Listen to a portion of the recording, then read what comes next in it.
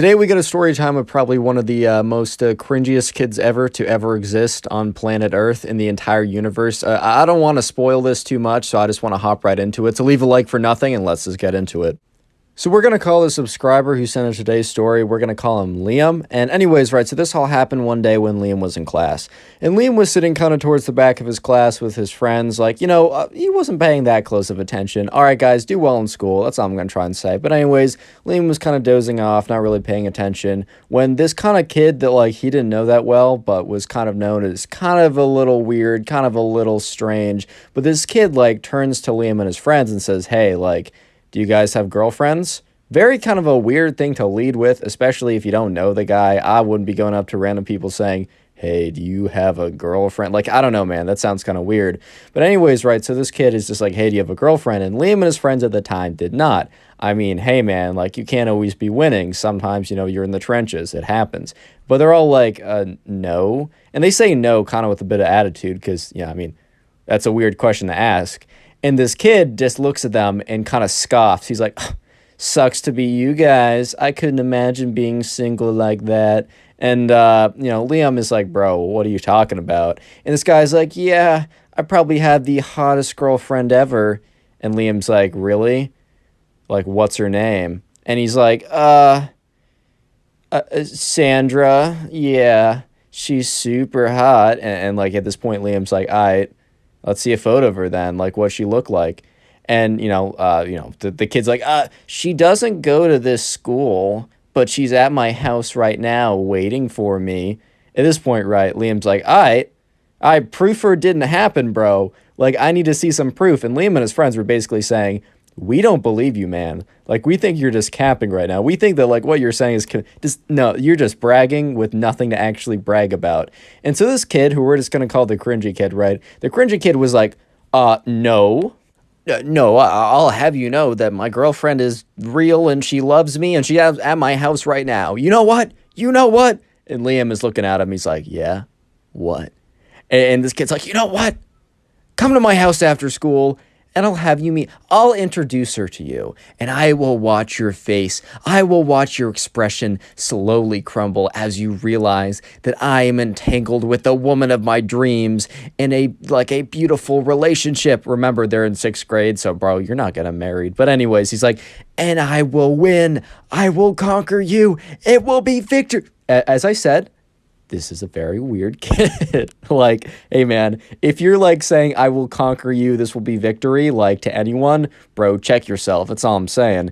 But anyways, right, Liam is, like, thinking to himself, he's like, all right, I don't actually think I have anything to do after school. I'm just going to tell my mom that, I have a thing that I have to do after school and, like, that I'll be home an hour later. And he turns to his friends. He's like, hey, are you guys busy? And they're like, I mean, yes, but we're still going to come over. We want to see this girlfriend, right? Because they all believed that, like, this was some elaborate scheme. And they wanted to figure out, like, what actually was this kid cooking up? What was his plan? So Liam and his friends turned to the cringy kid and was like, yeah, man, sure. We'll come to your house after school. And the cringy kid is like, excellent. You shall suffer the consequences. And then goes back to, like, reading his, like, comic book anime type thing. And they're just like, all right. Anyway, so skip ahead a little bit, and Liam and his boys are walking over to the cringy kid's house. And the cringy kid is actually greeted at the door by his mom. It's like, oh, I'm so excited you brought friends back, whatever, right? And the cringy kid's like, yeah, these are my guys. And they're kind of looking at each other like, we're not his boys. But they're not going to say anything. They're at least polite enough to at least allow, his mom to continue to believe the illusion that he's not kind of weird, right? Anyways, so, the cringy kid leads him up, and he's like, this is my house, it's pretty cool, and this is my room, and brace yourself, and he, like, turns around quickly when he says brace yourself. So, Liam and his friends are a little startled by this, because they're like, what's going on? And he's like, my girlfriend is, she just texted me, she is currently in there, and you're gonna be blown away, dude, you're gonna be blown away. And I just want to say that I told you so. I just wanted to make sure I put that out there. And Liam's like, all right, okay. And honestly, at this point, Liam and his friends were starting to believe that there actually was a girlfriend in there. Spoiler. I mean, no spoilers. You're going to hear soon enough. But, like, they were actually starting to believe it, man. Because, like, it was, like, this kid went through all this effort. Like, if he's going to admit, like, that he was lying, he probably would have admitted it already. But anyways, right, so eventually, the cringy kid goes into his room, and they follow. And Liam looks around, and Liam's kind of confused, dude. Liam's a little bit confused, because as he's looking around, he doesn't see anyone else in the room. He just sees a lot of posters for like different TV shows and stuff like that. And, he sees a computer, he sees a closet, he sees clothes all over the floor. Like, he doesn't see a girl in here. He doesn't see a human at all. Like, the only people in this room is the cringy kid, Liam, and his two other friends. And then all of a sudden, right, Liam is noticing that the cringy kid is talking to someone in the room. So Liam feels like, oh my God, am I hallucinating? Like, what's going on? Like, why don't I see anyone? And Liam looks in the direction that the cringy kid was talking. And sure enough, right, the cringy kid is talking in the direction of his bed. And what is on his bed? A life's... Oh my God, dude. When I read this story, I was like, dude, are you kidding me? Are you kidding me? Anyways, narrator mode, back in story. Liam turned his head to look at the direction that the kid was talking. And there was like a massive waifu body pillow, bro. Oh no. And at that moment, Liam and his friends realized that this girlfriend the kid had been talking about was sure enough this pillow. By the way, comment pillow down below. Yeah, pillow's the secret word of the day. I'll try and heart as many of those comments as I possibly can. If I don't get to yours, don't take it personally. And also, while you're down there, make sure the notifications are turned on. You won't see my videos otherwise. But anyways, back to the story. So Liam immediately says, bro, is that what you're talking about? And the kid is like, oh, yes, I'm so rude. Liam, meet my princess. And Liam is like, nah. Liam and his friends start laughing. And this kid is not like, he's not in on a joke or anything. This is not some massive joke he's pulling on them that he's like, oh, I hope you guys thought it was funny. Dude was getting actually pressed. Like, dude was like, who are you laughing at? You better not be laughing at my girlfriend. And, Liam's like, bro, that's a pillow. And the kid's like, she's real. What? She's real. What do you mean, man? Get out of my house. And Liam is like laughing. And then he looks at the kid, and the kid is like, has like these eyes. You can tell in his eyes, this kid is mad. This kid is pressed. This guy is not having it. He's like, get out of my... And Liam's like, all right, okay. We saw your girlfriend. We saw her. We'll go. Fair enough. So Liam and his friends leave. And as they're walking out of the house, the cringy kid's mom's like, bye. This was kind of a short play date, but I'm so excited that my kid's finally having other people over that it doesn't matter. Hope to see you guys soon. And they're just like, haha, see you soon. Anyways, right, the next day in school, they all go to like their math class or whatever, and they notice that, or whatever class they're in, it doesn't really matter. Well, and they notice that the cringy kid is not in class. And, Liam turns to his friends, he's like, yo, do you think he's like too embarrassed to come to class? Does he like realize that he made kind of a clown out of himself? And his friends are like, dude, I have no idea. And then all of a sudden they hear on the loudspeaker, Liam, Ben, and John, let's just say that those are the names of the two other kids. Please come to the principal's office immediately. So Liam, Ben, and John, we'll go with that, right? They all look at each other and they just like, they immediately know. They're like, oh my God, no way. Because they realize that like there's a correlation between the cringy kid not being in class, them clowning on him yesterday, and the fact that they all just got called up to the principal's office. It was not a coincidence. So they walk up there, and sure enough, the principal's in her room, and who else is in that room? The cringy kid. And the principal says, all right, kids, sit down. So your friend over here says that you went to his house and berated his girlfriend, calling her ugly, fat, overweight, disgusting, smelly, and that she needed to die. Is this true? And Liam looks at her and says, no, that is not true. And then Liam goes on to say, actually, this kid said that he had a girlfriend, and he was bragging to us, so we decided to go to his house to see his girlfriend, which he invited us there. And when we got there, we realized that he does not have a girlfriend. He just has a 4-foot-tall waifu body pillow. And we said that she wasn't real. He got mad at us, and here we are today. And then, the kid, the cringy kid, instead of sticking to his original story that he, one, actually had a girlfriend, and two, that they came to his house to insult his girlfriend, was like, see, that's even worse. I made up something because I thought you'd be so offended by what actually happened, and they just admitted to it. And the principal is kind of shocked. One, because of the thing that Liam just told her, and two, that the kid, the cringy kid, admitted to lying to her face and then expected her to like punish them even harder because of the story they told. And the principal looks up at Liam and says, and his friends, and is like, you guys can go back to class now. I have something to deal with. And as Liam and his friends are walking out of the principal's office, they can faintly hear the cringy kid yelling, "You're just letting them go. That's outrageous." Subscribe if you haven't already done so, drop a like in the videos, and then click on one of the 4 videos you see on screen right now, or just go ahead and watch another one of my videos. Peace. How's it going, everyone? I hope you're having a good day. Today we got some crazy emo kid stories that I know for a fact you will enjoy. So sit back, relax, subscribe to the channel if you're new, and let's call the first subscriber who submitted this story Hank. By the way, all these episodes are on Spotify, and they normally come out a couple hours early on Spotify, so make sure to check that out. First link in the description. Anyways, back to the story. So we're going to call the first subscriber who submitted the story Hank. And anyways, this all happened when Hank was shopping at the mall. So Hank used to always go to the mall to shop with his friends. It was just a fun place to hang out. They didn't really have a lot of other places that they could go in the town that they lived in, so the mall was probably their best bet. And sure enough, one of these days, one of Hank's friends wanted to shop at this place called Hot Topic.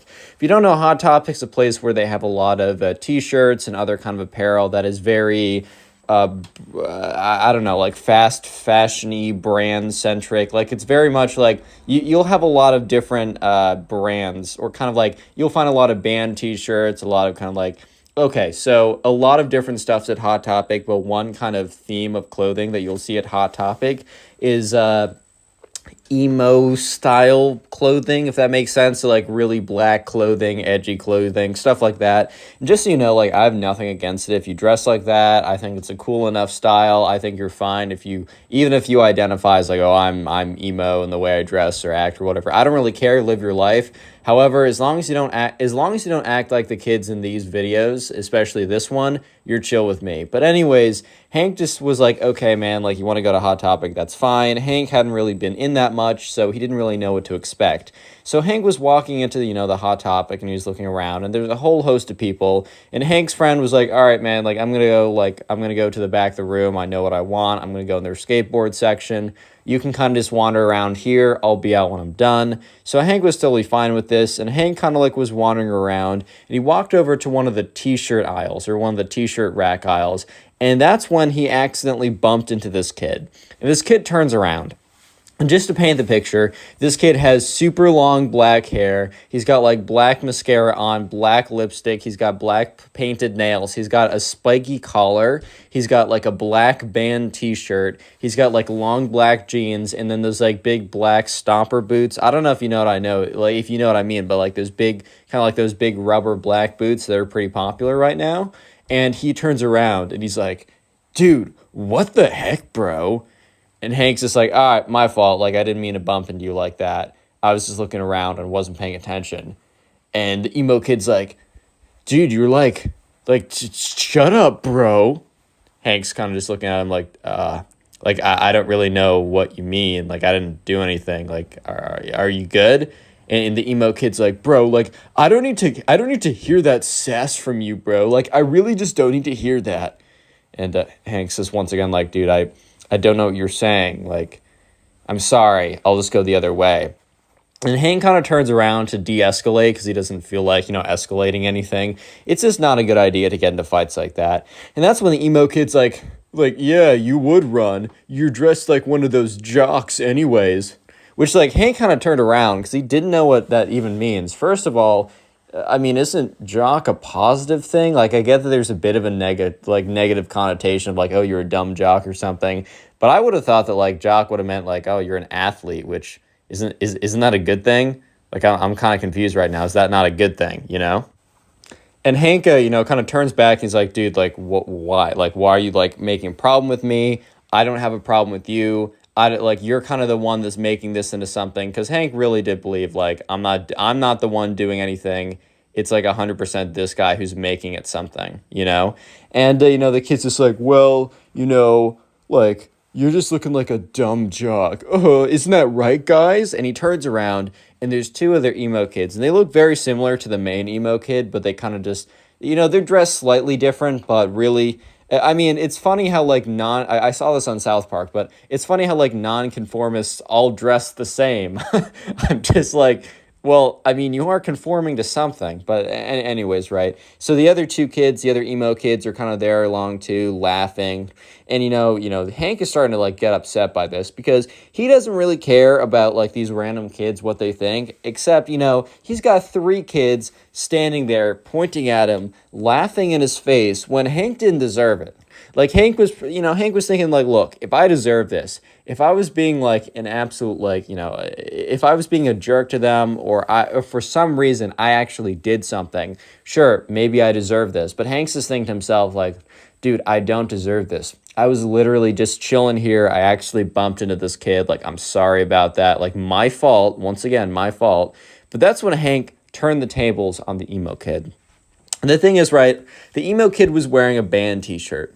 And the thing about band t-shirts is, you don't necessarily need to know everything about some place that you rep. Like if you wear a t-shirt that's from Starbucks and someone's like, okay, well then name all the flavors of like cappuccino you can get. It doesn't have to be like that. But the thing is, a lot of people wear band t-shirts because the band t-shirts look sick and they don't know any of the songs from the band, which, I guess is fine. But like at the end of the day, a lot of people will kind of pretend to know it and not actually know it. So, Hank was like, well, screw it, bro. He's like, all right, buddy. And he looks at the main emo kid, and the main emo kid looks at him back. And he's like, all right, buddy, name me 3 songs from that band. And he points to the emo kid's t-shirt. And I don't know, maybe it was like Nirvana or something. Like one of those kind of like t-shirts or whatever, which, and the emo kid looks at him, and he has this kind of look of shock. This look of, oh my God, like you caught me. Kind of the look of like, man got caught in a trap right here type of look. And the emo kid's kind of just like, how about you name me 3 songs from this band, bro? And the emo kid turns to look back at his emo kid friends as kind of like, oh, what's their reaction to that sick burn? And they kind of just look at him blankly.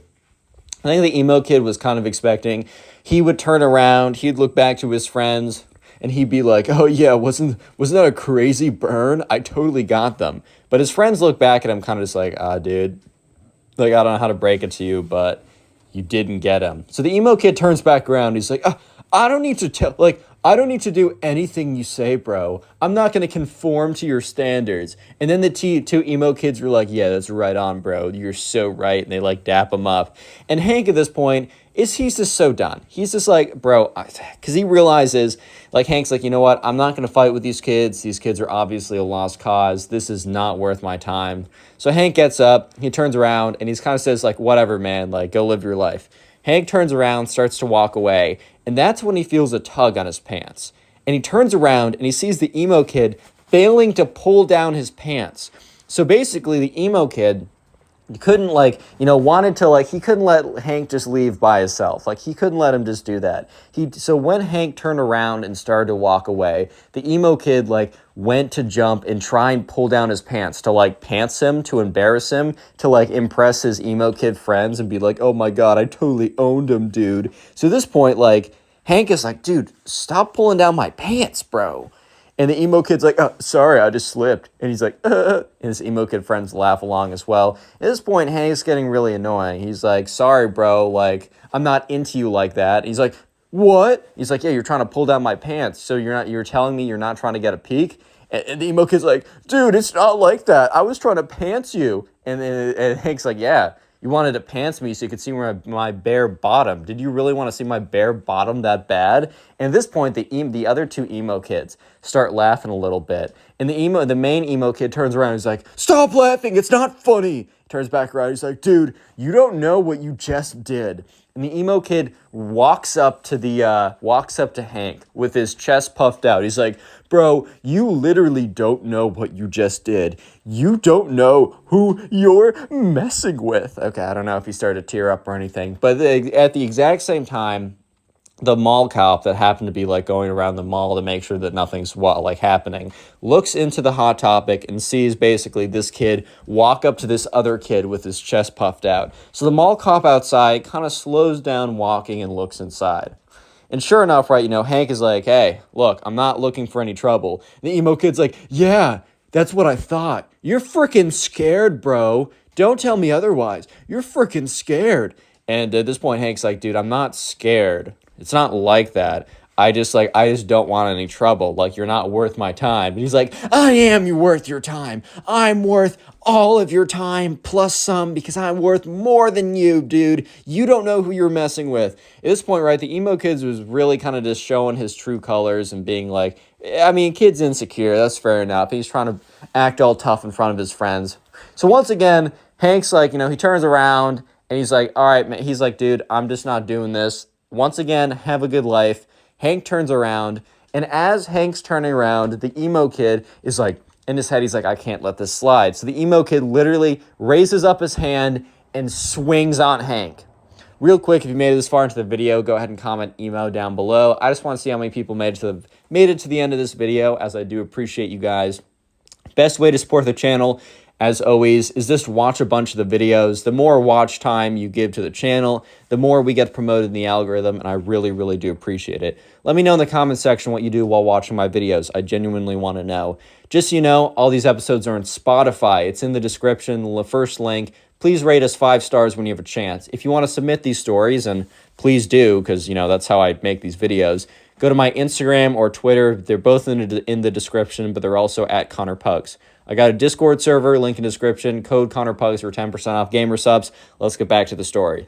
So Hank, remember, he turns around and Hank's like, dude, I'm not going to deal with you like that. It's not worth my time. So Hank turns around and the emo kid, who's like, I can't let Hank like one up me. Like, I can't let this random kid like, kind of like alpha me in front of my emo kid friends or whatever. So as Hank turns around, the emo kid swings on him, takes his fist. The thing is, though, the emo kid's not like a trained, fighter or boxer or something.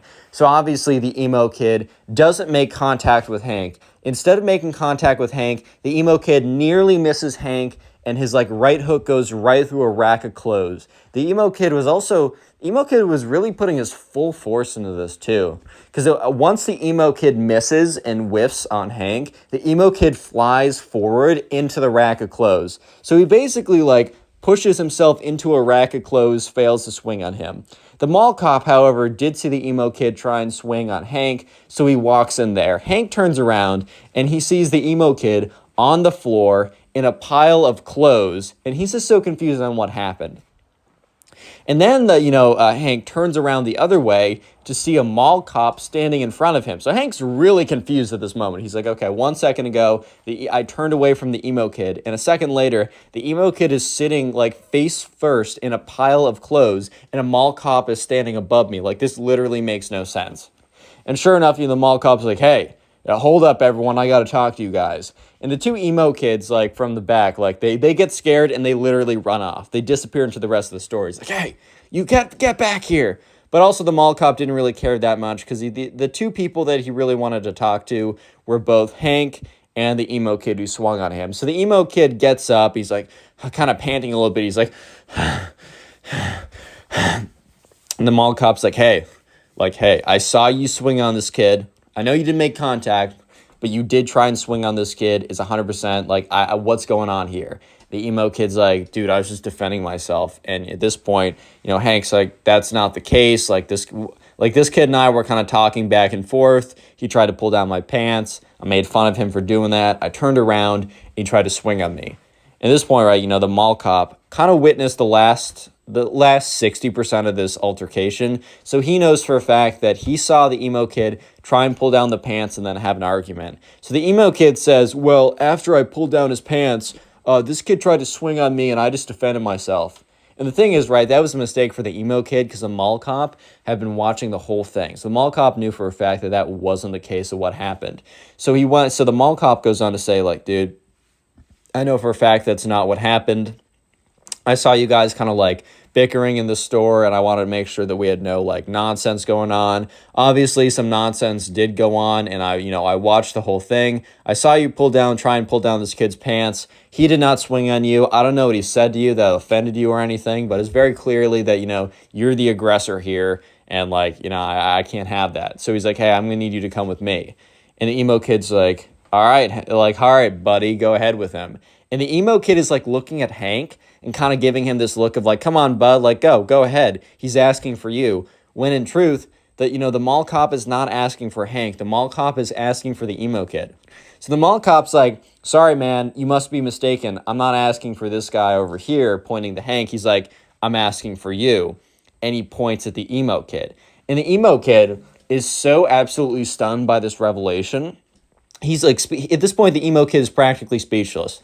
The emo kid is standing there, is just like, you must have some kind of mistake or something. Like, you can't be talking about me. That's insane. Like, there's no way. Like, what do you mean? Hanks is looking at the emo kid with this bit of a smirk, and the mall cop is kind of like, come on, bud, like, we don't want to have any trouble here. Make this nice and easy for all of us, and just come along with me. And, at this point, the emo kid is looking at Hank and kind of just giving him this look of like, this isn't over, buddy. This isn't over. And Hank is kind of just like, wow, this like a lot just went down the last 5 minutes, because this was like no longer than like 10 minutes of an altercation. And as soon as the mall cop basically drags the emo kid away, his friend comes rushing up to him, and he's like, dude, like, I just checked out the thing I was getting, and in his hand, he had this, like, skateboard thing or whatever. He's like, dude, I just saw, like, a mall cop over here. I saw some kid getting dragged out of the store. Did you happen to see what happened? And Hank just looks at his friend, and is like, did I happen to see what happened? He's like, buddy, I lived what happened. Okay, so we're going to call the subscriber for the next story Bobby. I got a little King the Hill theme going on with these names because I got Bobby and Hank. If you know, and you're cool. Anyway, so Bobby was like hanging out at home one day, and one of his friends hits him up. And, Bobby, doesn't see this friend this often because they happen to be going to two different schools, even though they live relatively in the same area. They're both in high school, and they're both seniors in high school. So Bobby's friend, who we're going to call Ben, actually happens to have a car at this point. And, Bobby's friend Ben hits up Bobby one day, and Bobby's just chilling at home, and he gets a text from Ben saying, hey, do you want to, like, hang out today? And Bobby was feeling kind of lazy, so he's like, maybe, like, what do you want to do? His friend's like, dude, I want to go to the skate park. And Bobby, in his head, he's like, I don't know if I want to go. Like, this is, I don't know. I don't know, man. I really don't know. And Bobby should have stayed home that day based on what was about to go down, but he didn't because he wanted to see his friend Ben, and he was like, wait, what else am I going to do today? Watch Netflix? I know for a fact by the end of the day, if I'm just sitting here watching Netflix, I'm not going to be a happy camper. So sure enough, Bobby texts him back. He's like, yeah, man, like, I don't got a ride, but if you can pick me up 100%. So sure enough, this friend, I don't know, an hour later, pulls up to Bobby's house and says, hey, man, get in. And, Bobby shows up to the window. He's like, hey, what's up, Ben? Haven't seen you in forever. Just so you know, I don't have a skateboard, just so you're aware. And Ben's like, dude, I got two in the back. Don't worry about that. I got you. So sure enough, Ben hops into the car with Bobby. And, they drive, or Bobby hops into the car with Ben. They drive over to the skate park, which is like 15 minutes away from where Bobby lives. And they get out, and, Bobby used to skate a little bit back in the day with his friend. It's been a while, so he's not going to do any tricks or anything like that, but he's just getting along, he's just getting on the board. He's kind of riding around a bit, just getting a little bit of exercise, and mostly he's out there just to hang out with Ben because he hasn't seen Ben in a second, and they used to be really tight. So sure enough, Bobby and Ben are just chilling at the skate park. They're having a good time. They're kind of just living their life, and that's when a very specific-looking group, of these emo kids. They pop out of nowhere, basically, and they just appear at the end of the skate park. So this skate park is pretty big. It's not like a massive one. It's not like where you'd have a professional skater event or something. But it's a pretty big skate park. Like, the city definitely put some, like, a good amount of bread into making this. So sure enough, they're looking over, and they see this group of kids. And this group of kids has, like, a ringleader that's, like, standing in front of the other two. And he's kind of dressed like they're all dressed like kind of like the other emo kids in the last story time. So I'm not going to go ahead and describe them. They're dressed a little bit differently, but it's all kind of the same, if you know what I mean. So sure enough, the kids are just standing at the end of the park. And it's really awkward because like Bobby goes over to Ben. He's like, dude, like, see those kids? And Ben's like, yeah, I've just been staring at them. And Ben's like, dude, they just been looking at us for like the last, and he checks his watch. He's like, dude, they just been looking at us for like the last like 2 minutes, bro. That's really freaking weird. And, you know, Bobby's like, yeah, man, like, this is kind of weird. I don't totally know, like, what's the deal with all this? Like, do you know what's up with them? And Ben's like, dude, I don't go to this skate park. Like, this is your skate park. And Bobby's like, yeah, I don't really skate anymore, so I don't know. Maybe this is, like, a place they normally go to. Either way, this is kind of weird. Let's just stay on this side, and hopefully they'll stay on their side. And if they come over, you know, hopefully they're cool. Spoiler, they're not cool. Yeah, they're the farthest thing from cool. But anyways, you know, Bobby and Ben try and ignore these kids, as these kids literally, the thing is, these kids, they don't even have they don't even have like a skateboard with them. And you don't need to have a skateboard to hang out at a skate park. You know, a park is a park, and it's a cool place to hang out with some friends. That's 100% true.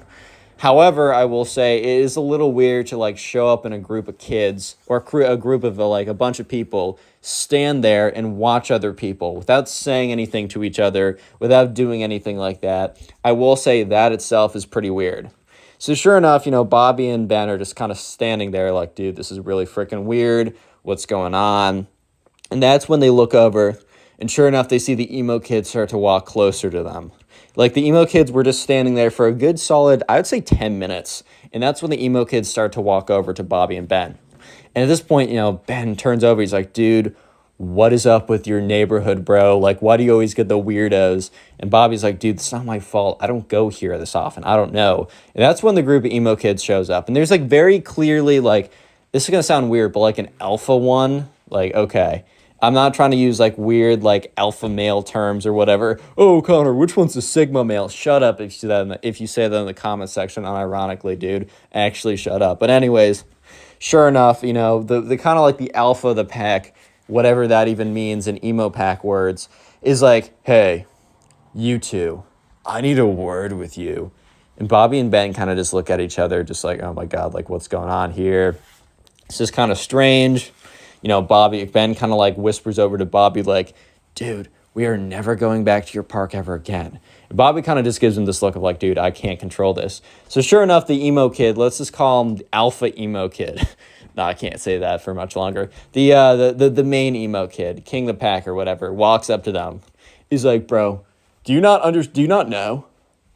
And Bobby and Ben kind of look at each other, and, you know, Bobby speaks up and says, no, like knows what, like no what. The emo kid laughs. He's like, oh, you don't know then. This is our turf, dude. And Bobby and Ben kind of look at each other, and Ben speaks up like, turf? Emo kid's like, yeah, man, you don't understand. This is our turf. And Bobby just means like, what does that even mean? And they're like, dude, you don't want to mess with us. And one of them like legitimately pulls out like a wand. Not like a knife or something, not like actually trying to be intimidating. Like, this isn't like, oh, they think they're like actually in a gang or something. This is their turf. They pull out a wand, like a freaking Harry Potter magic wand. And, you know, the main emo kid's like, bro, my boy over here knows magic. You don't want to mess with him, dude. And so Bobby and Ben kind of look at these kids, and, you know, Ben speaks up. Ben's a little bit more brash. Ben's a little bit more, you know, I don't know, confident is maybe the wrong word, but I'm going to use that word than confrontational. That's right. Ben's a bit more confrontational than Bobby is. So Bobby would have been fine literally just going somewhere else. It's not like there's not a lot of other places. I mean, there's not a lot of other places they could go, but it's not like Bobby's a big skater in the first place. He just wanted to hang out with Ben. And Ben literally goes up. He's like, dude, what are you going to do with that little magic wand? You're going to wave it around, put a spell on me? It's this freaking Harry Potter, dude. We don't care. You guys don't have turf. That's ridiculous. Like, look, we're not taking up the whole park. This park's massive. You guys chill over there. We'll do our thing over here. There won't be any trouble. And the emo kid's like, dude, there's going to be trouble if you guys don't leave, or at least pay respects. And, you know, Ben at this point's like, the frick you mean pay respects? Like, what is that? Like, what do you even mean by that? And at this point, Bobby's starting to realize that Ben is kind of finding this amusing more than concerning. Bobby's more concerned by this just because they outnumber them like 4-2. And these emo kids definitely like aren't hitting the gym every day. But at the same time, like 4-2, it doesn't matter like how big you are. Like, you're not taking them one-on-one. So like Bobby didn't want anything like that. Even if it's that emo kid smoke, he didn't want it in the first place. So sure enough, Bobby kind of looks at Ben and kind of gives him a look of like, hey, like, come on now. And Ben is like, no, I'm going with this. And Ben's like, all right, man, you know what? Put a spell on us, bro. Like, if you honestly, like, you know what? We're going to take the punishment. Put a spell on us.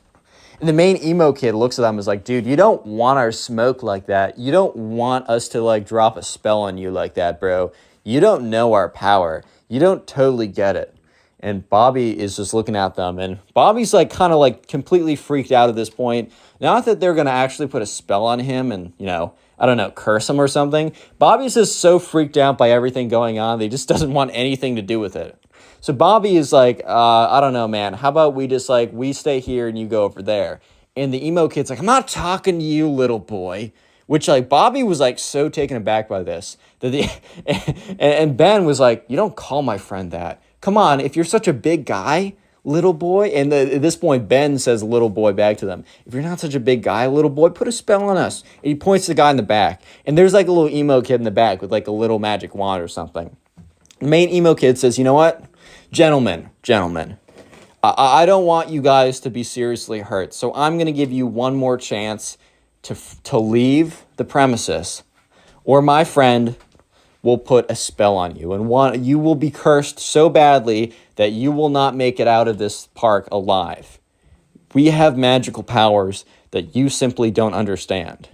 And Ben is looking at them, and Bobby is looking at them, and the emo kids are looking back. At this point, it's a classic. It's one of those classic Texas standoffs, like who's gonna shoot first. But instead of shooting, it's either staying there or shooting your magic spells through your wand or whatever. And you know, Ben was like, "All right, no, we're staying here. Put a spell on us. Do it." And the emo kid is like, "Fine, you have sealed your fate." And all of them walk away. At this point, you know, Bobby and Ben look at each other. Bobby's like, dude, those kids are weird. Like, I have no idea what's going on. Ben is like, really is your neighborhood spawning out the most NPCs in the world, dude? Like, this is crazy. And, you know, Bobby and Ben were probably going to go back and forth a little bit about how weird these kids were, but they were unfortunately interrupted by chanting. So they look over and they see the emo kids, like, holding hands, chanting, like, kind of like going in a circle, like kind of like moving in a circle, holding hands, chanting like demonic tongues. At this point, Bobby's like, bro, I'm kind of freaked out. And Ben's like, dude, this is a comedy routine. Please, like, chill out. And at this point, they do, like, the chanting gets louder and louder. And it's kind of weird. Like, it's really strange. It's like they definitely been rehearsing this. And Bobby admits to me that for a split second, he was thinking, like, dude, what if these kids actually have magic powers? Spoiler, they don't. They're just weird, right? And by the end of the chant, you know, one of the kids comes over. The main one grabs the wand, starts swinging it around, and starts walking over to them. He's like, one last chance, boys. I'm giving you one last chance to literally survive. I'm giving you one more chance unless you want to, like, if you want to leave here and see your parents again. And Bobby was just in his head like, dude, this kid's legitly weird. And Ben says, you know, bring it on, dude. I want to see the worst you have. And Bobby was like, you know, he admits, you know, he was a little bit concerned just because, I don't know, just like the confidence these emo kids had was kind of startling. And the main emo kid's like, fine. Takes up his wand. He starts like saying a bunch of like random gibberish and waving his wand in a circular motion, pointing it at Bobby, right? Or at Ben, not Bobby. And Ben, you know, kind of looks at Bobby and gives him a wink. And Bobby knows that, but you know, Ben's about to be up to some mischief. And the kid is like, ha-da-da-da, ha-da-da-da, ha-boo! Or does like what is very clearly like the final motion. And Ben literally like opens his eyes super wide, clutches his heart, and drops to the ground and doesn't move. Bobby is like a little bit freaked out, but he also remembers that Ben just like gave him a big wink. And you hear all the emo kids, like some of them are in the back like, oh my God, it actually worked. The spell actually worked. And the main emo kid has this look on his face, like the most scared look you've ever seen. The main emo kid was terrified because for a good 30 seconds, the main emo kid actually thought that he just killed this kid from his like magic spell or whatever. So sure enough, you know, the emo kid like drops his wand, rushes up to Ben and is like, no, the spell, it was too powerful. I should have held back. And Bobby's just looking at him. The emo kids, the other ones, are standing like talking to each other, and they're like frantically talking to each other. They are really concerned about this. They're like, dude, do we call the cops? Do we bury the body? Like, what do we do? Like, what if our parents find out? All this kind of nonsense, right? And that's when you hear giggling. It started as giggling, but then it just evolved into laughter. And that's when Ben flips over and is just, you can see that he's just been laughing. He couldn't hold it in any longer. And he gets up, he's like, oh my God, you fell for it. This is the funniest thing ever. He's like, guys, you're not wizards, you're just weird. Go to that side of the park. We're gonna be here, and there's nothing you can do about it. And that's when I think the emo kids kind of realized that, they weren't going to scare them out of there, and they definitely were not going to fight them out of there either. So sure enough, the emo kids they don't even say anything. These kids I guess they're kind of done with trying to scare like Bobby and Ben out of there. So they pick up their stuff, they get up, and they leave. And Bobby and Ben, they go back to doing their whatever they were doing before. But it really was just never the same after that, because like for the rest of the day, Ben would just continuously make emo kid jokes, and Bobby would laugh and make them back. So in fact, the rest of the day was better than ever before. And this happened a long time ago. Like, this happened like 4 or 5 years ago. And Bobby and Ben actually reunited about a year ago. And literally, the only thing they did during their, when they reunited was retold this story and made jokes about it the entire time. And this is probably, if you want to continue supporting the channel, please click on the video on screen right now. I know you'll enjoy it. Just click it, do it. How's it going, everyone? Today we have a story of one of the cringiest emo kids of all time, so sit back, relax, subscribe to the channel if you're new. We're calling today's subscriber who submitted the story Brent. So this all happened when Brent was at soccer camp. And so Brent went to the soccer camp every single year, and it just happened that this year he encountered the emo kid at soccer camp. So anyways, this was just another summer of Brent going to soccer camp. His mom dropped him off, and once again, he was pretty excited to go. Unfortunately, some of the friends he made from the year before, they didn't show up this time, so he was very proactive about finding people, meeting new people, and trying to make some new friends. So anyways, in the very beginning of soccer camp, they had kind of a get to know other people type deal. And all of a sudden, right, Brent sees this girl, and she was at kind of the girls' soccer camp. So it was kind of split up like boys' soccer camp and girls' soccer camp. However, it was all under the same umbrella of the soccer camp program. So they would eat lunch together, do non-soccer activities, but the morning soccer practices were kind of split up by gender like that.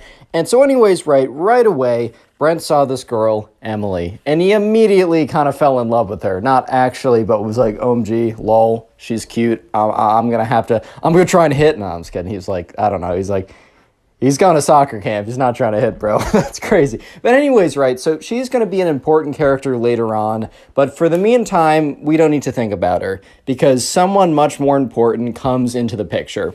So while Brent is thinking about oh my God, look at that girl over there. I got to start talking to her. That's crazy. He accidentally bumps into this guy, and he turns around. This guy is I don't know, a little bit bigger than him, a little bit heavier than him, just kind of a bigger guy.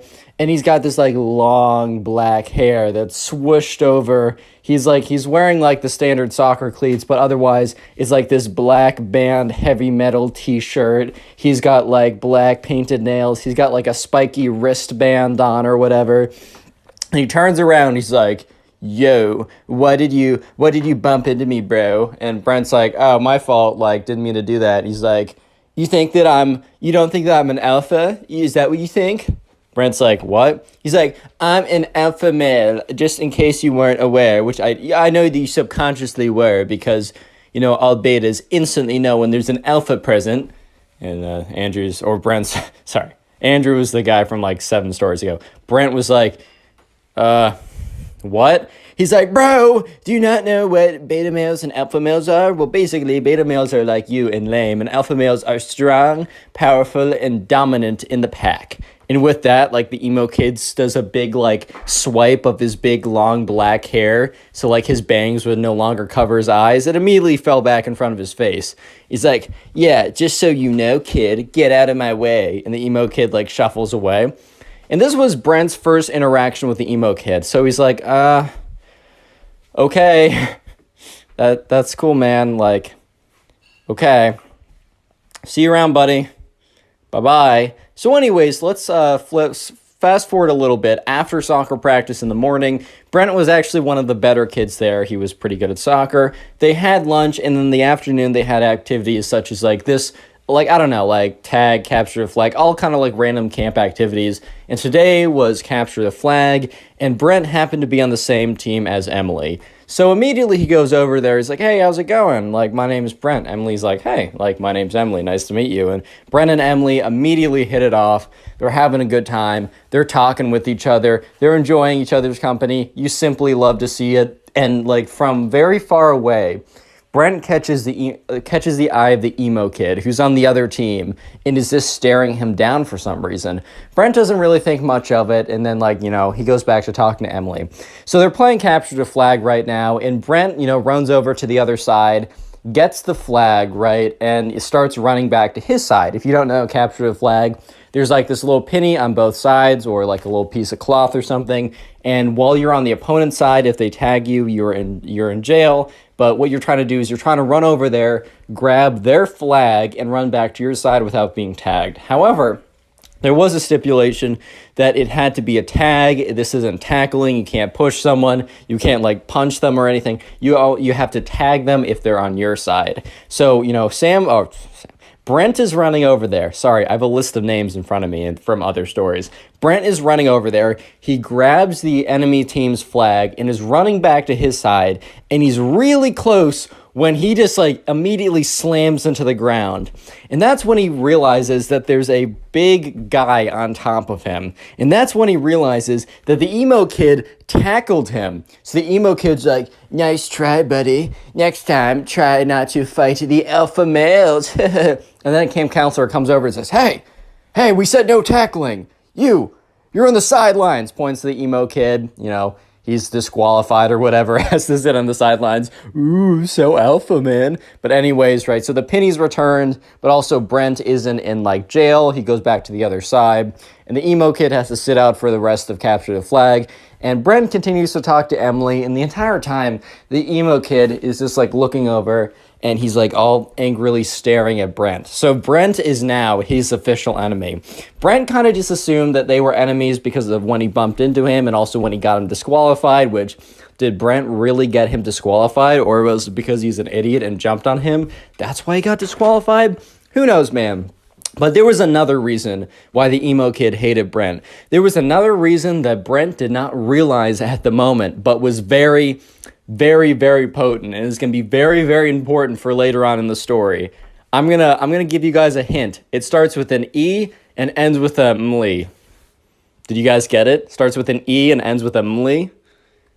Emily, I'm just going to tell you, yeah, it is Emily, the girl, so emo kid likes her. Anyways, so Brent and Emily talk for the rest of that Capture the Flag game. The entire time the emo kid is staring Brent down. Brent just simply assumes, well, this kid hates me for that reason only. But let me just say that the next week of soccer camp was the craziest week that Brent has ever had. So anyways, right, his mom picks him up. He goes back home. His mom's like, hey, how was the first day? And Brent says, oh, I met this really weird kid who tackled me. And she's like, oh my God, are you okay? He's like, yeah, actually, I have barely any scrapes on me even. But he seems to not like me, so I'll keep you updated on that. So Brent is dropped off the next day, and he walks over there. And that's when the emo kid, is just staring him down. And, Brent is kind of walking over because there's a little bit of like a 5, 10, 15-minute period where the kids are just standing around talking with each other, waiting for them all to be dropped off. And then the soccer camp officials or camp counselors would then split them up into groups, do soccer drills, play games, whatever, standard kind of affair. And he's just kind of waiting around. And that's when the emo kid comes up to him and says, so you're challenging my authority as the alpha man. And Brent is kind of just like, what? He's like, I'll say it again, just in case your little beta ears couldn't hear me. So you're challenging my authority that I am the alpha male of the pack. If we were wolves, which we kind of are, and Brent was like, what? If we were wolves, as we kind of are, as I said, I would be the alpha male, alpha wolf, and you would be the beta wolf, and I would be banging your wife while you watch little cuck beta wolf. Whoa.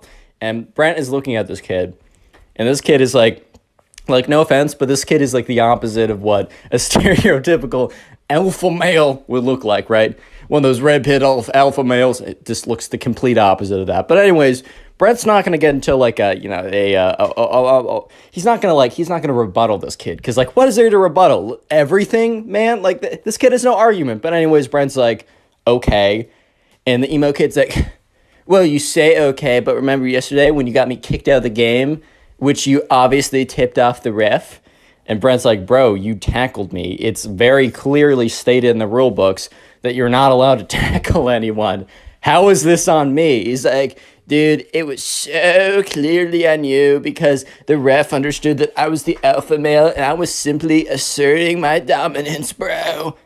And, Brent's just like, dude, the frick are you talking about, dude? Like, I paid him off with what? The $5 allowance I get a week? With what? My used smelly stinky socks?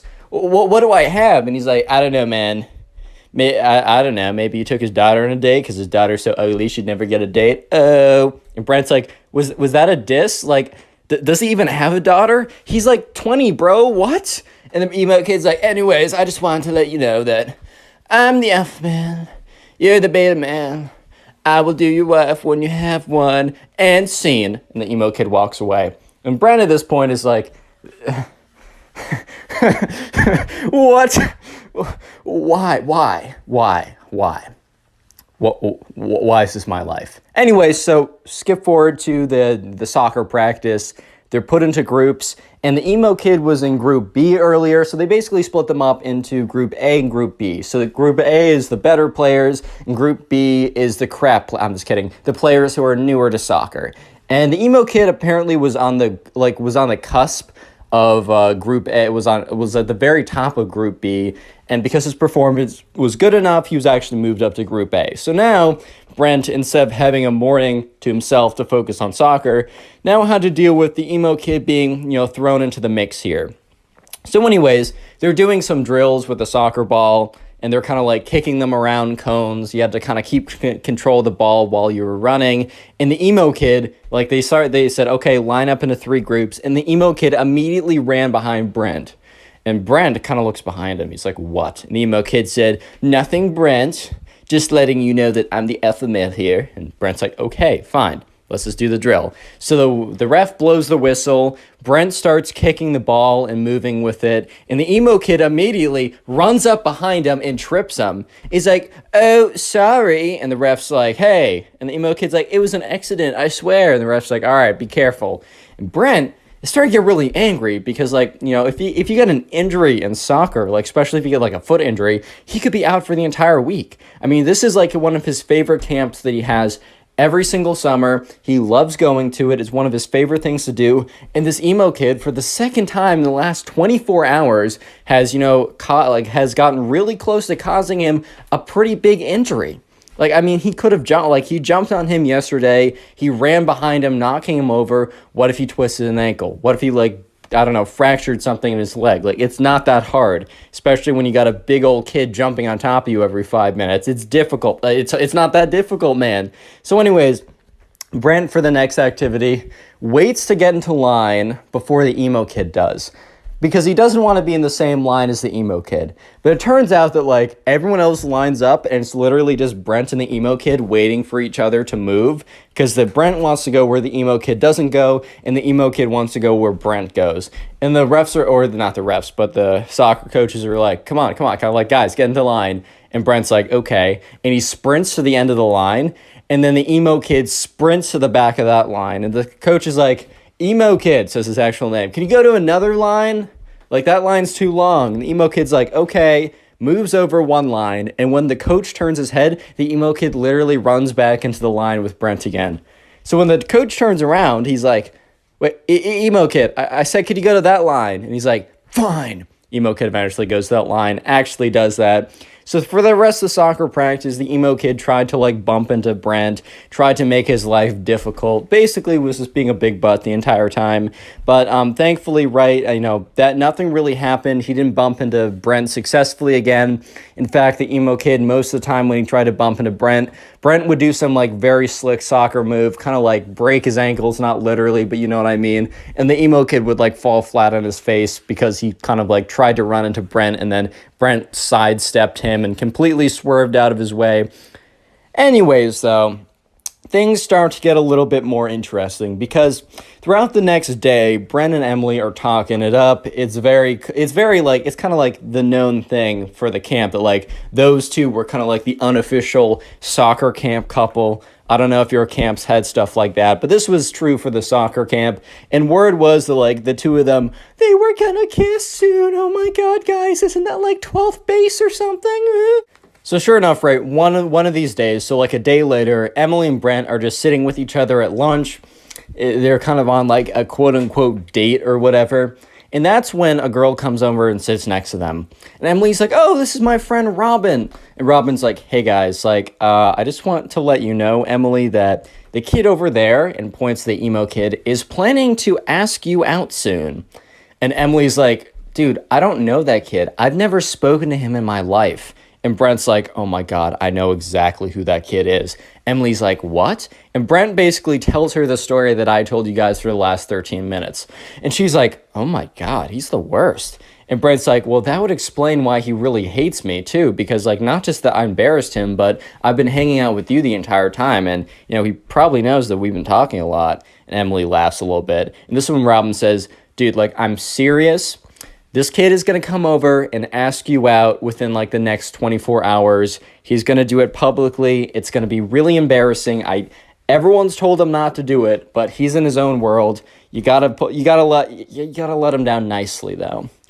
And Brent was like, no mercy, make him suffer. Emily's like, Brent, I'm not gonna make him suffer. I don't know this kid. Brent's like, make him suffer. Emily's like, shh. Okay, I'm gonna be nice. When he comes over, I'm going to be firm, I'm going to be direct, but I'm going to be nice about it, I'm going to be cordial, and life is going to go back to what it was before. So sure enough, right, Brent now realizes that the emo kid has a massive crush on Emily. And Brent also starts to think about it. When Emily says no to him, and when she starts really, hanging out with me more, and when word gets around that we kiss, because we totally are, this is in Brent's head, right, he's going to actually, like, ramp up the craziness even more than it already is. I think I'm screwed, boys. Real quick, if you made it this far into the video, comment emo down below. I'm going to heart as many comments as I can that say that. That is the secret word of the day. And also, if you want to support the channel and help boost me back into the algorithm, all you got to do is at some point, maybe after this video, maybe later, sit down and watch a bunch of my videos in a row, maybe while you're playing video games or drawing or cleaning your room, or maybe to help you go to sleep. I take that as a compliment now. I understand it. Leave in the comment section down below how you're helping boost the channel. I will heart it, I will say thank you, and I'll even shout some people out, like the person on screen right now. Thank you to this person on screen and all of you guys for all the support recently. It's really helped boost the channel. We're growing again. You'll love to see it. Let's get back to the story. So anyways, flash forward to that night, or not that night, but that afternoon. Remember when this is the mixed gender, just fun, more camp activities, they're playing dodgeball. And sure enough, the emo kid and Brent actually happen to be on the same team this time. So, emo kid and Brent, they're picking up the dodgeballs, they're throwing them, they're trying to avoid being hit by the dodgeballs. And the emo kid walks over and is like, sup, bro? And Brent's like, what? Emo kid's like, I just want to let you know that, I know that you and Emily, or you have been trying to flirt with Emily, and it's been failing horribly for my sources, at least that's what my sources said. And I just want to let you know that, I let you have your fun. I let you play like the little beta little lamb you are. But I'm actually going to come in and, as the alpha male, assert my dominance and claim what is mine. Emily shall be my girlfriend by the end of tomorrow. Mark my words, and I will watch as little tears roll down your face because you're so sad that I took your girl. Oh, little Brent, I'm so sorry. Brent's like, dude, she's not gonna. I've talked to her. She's gonna say no. Like, don't do it. I hate you, but I know for a fact that you're gonna get rejected in front of everyone. The emo kid's like, nice try, little boy. I know for a fact that my testosterone is 10 trillion and yours is 0. So based on that alone, plus a billion other factors, such as my manliness, my alpha maleness, my swag, overall levels, and a billion more things. Just, she will obviously say yes to me. And even if you two are fake dating, she'll break up with you immediately to say yes to me. I just know some things that you don't know, Brent. Get over it. So the emo kid walks away. And Brent's like, well, my conscience is clear because I tried to warn the kid not to do it. I tried to warn the kid, right? I'm not a bad guy. I told him not to do it. I told him. I said, I even gave him the benefit of the doubt. I said, I don't like you, but I want to help you here. He didn't listen to me. It's not my fault, whatever happens tomorrow. Next day rolls around. At soccer practice, the emo kid for the entire morning is like, Brent, better spend the last moments with Emily as you can because she's about to be my girlfriend. Oh, and Brent's like, dude, shut up, dude. He's like, oh my God, am I getting to you, man? Am I getting to you, man? Oh, man, it was so easy to break your thin, weak beta skin. Oh my God, my words are hurting you so much. I'm gonna lick up your little salty tears. They're so tasty and so good. And Brent's like, shut up, bro. You're gonna get embarrassed. I can't wait for the moment. She better go hard. Anyways, flash forward to lunch. The moment. So anyways, Brent is sitting with Emily, and Emily's like, dude, the emo kid, I can't see him anywhere. And Brent's like, dude, he's going to ask you out. It's happening. Get over it. It's going to happen any second. She's like, he's going to do it the next day, which means probably now in front of everyone. And, Brent's like, that's what he said he would do. And Brent was like, oh my God, don't turn around. Because Brent was looking, and the emo kid was walking over. And what was he walking over with? He was walking over with a boombox. You already know where this is going. And Brent's like, you know what? Brace yourself. Try and have an out-of-body experience right now so you don't have to deal with what's about to happen. This is about to be bad, Emily. I'm so sorry. And Emily's like, oh my God, oh my God. And that's when you start to hear music. It's the emo kid's personal band. So it's like this heavy metal rock band. So just imagine some like heavy metal rock going in the background. And the lyrics are, Emily, Emily, why do you hang with losers like Brent? Emily, please love me. Yeah. And it's just kind of like more stuff like that in the background. And the emo kid is like rocking out by himself with an air guitar while this is all going on. It is the worst moment of Brent's life because the secondhand embarrassment is so strong, he's basically getting firsthand embarrassment from the whole thing. Everyone has stopped eating and turned around, including the camp counselors. They're just watching this kid bounce around with an air guitar with his like super long black bangs flying all around the place as this boombox plays one of the crappiest songs they've ever heard, terribly mixed, the worst lyrics, basically saying that Brent sucks and that she should be in love with him, and he's bouncing around, and then after 5 whole excruciating minutes, and everyone at this point is laughing and trying to hold themselves together, after 5 whole long excruciating minutes of the worst music ever and some like really bad air guitar and bouncing around, the song stops and the emo kid says, Emily, it is clear who you shall choose.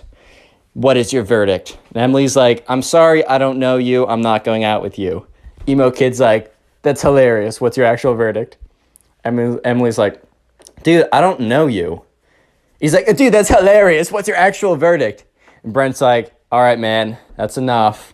Let's concede while we're behind. The emo kid looks at Brent and says, this isn't over, man. And he walks away with his boombox.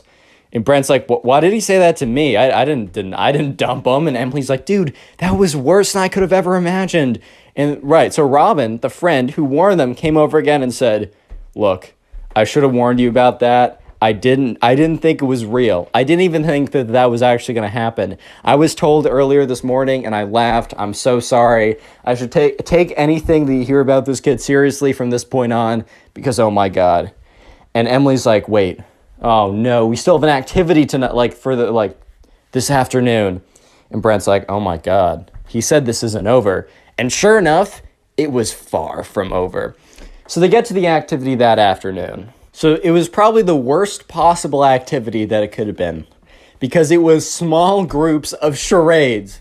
They kind of ran out. They had something else planned, but since it started to rain, they had to go inside. So they're like, all right, we're going to break you off into small groups of 3, and we're going to have you play charades with each other. And at this point, like, they're like, okay, what are the odds? Brent's like, what are the odds that I'm put with? And the person says, Brent, Emily, and Emo Kid. And Brent's like, you got to be joking, man. You gotta be joking. Apparently, right, Robin tells him this, like, later on, like, once the camp is over. Apparently, because she was talking with one of the camp counselors about everything that went down. The camp counselor said that, like, once, like, it started to rain, the emo kid went up to them and asked what they were doing. Camp counselor said, oh, we're doing small groups of charades. And the emo kid requested that his 2 best friends and him were put together in a group. So it wasn't just random, it was the emo kid. But Brent didn't know that at the time.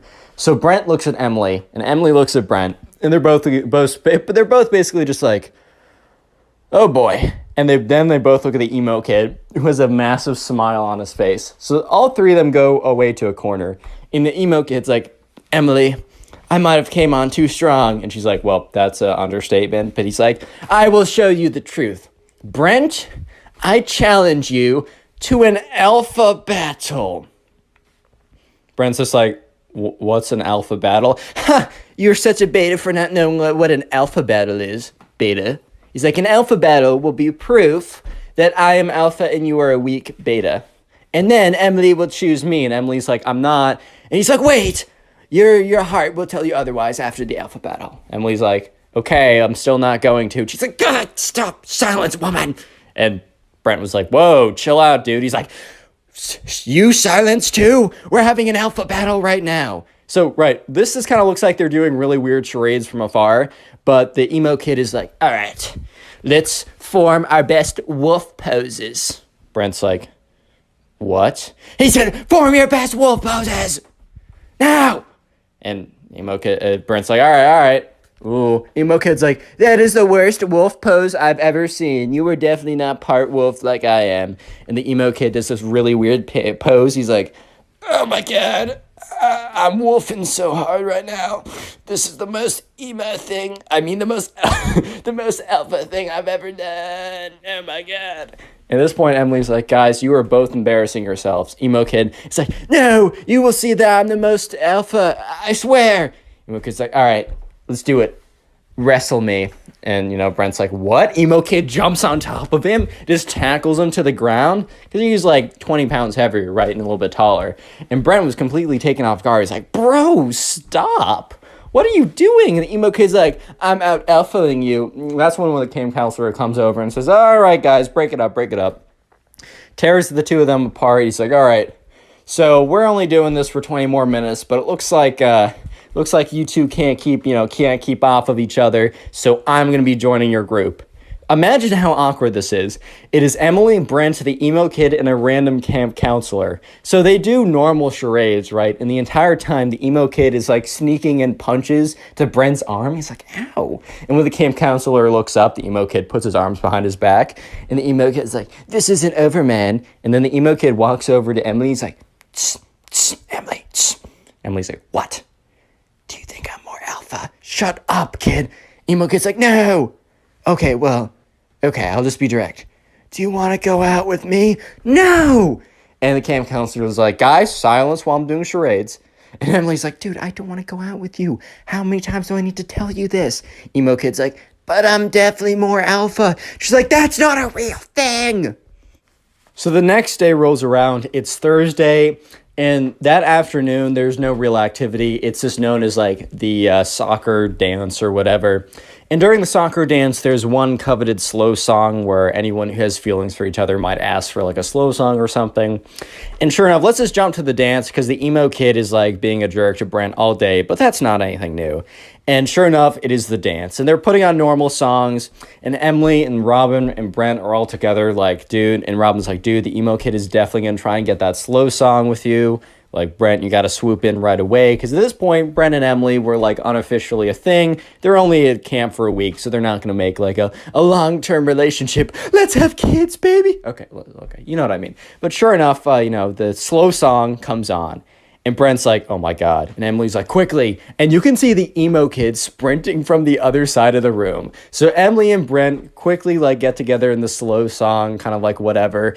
And Emily's standing there and she feels Brent being ripped off of him. And the emo kid grabs Brent, rips him off Emily and tackles him on the ground. And this is where the camp counselors are like, oh, okay, foul play, foul play. They go in, they grab the emo kid and they like run a, like they take him off. They're like, all right, buddy, this is like your third strike and you are out. So they call up the parents of the emo kid. They say, your son can't come tomorrow. He's like fighting this one kid again and again and he won't stop.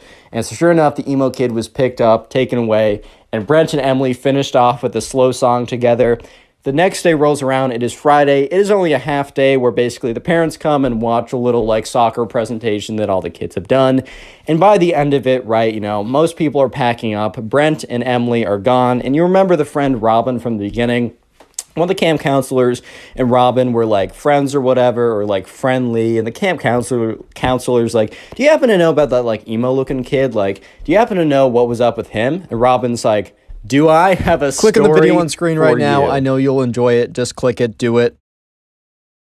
Leave a like on this video and I'll actually give you nothing at all. No, but what's up, guys? Welcome back to a brand new story. And just imagine you're chilling with your girlfriend. Life is awesome. You stare into her eyes lovingly. And then all of a sudden, this emo kid walks in and says that you must fight him to the death to decide who gets your girlfriend. And at that moment, you seriously just sit there and question your life choices. That is the story I'll be telling today. So sit back, relax, subscribe if you're new, and let's just jump right into this story. So we're going to call a subscriber who submitted the story James. So anyways, there was a kid in James's class who we're going to call the emo kid. He kept to himself. He wore crazy makeup and the dark clothing and whatever. And honestly, it doesn't really matter what you wear. But he was also extremely melodramatic. Like, he would come in and he'd be like, society doesn't understand me. No one gets me. I'll never fit in. He was kind of like one of those kids that kind of just like would say this stuff and then would be like, why do I not have friends? I'm just a melodramatic freak all the time, which, I was pretty weird in middle school, so like I can't really speak. But then again, hey man. Anyways, so there's also a girl in, I don't know, I'll just call her like, we'll just call her Kate, right? It's name of my friend back home. So anyways, James and the emo kid, unfortunately, had to cross paths because they both had a thing for this girl. And this Friday, right? So this story all starts like this weekend, or not this weekend, we'll say starts on Monday. And this Friday, remember, not actually this Friday, I mean this Friday in the story, was going to be the school dance. And the whole thing was like whoever got the slow dance with this girl was basically going to like, so the thing at James's school is if you slow danced with a girl, you were basically dating her at this point. You guys were practically in love at that point. So it was a pretty big deal who was going to get the slow dance. And it was the emo kid versus James. And this became very public knowledge. Like the emo kid was telling everyone that he was going to 100% get the slow dance. And people kind of knew James because James was more popular. He wasn't like, I don't know, some like really annoying popular person. He was just like a cool guy that everyone liked. I mean, at least according to James, who submitted this story. So who really knows? But we'll go with it, right? So everyone kind of knew that both the emo kid and James were both fighting for this girl, Kate.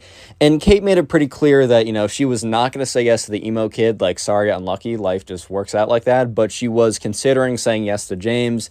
She was kind of just keeping... the truth was that she was going to say yes to James if he asked. However, she just wanted to keep him kind of like on his toes and questioning or whatever, right? So, yeah, throughout that whole week, the emo kid and James, they didn't really like, they weren't like in a fight with each other, but it was kind of like, they were kind of like rivals in a sense, even though they never had any direct confrontation. And let's just skip ahead to that Friday. It was the day of the school dance. It was emo kid versus James. So anyways, at this point, the emo kid is like, he's kind of like, he's standing in the corner at the dance, right? Look, I was pretty awkward in high school and middle school when it came to those big dances, but to be fair, everyone else was as well.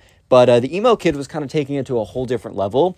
He literally was like slouched in the corner of the room, his like long black hair kind of like down, almost like, that scene from The Ring with that like the girl who comes out of the TV. He was kind of looking like that chick for a second.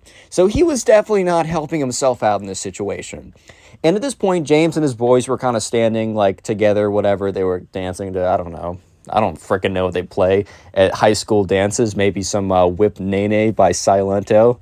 Yeah, I don't know, man. It's a middle school dance, bro. I don't know how this works. But anyways, they're kind of waiting for the slow song to come on. Maybe some, I don't know, some like song by Adele or something like that. Like dude, I always try and like say lines from songs during these stories and I just blank every single time. But anyways, yeah, so they're all kind of waiting around there, and it was, eventually, the slow dance song came on. And remember, you might be thinking, oh man, who cares? It's just like a slow song. No. What you have to understand is the slow song meant everything to these kids. Like the slow song, basically, if you had a slow song with some girl, because remember, they were in middle school. This was like 7th, 8th grade. So probably the farthest you ever went with a girl was like slow dancing or maybe holding her hand if you were like crazy, because if you hold if you hold a girl's hand for too long, there is a chance you get her pregnant. So definitely not misinformation from the Connor Pugs channel. But anyways, slow dance was a really big deal. And all of a sudden, the song comes on. And the thing was, right, the emo kid was too busy kind of like sulking about society in the corner of the room to react quick enough. So James was like, all right, bro, like that guy's playing himself. I'm going to go in. So James very quickly goes in. And boom, he gets there, goes up. He's like, hey, like, Kate, like, can I have this dance? And she very happily says yes. Because she said, like, oh, I don't know if I'll say yes. She knew she was bluffing the whole time. And James kind of felt pretty confident about it. And even though she said, I don't know, he was pretty confident because her friends were like, yeah, dude, she's totally bluffing. Like, I hate to expose my friend like that, but she definitely has a thing for you. You're chilling. You're in the green. So anyways, James goes in. He feels pretty good about the whole thing. But let me just say that the emo kid eventually looks up and then he sees this. And the emo kid is not having it. So he does something pretty insane. So strap in and definitely prepare for the cringe. If you have your cringe seatbelt unbuckled, I'm actually going to fine you for your own safety. So yeah, go ahead and buckle that cringe seatbelt, because there was like a DJ station and there was like a guy who was like DJing, quote unquote, and there was like a microphone. So like the DJ could say like, hey, like 20 minutes till the dance is done, or get ready for this hype song or whatever. And other than that, he was really just a Spotify playlist. He just edited the Spotify playlist, right? However, the DJ let the Spotify playlist run on autoplay or whatever, and he went to the bathroom. So the emo kid ran up to like the spot or whatever. He grabs the microphone. He stops the music. First of all, he goes up to the Spotify, clicks pause on the music, and screams into the microphone, "Wait!" And everybody turns around. Everybody turns around and they look at this kid. And they're all kind of like looking at this emo kid who's standing at the front of the room with like the microphone. He picks it up. He's like, "Kate, no!" So at this point, everyone's kind of looking at this kid like, oh my God. Because they all knew that like he wanted to have the dance with Kate, but like James obviously got it.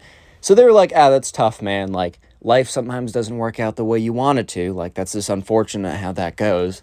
However, he goes up there and he's like, he goes in the microphone, like he says, "Wait!" And everyone turns around. The music is off. He's like, "Kate, may I have this dance?" And everyone's so confused because, first of all, he turned off the slow song in the middle of the song. And also, she was already dancing with someone.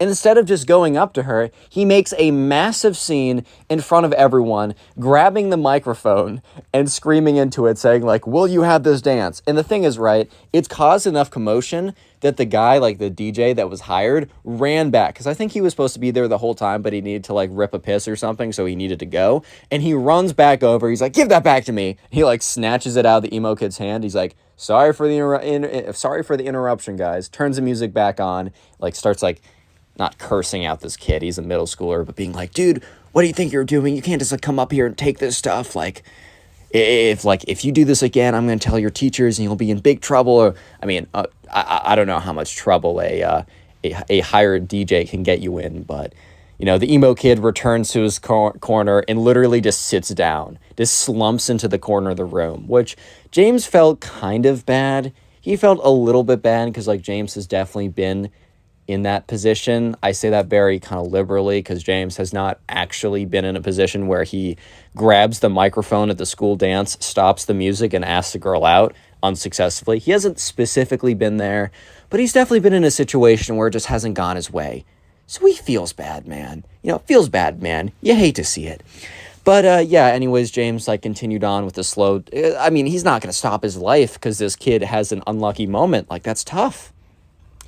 So, yeah, you know, while I will say there was kind of an awkward moment because while, like, James was, like, slow dancing with Kate, he kind of, like, turns around, like, they kind of, like, turn around so James is facing the emo kid, and he just looks up, and the emo kid is staring at him with, like, the creepiest, most stalkerish, most scariest stare he's ever seen, because the emo kid is slumped over like the girl from The Ring, right, and is just, like, staring right at him. His, like, long black hair, like, covering most of his face besides his eyes, and he's like slumped over too, like kind of like crouching over like an old guy with a cane or something but without a cane. And James is like, hey, do you mind if we turn like 45 degrees this way or 90 degrees this way?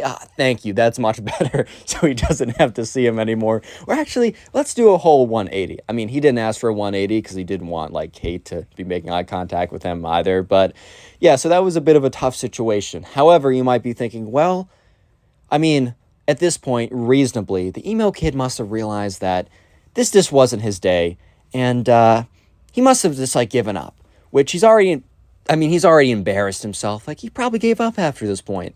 And while that would be pretty fair for you to believe, that was unfortunately that was just not what happened, because the emo kid would continue. Let me just say that the emo kid thought that if he had a sword fight with James, that he would be able to win the honor of his lady. I'm not even kidding you. Real quick, if you made it this far into the video, comment emo down below. That'll be the secret word of the day. I will try and heart as many of those comments as I possibly can. And also, if you want to support the channel, the best possible thing you can do is just watch this video throughout the entirety of this video, and then afterwards, if you could watch some of my old videos, that helps more than you can ever imagine. Please go in the comment section and tell me how many of my old videos you've watched today or this week. I'll heart it and say thank you because it helps me out more than you can ever imagine. Anyways, let's go back to the story, because the emo kid is not done. In fact, he is far from being done. So what happened after the school dance? Like, over the weekend, James actually met up with Kate. They went to, like, go get dinner together, and that's when they officially started dating, whatever that means in 8th grade, which means, oh my god, they're gonna sit together at lunch. Oh my god, dude, that's crazy, right?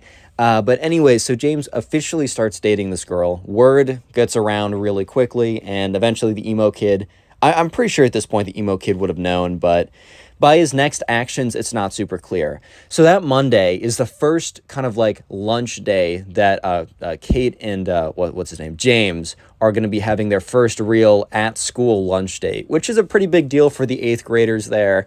Obviously, it's not that big of a deal in general, but hey, man, let them have their fun.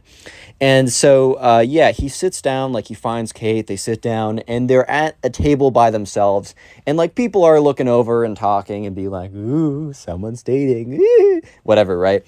And, however, James, you know, Kate is facing away from the door, but James is facing the door, and James sees the door open up, and he sees the emo kid walk in, and James is like, this is tough. Because James feels bad. He legitimately feels bad because, I mean, if the roles were reversed, he would feel bad, like, seeing the girl that he really liked a week ago sitting with the guy who was low-key his, like, enemy rival on a date. Like, that would be tough to see. And James started to feel a little bit worried when the emo kid starts to approach him, right? Starts to approach him. And yeah, so the emo kid walks up to their table. And at this point, Kate also realizes that someone's walking up, so she turns around. And the emo kid walks up and doesn't look at James. He's not paying any attention to James. He's actually acting as if James doesn't even exist at this point. The emo kid turns to the girl, Kate, I forgot her name for a second, says, Kate, I've been wanting to ask this for a while, but since we've become so close in the last couple weeks, which they have never spoken before, but that is beyond the point. At this point, that is beyond the point. He's like, I was wondering if you would like to go on a date with me, if you would like to start dating. And James is like, oh, no, he doesn't know. How does he not know? Because James is like, everybody knows. Everybody told everybody, but I guess everybody didn't tell the emo kid. Of course they didn't. And Kate at this point is like, oh, well, I'm very flattered. And the emo kid's like, well, if you're flattered, then you should say yes, correct? And at this point, she's like, oh, well, you see, it's actually not great timing because I'm actually currently in a relationship. And the emo kid's like, what? How? With who? And James is like, oh my God, this is so awkward. He doesn't know. So James has kind of assumed that the emo kid didn't think anything of the fact that James got like the dance with her, which in all reality, the emo kid was kind of the one who had the most common sense in that situation, because just because someone dances with a girl once doesn't mean anything, right? But at this middle school, if you got the slow dance, you were basically in. You were locked in at this point, is what I'm trying to say. So Kate has to go on to awkwardly explain to the emo kid that, well, the guy that she's sitting at right now on the lunch date with happens to be the guy that she's dating. And the emo kid turns to James, looks at him, looks him down and up, like does like the elevator look when he looks at like the top of his head, looks all the way down, then looks all the way up, turns back to Kate and is like, really, dude? You decided to date this guy when you could have dated me? He's like, bruh. And he just kind of like storms out of there. And James looks at Kate and he's like, dude, how did that kid not know that we're dating at this point? Like, I swear to God, all your friends told everybody. Like, and Kate's like, dude, my friends didn't tell everyone. And James is like, if you ask anyone at the school, besides the emo kid, apparently, they will know. And Kate's like, yeah, okay, my friends do talk a lot. And they're like, well, that was pretty awkward. Hopefully nothing else happens again. You might be thinking at this point, Connor, the emo kid must stop. There's no way he continues on. There's not a chance that he continues, right? Well. I got some news for you guys. He does continue, and it's bad. Because you might be thinking that, oh, well, the emo kid stormed off and he was done. No. About 20 minutes later, when there's only like 10 minutes left to lunch, James sees the doors open up again, and he's like, you gotta be kidding me, dude. Because the emo kid walks through. But this time, he is like stomping towards James super angrily. He runs up to the table practically, looks at James, looks him in the eye, and says, it's not over between us. It is far from over between us. And is like taking his little finger and like pointing at James. And James is like, okay, nice. Like, I like, we do not care. Like, I don't know what else to say at this point. Like, okay, cool, nice. Like, okay, what do you want me to say? And the emo kid after that is like, you better watch yourself. It's about to get bad. He like storms out of there. And, you know, at this point, James is like, okay, well, I guess that answers my question. So the next day at lunch is where things get really, really, really crazy. So he's sitting there with Kate on his second date. James is enjoying himself. He's having a good time with Kate. They're enjoying each other's presence. They're doing well. I mean, they're kind of clicking, so things might continue on, right? And that's when the emo kid walks in, and he's carrying like two sticks, like two pretty good sized sticks that he probably found in the backyard of the school. So in the backyard of the school, there's like a mini forest, nothing too crazy, but there's like a pretty big forest back there. And the emo kid must have gone back there and like found two decent sized sticks. He walks into the cafeteria with one stick in one hand and one stick in the other, and James is just looking at him. And he's like, he kind of says like to Kate, he's like, oh, okay, we got trouble. Kate turns around, looks at it, and it's just like, turns back around and is like, what? And James is like, yeah, I have no idea what's happening, but I guess we're about to see. So the emo kid walks up to the table, like kind of like waddles his way up, and he's like, you, and he like hands the stick to James, and James is like, I need a little explanation. What do you want me to do with this? Like, it's not super clear. The emo kid's like, you and I will have a sword battle, and whoever wins the sword battle will have the will win the honor of your lady, and will. At this point, like, Kate's like, what? And James is like, dude, what are you saying? He's like, fight me to the death. The winner gets your girl. And James is like, no. And the emo kid's like, oh, so you're scared of me then? You know that you're gonna lose, and that's why you don't want to do it. And James is like, well, I'm not convinced I'm gonna lose. I mean, I'm not an expert at random stick fighting or whatever, but at the same time, why would I want to even engage? Like, why would I even want to do it? And the emo kid's like, well, I mean, for the sake of your honor, bro, like, do you really want to be known as the guy who chickened out because he's a chicken? And James is like, well, I mean, I don't really care, but I also don't want to be known as the guy who went on, who during the dance last Friday grabbed the DJ's microphone and like stopped the music to like ask out a girl who was very clearly in the middle of dancing with someone else, and then come into school the next day super angry with a bunch of sticks and try and like fight some guy to get the girl that already obviously said no to him twice. At this point, the emo kid's like, so what you're saying is that you're too scared to fight me, and because you know you'll lose. And James is like, dude, we're going in circles right now. I'm not fighting you. I'm not having a sword fight to the death. Like, okay, I'm just not doing that. At this point, the emo kid's like, fine. Well, you're about to see me in my final form, where I am the most powerful. And James is like, okay. Like, word. And then the emo kid reaches up to James and rips out like a strand of his hair. And James is like, dude, like, that hurt. Like, why would you do that? And the emo kid's like, I need that for my wizardly spells. And he like laughs really awkwardly and like shuffles out of there. And James turns to Kate. He's like, dude, like, what life choice did I make to get myself to this position? Like, what did I do wrong? Like, what choices did I make that got me here? And Kate's like, I don't know. Like, this is kind of tough. He's like, yes, why me? Like, why? Why? Like, you just came up to me with a bunch of sticks and says, I want to fight you, right? And then all of a sudden, you know, he just, like, pulls a piece of hair. Like, what? Huh? Bro? I just don't know. I just don't know what to do at this point. And Kate's like, yeah, I don't know. But, like, I think eventually he'll just get bored of whatever he's doing and give up. So anyways, next day, it is lunch. Lunch once again. And James comes in, and he finds Kate. And he's almost like they sit down, and he's almost like, he's really stiff. He's, like, not talking that much. And Kate's like, are you good? Like, is everything okay?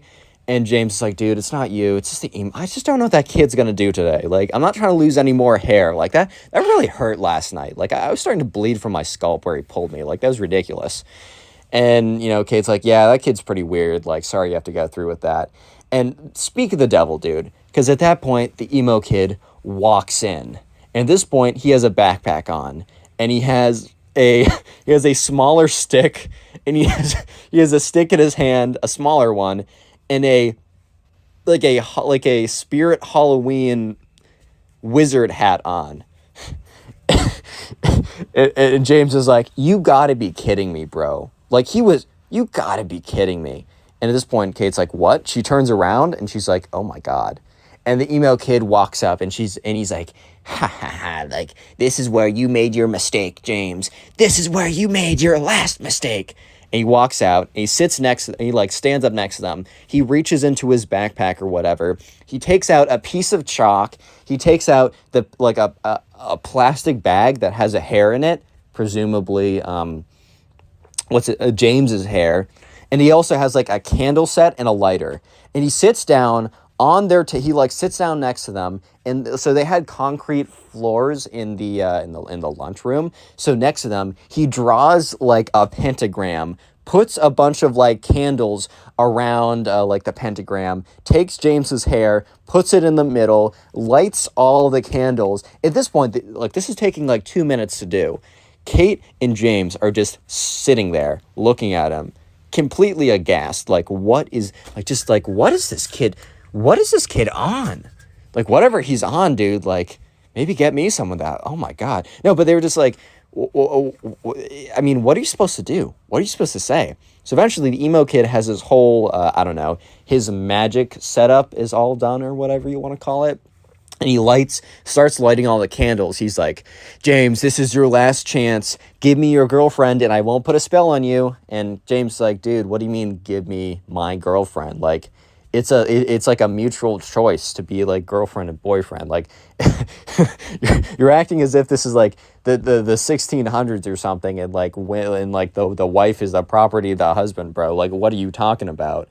And, you know, he's like, one more chance, bro. I'm about to put a crazy spell on you if you don't give me your girlfriend. And Kate, this is when Kate speaks up and is like, dude, like, even if he said that he was going to give me to you, I'm not going to be your boyfriend. Like, I'm not going to be your girlfriend, dude. And the emo kid's like, well, I'm going to put a spell on you too, dude, if you don't become my... He literally threatens Kate. And he's like, oh, if you don't become my girlfriend, I'm going to put a spell on you as well, which... Okay, I might not be the smoothest individual. I might not be, I don't know, the one that has the greatest pickup lines of all time. My Tinder one's pretty funny. I did steal it from my friend, but maybe I'll 5,000 likes and I'll reveal it because it's pretty funny, but it's also a little embarrassing. But here's one thing I do know. There's a very decent chance that if you threaten to cast a spell on a woman if she doesn't become your girlfriend, she's probably, not 100%, but probably not going to become your girlfriend. I know I might be going out on a crazy limb right now, and you guys might completely disagree, and maybe you found your wife of 10 years who loves you very much from threatening her with magical spells. I just don't think that's a great way to do it. So eventually the emo kid finishes up, and then he lights the hair in the middle, and then he takes his magic wand, waves it around, and just starts saying a bunch of nonsense. And at this point, half the entire cafeteria is just like looking. They've almost like circled around it like it was a school fight or something. They've circled around it and they're just like, what the frick, bro? Like, oh my God, like what's going on right now? And eventually the emo kid like points his magic wand at James and is like, ooga booga, or I don't know. He's just saying some nonsense. And like literally 15 seconds of pure silence happened. And then very clearly nothing happens. And he's like, I'm going to give you one more chance. I'm going to count to 3. If you don't, you're going to explode because of my spells. And James is like, I think I'm going to take the risk. He's like, 3? I'm going to give you one more chance, bro. Like, I'm going to give you one more chance. And James is like, nope. I'm going to take the risk here. 2? And he's like, yeah, no, I'm good, man. Like, you can go ahead with this. If I explode, I explode. Like, that's tough. 1? Last chance, dude. I'm being super generous right now. Just give me your girlfriend and we'll be all good here. And James is like, nah, I'm chilling, bro. He's like, fine. Kicks it. The emo kid literally kicks over his magic, like, whatever set. Because I think he knew it wasn't going to work anyways. Which, thankfully, it was concrete floors and nothing, like, flammable. Because, like, the candles fly all over the place or whatever. And he storms out of there. He, like, storms out of there. At this point, James sits back down. He's like, you know, maybe we should go on dates at night when we're not in school. And Kate's like, you know, that's not a bad idea. So the next day, Kate and James actually don't sit together at lunch. They sit separately. Yeah, so they decide that if they're going to like do anything, at least for a little bit, to do it outside of school, like after school or at lunch or something like that. But the emo kid once again comes up to James, and James is like, oh my God, dude, like, what? What now? And the emo kid, like, he literally goes on one knee and, like, kind of, like, presents, he's down on one knee, puts his head down and says, like, I concede the battle, you win. Like, I tried everything possible, but you are the better duelist. Like, I honorably concede. And in James's head, he's like, bro, he didn't say this, but he's like, bro, you did not honorably concede. you did the least honorable, you did not concede honorably. But at this point, James sees this as a perfect opportunity for the emo kid to just stop. So he's like, all right, man, like, it was a good battle. It was really close, and you'll get them next time. Like, honestly, James is trying to be as chill as possible so that the emo kid doesn't come back and be like, well, actually, I'm going to try more magic or something. And the emo kid stands up, and he, like, kind of, like, nods his head, and James nods his head back, and the emo kid bows and leaves. And yeah, after that point, James and Kate actually were able to like do like lunch dates or whatever in school again. The relationship lasted like 6 months. It didn't last crazy long, but Kate and James are still cool to this day. And yeah, the emo kid never Click on the bothered video them on after screen this right point. now. I know you'll enjoy it. Just click it. Do it. How's it going, everyone? I hope you're having a great day, because today I have probably the craziest emo kid story I have ever received to date. I'm not even kidding. So sit back, relax, grab something to eat, grab something to drink, subscribe if you're new to the channel, and let's just jump right into it. We're calling today's subscriber Ty. So anyways, Ty was going off to camp, and this was his first time doing an overnight camp, so he was a little bit nervous, and it was kind of like a wilderness-based overnight camp, but they were mostly in cabins. Ty's parents did it before, and they actually met at this camp, so they were really pushing for Ty to go. But the summer before, he just said that he, wasn't ready and was going to do it the next year. And of course, the next summer rolls around, and Ty's like, oh my god, I said that? So sure enough, Ty and his parents ship him off to this camp. Ty's a little bit nervous about it, but they say, hey man, it's going to be good for you. Trust me. Like, I know it's scary, but you just got to do it. So anyways, they arrive at the campground, and they walk over, Ty and his parents walk over to the person who is signing everyone in. And it's some 25-year-old dude with a big old goofy smile on his face. He's like, hey guys, welcome to Camp Awesome. That wasn't actually the name, but we're going to call it Camp Awesome. Hi there, buddy. What's your name? He's like, Ty Gooden. And he's like, Ty, let me see. There you are, buddy. All right, so you're going to be in group B over there. And he points to this group of kids and like one counselor or whatever. And Ty turns around to his parents, and his parents are like, all right, well, we'll see you in 2 weeks. And Ty's like, Mom, like, I don't know if I can do this. And Ty and his dad kind of sits down and he's like, yo, you got this, buddy. Like, you don't need to worry about it. Like, trust me, the 2 weeks are going to fly by, and you're going to have so much fun, you're not going to want to leave. That's a guarantee from me. And Ty's like, all right. So Ty walks over, and he goes over to Group B, and there's a big group of kids, and, the counselor's like, hey, guys, my name is Ben. Don't worry, he's not the evil guy. But hi, guys, my name is Ben. Welcome, to the camp. These are going to be the guys who are in our group. We're going to be in the same cabin together. We're going to do a lot of activities together. You can still meet people in the other groups, but these are going to be the guys you're going to be seeing all the freaking time. So start getting to know each other. Let's go around, do some names. And so they went around and did some names, and Ty was just kind of observing, all right, well, that person seems kind of cool and whatever, oh, we have that in common. And then it kind of comes around to this one kid that Ty didn't even realize was there until until he spoke up. And this kid had these long black swooshed hair, right? He wore all black. He had these rock band t-shirts, these big black boots. He had this spiky bracelet necklace type thing. And by the way, if you kind of dress emo, that's totally chill. I don't really care. As long as you don't act like this kid, you're cool in my book. I say this every single time. And this guy was kind of just known as the emo kid, and since I don't want to give him a name because I will forget it and then it'll be very awkward, but we're just going to call him the emo kid from this point on. And Ty didn't think anything negatively. He was just like, oh, this guy really does put a lot into the way he dresses, and he definitely dresses with a lot of character. Ty legitimately had no ill will or feelings of just ew, this guy's dressing different than me, or anything like that. It was just an observation.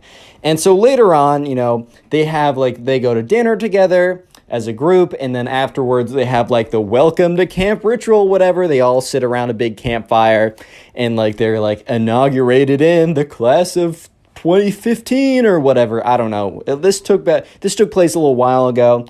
But anyways, right, it's finally time for them to go back to their cabins to figure out which bunks they want, etc. like that. So anyways, right, they get back there, and they're just the counselor dude, who is their group B counselor, right, who's also sleeping in the cabins with them, he's like, well, you know, just to make sure that no one feels left out, we've already assigned bunks to everyone. So he said, all right, Ty, you're in bunk A. He says, so-and-so, you're in bunk B. So-and-so, you're in bunk D. And then in bunk D, which they're in kind of like quads of 4, or they're in kind of like groups of 2, but they're bunk beds, so it's 4. So in Ty's group of 4, the 4th one was the emo kid. So the 4 of them walk over. They go in their bunks. The camp counselor says, yo, if you really want, you can talk to your bunkie about being top or bottom. Doesn't really matter.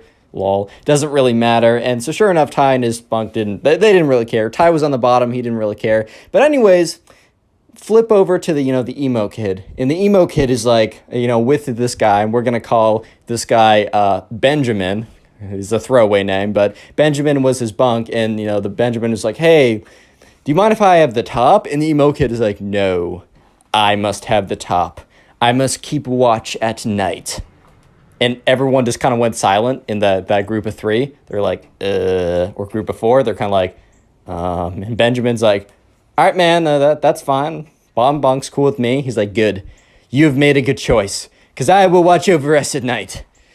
I have spoken. And everyone's like, okay. A lot of character in this guy. Funny guy.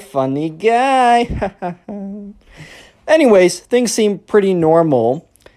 Until, it's time for them to go to bed. So anyways, they go and they brush their teeth, and then they get into bed, and the camp counselor guy comes around and is like, all right, group B, section A, or whatever you want me to call you guys. Let's call you the A squad.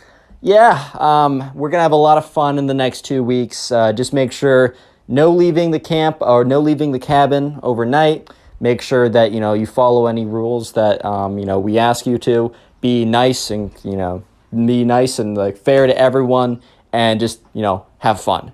Anyways, good night, guys. And he walks out of there. And so, the lights are turned off, and Ty in his top bunk, and also Benjamin across from him, they were talking for a little bit. And the emo kid didn't really join in. He was just sitting cross-legged, but kind of sitting very stiffly. So he was very much not going to bed. And eventually they were like, all right, I'm tired. Good night. And they all kind of go to sleep at that point. And about 20 minutes later, Ty has not fallen asleep because he's still feeling a little weird. He's in a new environment. It's dark or whatever. He's a little bit scared. He's a young kid, whatever. He hears rustling, right? And that's when he hears steps, right? And he realizes that the steps are coming from across from him, and it's coming from the top bunk across from him, meaning the emo kid, is starting to walk down the bunks. He's like, all right, well, there's nothing too weird with that. And that's when he hears, because there's a door next to their cabin, so there's multiple exits from the cabin. He hears the door open, and he watches as the emo kid walks out. So Ty at this point is like, what? So he kind of gets up, and the person above him is completely asleep. But Benjamin, the kid from the side of him, is still awake. And he's like, yo, Benjamin. He's like, yo, what's up? He said, emo kid. I maybe said his actual name, but we're calling him emo kid. He's like, emo kid, he just walked out the door. Benjamin's like, you can't do that. And, Ty's like, dude, but he did. So anyways, they both get up, and they both look out the window. But they're trying to do it stealthily so that they're not caught, right? And they see the emo kid literally just standing there looking into the moon. It is the creepiest, weirdest thing they have ever seen. Because the kid is just literally freaking standing there, bro. He's just standing there observing the night sky. And they're all like, oh my God, dude, that's freaking weird. What is going on right now? And, sure enough, Ty and Benjamin were like, all right, this kid is a little strange. Make sure he doesn't, strangle us to death or something in our sleep. I'm a little freaked out. And that's when the emo kid, out of nowhere, does a 180-degree turn and turns right looking at the window. Ty and Benjamin quickly jump down there, like, oh my God, do you see us? Do you see us? Do you see us? So, Ty starts to look up. He, peeks a little bit into the window and quickly goes down because he sees the emo kid walking towards the window. And he's like, dude, Benjamin, he's walking towards the window. He's like, crawl back crawl back to your bunks, crawl back to your bunks. So they both crawl out of sight of the window and they crawl into their bunks, and it's dark enough in the room for them to do this without being super obvious. And they're both in their bunks, and Ty turns around under the sheets, right? And he peeks out, and the emo kid is literally standing right with his nose up against the window looking in. And he's like, oh my God, this kid's insane. Anyways, emo kid walks back in quietly, goes up the stairs again, and sits in the bed and supposedly goes to sleep. Ty doesn't fall asleep for like another hour afterwards, but eventually he opens his eyes to the camp counselor being like, Ty, come on. We're going to be late. And Ty's like, oh my God. And everyone else is like, yeah, you slept in, man. Actually, everyone in this bunk besides emo kid slept in. And that's because everyone was so freaked out that they couldn't go back to sleep. But anyways, first day activities. They go outside, and during the day, they don't totally have to stick with their group. They're actually assigned to random groups. However, a lot of people in the random group will be from their group because they're just trying to make friends within the group. So, and they also go to meals together, so like lunch or dinner or whatever is together. And so anyways, the first activity of the day is not with the emo kid. It is actually like kayak / canoe or whatever, either or, one of those two. And, Ty has a lot of fun. And they go back to dinner or lunch, sorry. They go to lunch as a group together. And Ty's, talking about what he was doing. And the counselor kind of went around the table and was like, oh, so Ty, what did you do? And Ty explains, oh, so Benjamin, what did you do? Benjamin explains, oh, so emo kid, what did you do? And he was like, I prayed to the overlord. And they're like, oh, I don't remember that being an activity. Emo kid's like, it's not. It's necessary. And he's like, okay. Anyways, guys, so I'm going to read off the people in your next activity because the way it worked was at meals. So at breakfast, the camp counselor read off what group everyone else was in for activities. And then at lunch, the camp counselor read off what people would be in for the afternoon activities. And so the camp counselor was like, oh, so Ty, Benjamin, and emo kid, you're all going to be in the group 7 or whatever. And that happened to be like something with like wood tool making or something kind of cool like that. So anyways, after lunch, they all head in that direction. And Ty and Benjamin are like walking together. However, the emo kid, it's not like they were walking away from him, but the emo kid intentionally stands walks 10 feet behind them, never breaking the distance. Like, they always have 10 feet between them, and the emo kid never breaks it. And he kind of walks weird. He walks very stiffly, yet he's kind of like propped forward at a 30-degree angle. His arms straight down, and he kind of waddles a little bit like a penguin. But it's very intimidating and very weird. And Benjamin kind of whispers like, Ben, I can feel his eyes in the back of my head. Or not Ben, but Ty, I can feel his eyes in the back of my head. Ty's like, dude, Benjamin, I know. So anyways, they get there. And the camp counselor dude is like, hey guys, welcome to woodworking. It's going to be a lot of fun. You can make whatever tools or whatever you want. All I ask is that when you're using this blade, that, I'm there and help you guiding it. And also if you want any, if you want any inspiration or questions, come to me and it's all cool. So anyways, Ty and Benjamin sit down. They're like, oh, let's make wooden knives or something. So they're given a pocket knife and they're taught how to whittle away. It's like, always, you got to face it away from you. Never face it towards you. If I see you guys facing it towards you, I got to revoke your knife privileges. Not trying to be that guy, but it's part of the jab. So anyways, right, they look over and they see the emo kid and he's like whittling away at this spoon and at this stick. And they're all like, So eventually at the end of class, the end of the activity, they're asked to go around in a circle and say a little bit about what they made and show it off. So Ty's like, all right, well, here's like a butter knife and didn't turn out that well. And everyone laughs a little bit. And the camp counselor's like, dude, it's fire. That's your first time. Don't even worry about it. Eventually comes around to the emo kid. And the emo kid is like, whips out this like almost perfectly whittled. Like, this is like really professionally well done. And the camp counselor's like, wow, what is that? He's like, this is a wand for my warlock activities. Nobody better cross me now that I have access to my most powerful weapon of a wand. And everyone was like, what? Real quick, if you made it this far into the video, comment emo down below. That's the secret word of the day. I'll try and heart as many comments as I possibly can that say emo. And then also, if you want to support the channel, watch a bunch of these videos in one sitting. I call it binge watching. So if you're sitting down, maybe playing video games or trying to go to sleep or something like that, watch like 10 videos in a row if possible. I know it's a big ask, but if you do so, please leave a comment down below. I'll heart it and even shout you out, as on screen right now, shouting out some people who are supporting the channel and telling me about it. So yeah, thanks to these guys and you guys, and let's get right back to it. So fast forward a couple days into the week, and every single day, the emo kid's been doing weird things. So right now is a Wednesday. For context, they got there on a Sunday night. So this Wednesday night, Benjamin's kind of becoming like the side character for Ty. Like he's becoming like pretty close friends. And Ty and Benjamin are kind of like talking about the emo kid and being like kind of tracking the weird things he's been doing. But tonight is one of the weirdest things he's done. So once again, Ty and Benjamin have been noticing that the emo kid has been going outside every single time, like 15 minutes after they go to sleep. So Ty and Benjamin, they both get in bed, and when the lights are turned off, they wait about 15 minutes, and sure enough, the emo kid gets out of bed and walks down the steps. And he walks outside, and he walks to kind of this like big forest clearing. So Ty and Benjamin, they both walk over, and they both look up, and they look out of the window.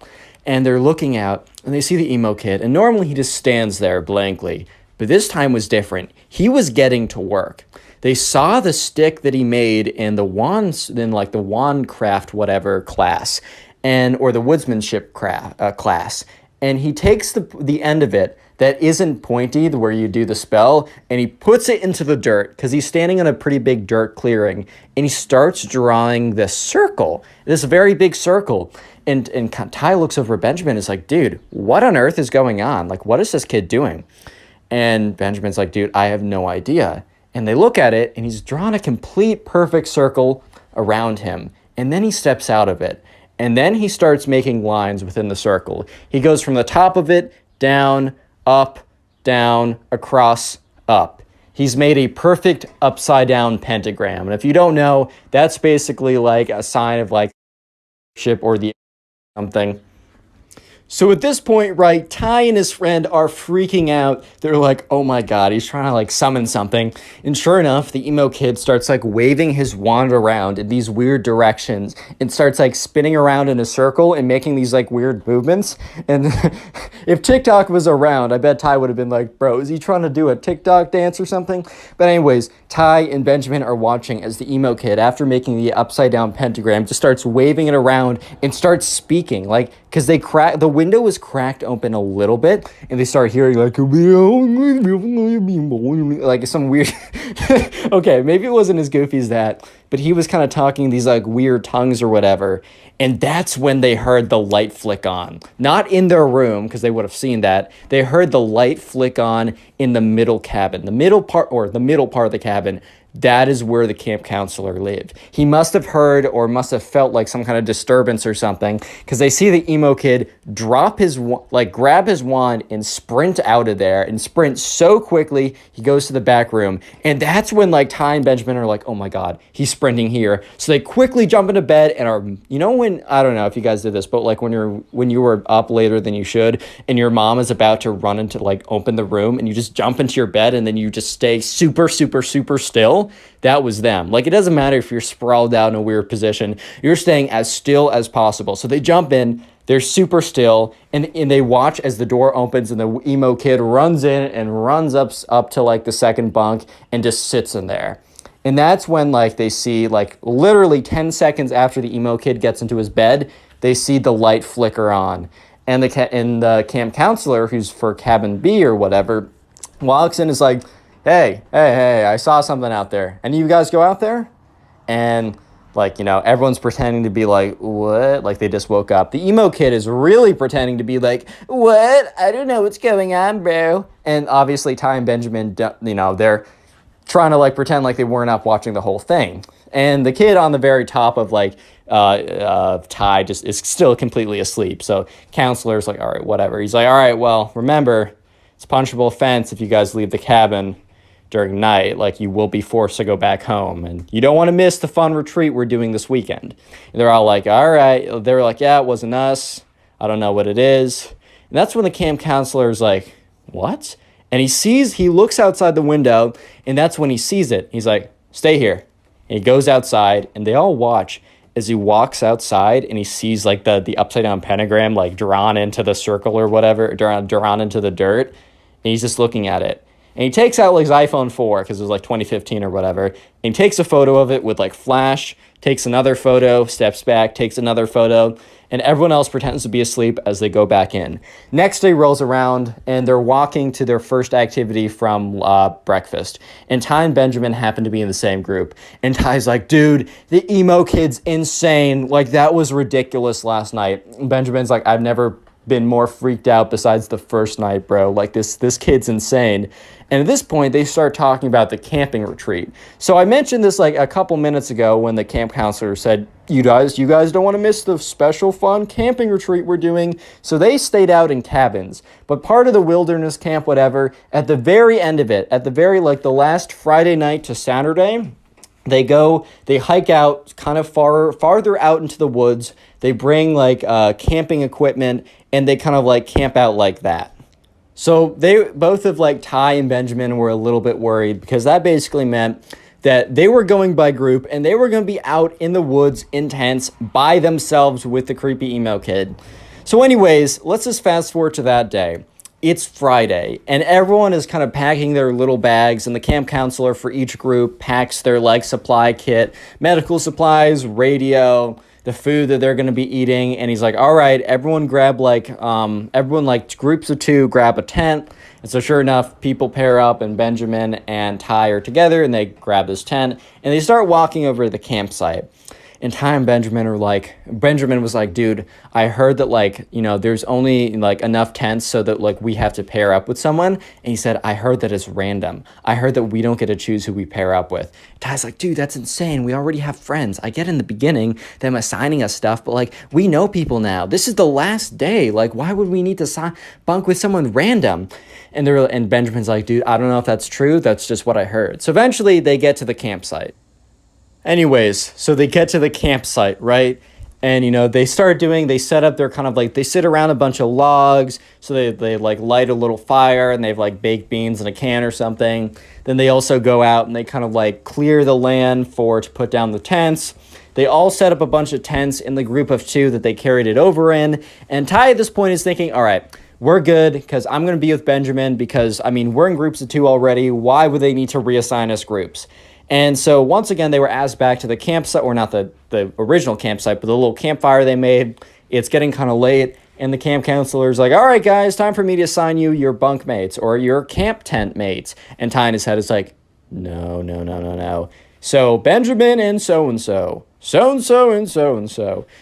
And when there's like that one guy you don't want to be with or something like that, and like you're being assigned in a list, and you don't hear your name, but you also don't hear his name, and the number of combinations starts getting smaller and smaller and smaller, and you start freaking out.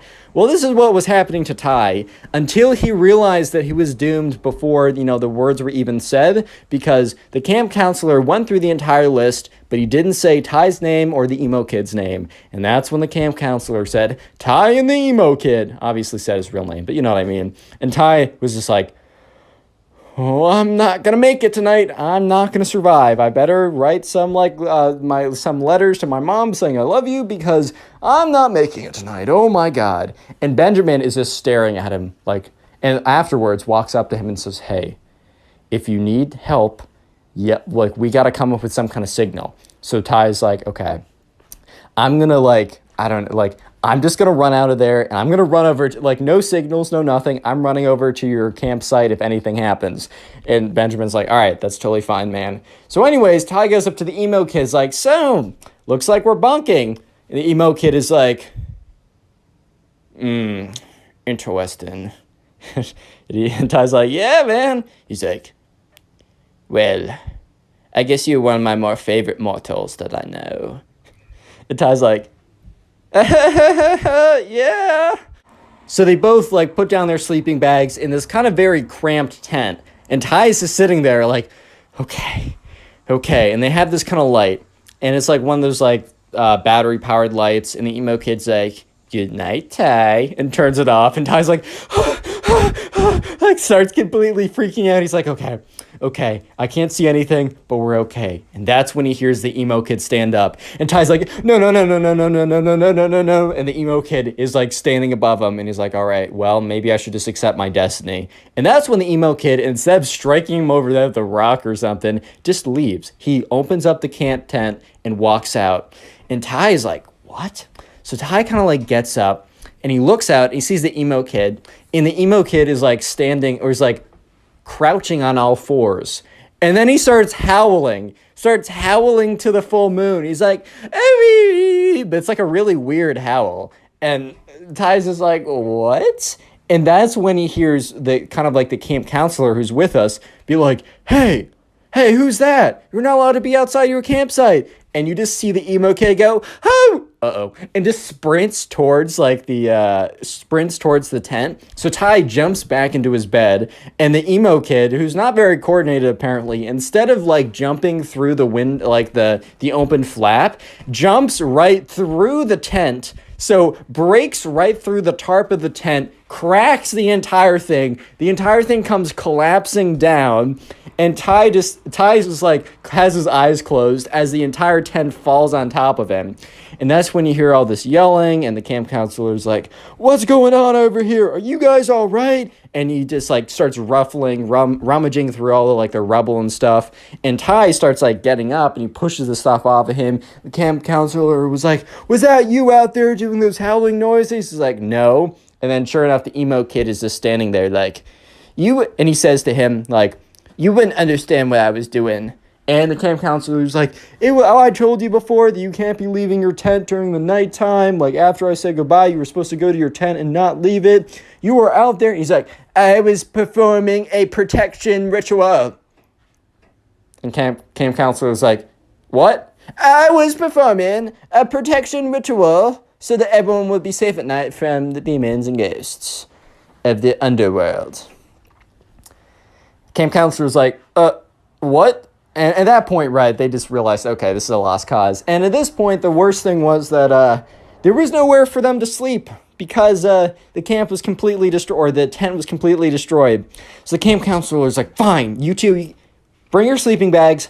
You can sleep in my tent. So the three of them are kind of like crushed in there. And eventually the camp counselor is like, all right, you two are in here. I'm going to sleep outside. No shenanigans. So it was the most uncomfortable sleep of Ty's entire life. But eventually, the day is over. He gets up. They start packing up their stuff, and they're walking back to the campsite. And that's when Ty meets up with Benjamin and is like, dude, like, what? Like, you're not going to believe it. And Benjamin's like, I heard a lot of yelling. Are you okay? So Ty tells him the story. He's like, dude, that's insane. So anyways, they get back, and Ty actually had a really good time at the camp, minus the emo kid, like, cringe fest or whatever. Eventually, Ty's parents come to pick him up, and Ty's mom's like, man, you gotta tell me all about it. Like, how was it? Ty's like, it was really good, but it's quite a story. And so for the entire, like, 2-hour car ride back, Ty tells them the entire story, and let me just say, click on the video on screen right now. I know you'll enjoy it. Just click it, do it. How's it going, everyone? I hope you're having a great day, because today we have a story of probably one of the cringiest emo kids on planet Earth. I'm not even kidding. This is probably one of the craziest stories I've received, so sit back, relax, grab something to eat, grab something to drink, and let's call today's subscriber who submitted this story. Let's call him Oliver. So this all happened back in the good old days of like 2014, 2015, when like goth, emo, all that type of stuff was like super popular. And by the way, if you dress goth or emo, I literally don't care. That's a totally fine style. As long as you aren't an emo kid like this kid, you're totally cool in my book. So anyways, right, this all started when Oliver and his friends were in the mall. And this was way back in the day. And Oliver and his friends were just kind of like walking around in the mall. They were trying to figure out something to do. I mean, it was a Saturday, so I mean, who knows, like, they were trying to figure out something that they wanted to do. And Oliver's friend was like, hey man, do you mind if we stop in Hot Topic? Hot Topic is a t-shirt store that sells sells a lot of different types of t-shirts, a lot of like trending stuff, a lot of like, and since, emo and goth was kind of trending at the time, they sold a lot of shirts and attire that really fit with that outfit. Like you got like black t-shirt that says like society, and then you got like a spiky collar. I don't know, man. But anyways, right, Oliver and his friends stopped in Hot Topic, and Oliver wasn't really, there to, like, buy something. So he was kind of just walking around and chilling, and he accidentally bumps into the emo guy. Or this the emo guy. I'm introducing a new guy, emo kid, whatever. We'll call him the emo kid. So anyways, right, this kid turns around, and he's got this, like, this black t-shirt on. He's got a spiky collar choker type thing. He's got black pants. He's got black shoes on. His hair is black and it's like slicked down. So he has these like massive, really weird bangs where you can't even see his face. He's like, "Watch where you're going, punk." And Oliver's like, "Sorry, man." He's like, "Wait, I know you, dude. You're from my school." And Oliver's like, "Yeah, I think we're in class together." "No, I've seen you around, though," because Oliver's starting to remember this one time he saw this really weirdo-looking kid who was like, "Man, no one gets me." And so sure enough, the kid, the emo kid, is like, "Bro, I don't think you bumped into me on purpose. I think you were coming for me and my kind." And Oliver's like, "Dude, what are you talking about?" And the emo kid's like, "Bro, I think we both know that you just hate the emo kids." And two other emo kids appear basically appear out of thin air. And they were like, "What's this kid talking about? Like, what's going on over here?" And the emo kid's like, "Yeah, this kid over here goes to my school and he hates me on purpose. And he just bumped into me and it was crazy. You can't do this to us, man." And the other emo kid's like, yeah. "Well, what do you have against the emo kids?" And at this point, right, Oliver was literally just standing in a Hot Topic t-shirt store because his friend wanted to buy a t-shirt. In Oliver's head, he's like, "Bro, please hurry up and get that t-shirt." But he says, "Look, I accidentally bumped into this kid, like this guy. I'm sorry. It's not on purpose. You can trust me." And the emo kid's like, "No, dude, I totally know what, like, a bump on purpose would feel like. That one felt so purposeful. Like, I literally felt the purpose in the bump. It was crazy." And Oliver's like, "Dude, what do you mean by that?" And the emo kid's like, "Are you getting aggressive with me, son? Do you want to fight me, son? Oh, he wants to fight me, dude." And at this point, Oliver's like, "All right, guys. All right, boys. Have a good day." Oliver goes over, finds his friend. He's like, "Dude, I met a bunch of weirdos. They want to fight me. I literally bumped into them." And like Oliver's friend's like, "All right, dude, like, that's like, oh, all right, we'll go. That's fine." And then Oliver's friend sees this like pack of like emo kids walk over, and Oliver's friend starts cracking up. He's like, "Bro, you can't you can't seriously think, wait, these kids want to fight you? Dude, they're not going to do anything. They can probably barely walk here without fainting." And the kids are like waddling over. And the emo kid's like, "Don't think I forgot what you did, man." And so sure enough, right, Oliver and his friend, they buy the t-shirt, they leave. And, Oliver is telling his friends all about what's going down. His friends like completely laughing. They find it hilarious. And that's because Oliver thinks to himself, well, I'm never going to see these kids again. It doesn't really matter, right? Oh my God, was Oliver wrong? Because this started one of the most insane sagas that Oliver has ever had in his life. He was telling me that like he's experienced a lot of crazy things, but the story that is to follow what just happened is probably the craziest thing that ever happened to Oliver ever.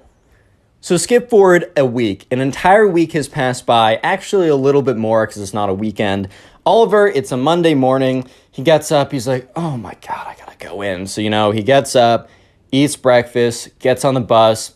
It's just like, oh my God, man, is it already Monday? Dude, that's freaking crazy. He gets into school and he's walking to his locker, all kind of like half awake or whatever. He has his backpack on. And he gets to his locker. And that's when he realizes that something's wrong. Because his locker is like halfway open. And like the lockers didn't have locks on them. But Oliver always like closed it by the end of the day. He'd grab his backpack and he would shut it all the way and it would close. And he noticed it was halfway open, which was weird because no other lockers were halfway open. I mean, some were, but they were very obvious. The people just left them open or whatever. And Oliver goes up to his locker and he opens it very close, like very, very slowly. And that's when he sees a little something in the background. He sees a little something in the very far back of his locker. So he gets his iPhone 3 or whatever, opens up his flashlight app, or I remember when that was a thing, shines it, And sure enough, he sees in the back of his locker in like black marker, he sees a skull and crossbones like scribbled on there, and then said, "You're next. Fear us." And at this point, Oliver is like, what? Huh? Huh? What? What? Like, what's going on here, boys? Like, I don't. Why? And so sure enough, like Oliver like hits up his friend. He's like, "Bro, did you do this?" And his friend's like, "Dude, no, I'm not cringe." and Oliver's like, "All right, well, if it wasn't you guys, well then who could it like that's really weird." And remember, the whole emo experience, like the emo kid thing that happened at Hot Topic over a week ago, was a pretty crazy experience, but at that time Oliver had completely forgotten. Cuz don't forget that the main emo kid actually went to Oliver's school. And Oliver recognized him from being in the hallways once. So Oliver didn't even think for a second, like he didn't even think of the emo kids when he was like, all right, who's probably going to be the one, like who did this? Who's most likely that like probably went through and was trying to mess with me or whatever? And Oliver just didn't even think of the emo kid. So give it a couple days, right? A couple days later, Oliver is kind of like towards the end of school. And most people are gone, Oliver's just like waiting. It's after class. Oliver's like waiting to go be picked up, but then he's like, "Oh shoot, I forgot my backpack." So, I don't know, that happens or whatever. So Oliver's walking back to his locker. And this is where it's actually a little creepy because he starts walking back to his locker. And it's like he looks at his locker and it's just scribbled in black pen. Like nothing else, no other lockers. It says his locker has all these black X's all over them. And it's done in Sharpie or whatever, but he's like, okay, whatever, this is kind of serious. Because, like, he looks around and no one else is around him. So this is, like, kind of weird now. He's definitely feeling kind of uncomfortable at the moment. So he goes in there and he goes to grab his backpack.